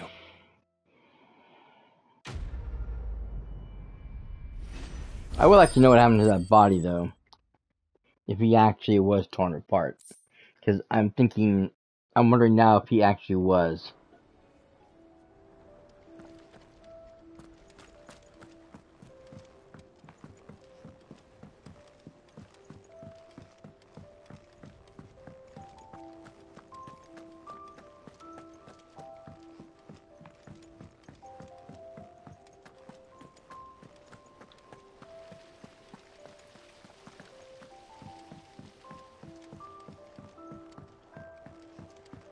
It's so funny, I was thinking about it earlier on Completely Space. When you go talk to her at first, she says Clive, but then when you leave, she calls you Sid. It's like, I thought most people here knew you only as Sid. Because most of the people who knew you as Clive didn't survive the attack. Only a few of them, like Charon, and I think the blacksmith would know who you are, as well as Otto, of course. Oarsman, I found the flowers you were looking for. You did? I think I did.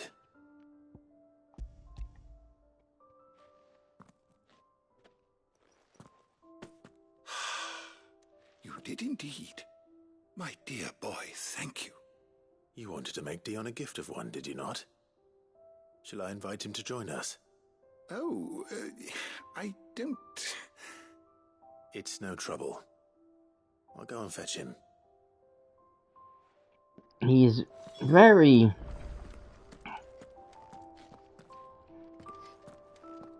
I don't want to say sketchy, but he seems quite worried. I want to know what he did that is so...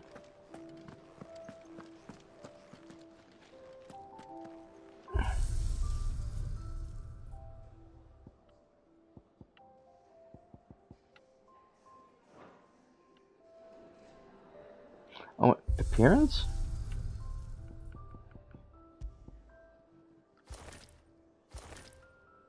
Ah. Oh, Joshua has an outfit too. Good, I'd rather do that.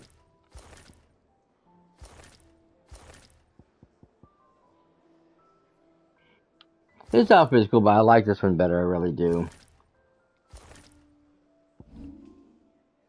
Oh, and I can change the weapons. Nice. That one's cool. That one's kind of neat looking, the little dragon. Interesting.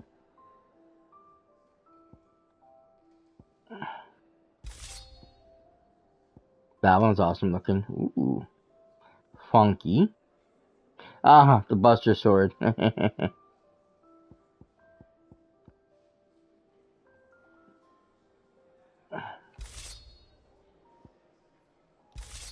kind of like that one, though. This one's kind of cool, too.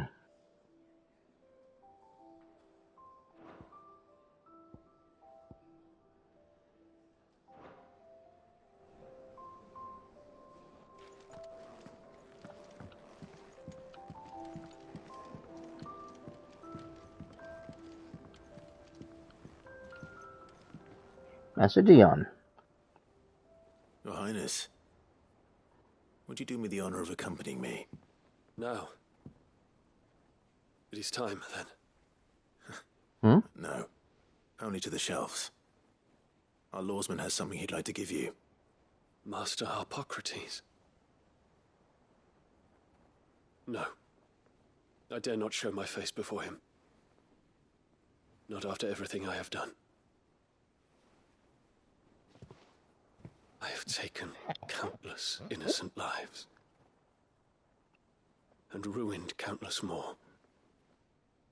All because I was weak. I have sworn to atone for my crimes or die in the attempt. But were I to meet with him again, and see in his eyes what I have become, I fear that my resolve might falter. Then that is all the more reason to do it. Test your resolve. Prove to yourself and to him how strong it truly is.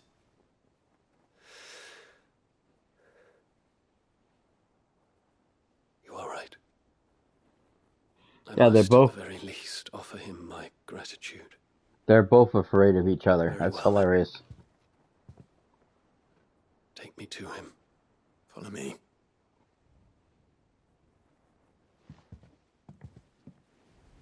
This is too funny. Sad. Honestly. But.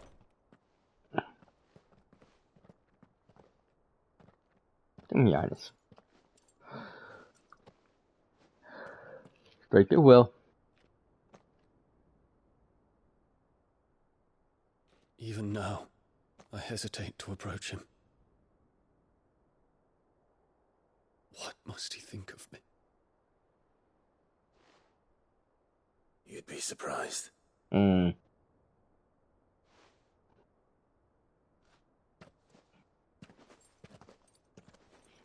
afraid of you as much as you are afraid of him.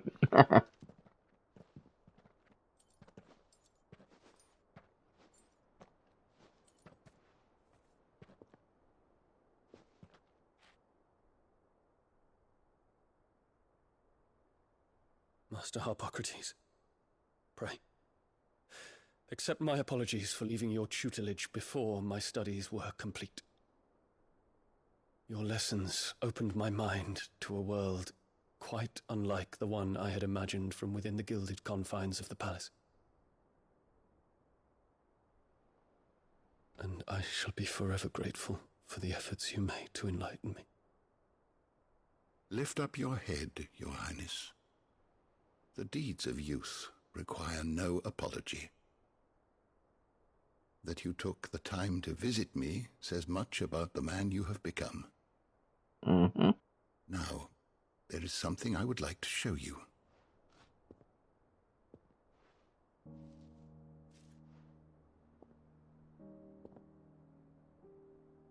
Is that a wyvern tail? The color is unfamiliar to me. Because it is unique to those found in the wild. Something in the harsh environments in which they grow lends them this striking hue. Their roots are indistinguishable from those of their hothouse cousins, but once they bloom, the difference is immediately apparent. In this flower, I see you, Your Highness. Its roots were the roots of a wyvern tail, with all that implies. But they do not define it, just as yours do not define you. I want you to have it, that it might remind you of this truth.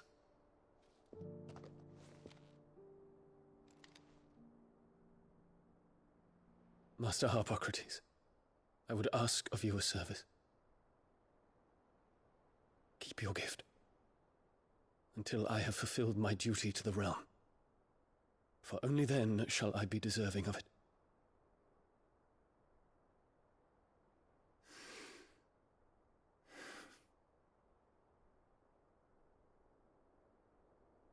As you wish, Your Highness. I shall await your return.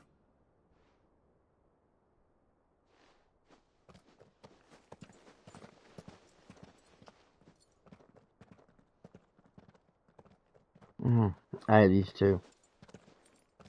Our roots do not define us.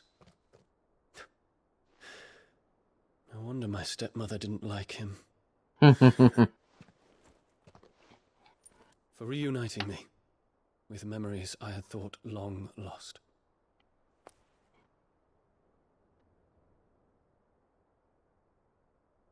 I shall not forget this.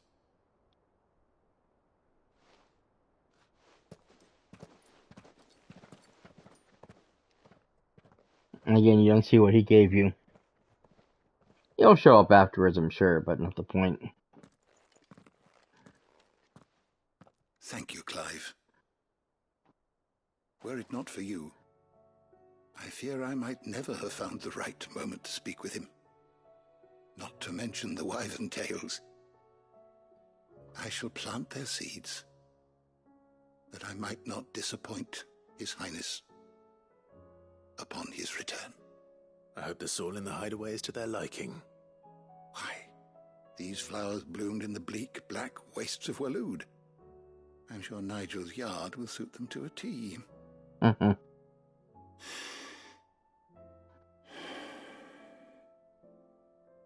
When it comes to expressing one's gratitude, I find that words are seldom sufficient. Here. What's this? A stolas quill. Or more precisely, my stolas quill. 'Tis said that an owl's feathers are steeped in the wishes it hears over its long lifetime.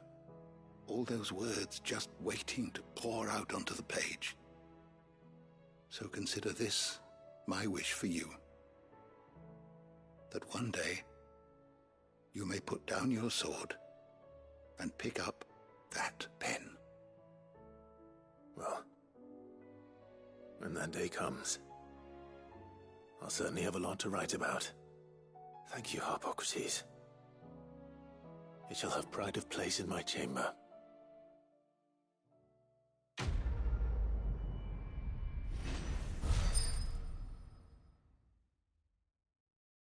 I don't understand the Telltale because it's Raventail. Ah.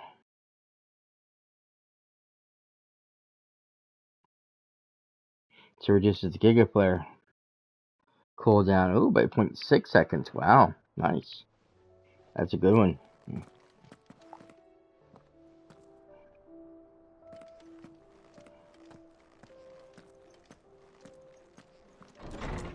Okay, well. That was a lot. But yeah, like I said, it was quite interesting because both these characters were having a hard time with each other. You know, neither of them wanted to see each other. Neither of them wanted to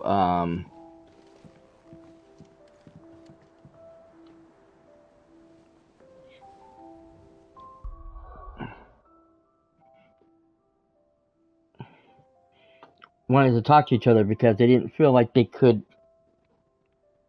talk to the other one for whatever reason. You know, they both had their reasons. The one because he thought he not only didn't have, neither of them felt like they had the strength to do so, but neither of them seemed to feel worthy enough to talk to the other one. They as if they failed the other. Both gentlemen felt like they failed the other person, which is almost hilarious because that's not what happened. You know, the boy could not fail the scholar because he was pulled away by his father to become something else. It's not his fault that he couldn't complete his training. Nor could the master be considered at fault for not being able to train the young prince. Like I said, they were not given an option. They were not given a choice. This was not something that either one of them wanted or asked for. It was thrown upon them. So, you know, that's unfortunately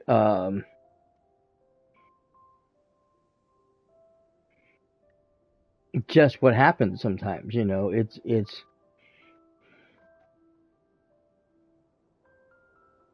an unfortunate truth, an unfortunate reality.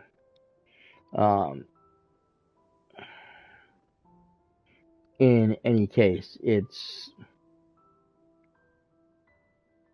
unfortunately how things work sometimes, you know.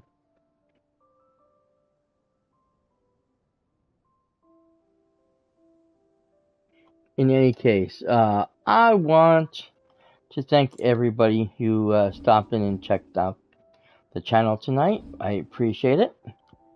We're going to go ahead and we're going to save this here.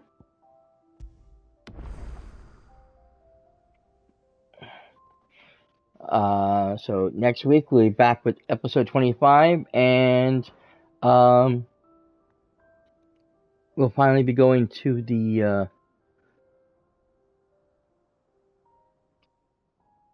our final destination in this game, and hopefully take out Ultima. We'll have to see how that works out, of course. But yeah.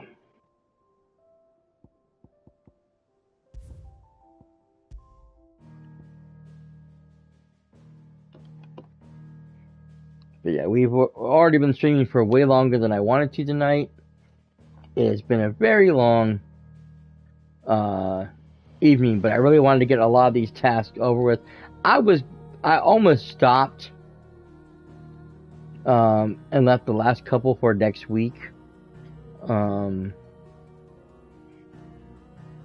I really, really wanted to get these done. I didn't want to have to wait any longer on completing them. I wanted to get all the side quests done so that when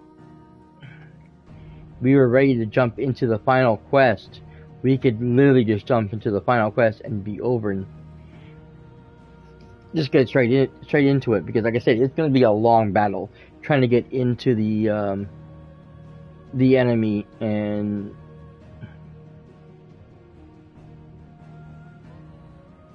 complete this final battle.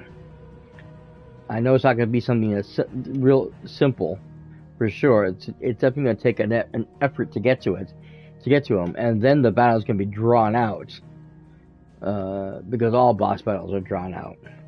There's usually 2 to 3 separate fights, depends on the circumstances, depends on the enemy.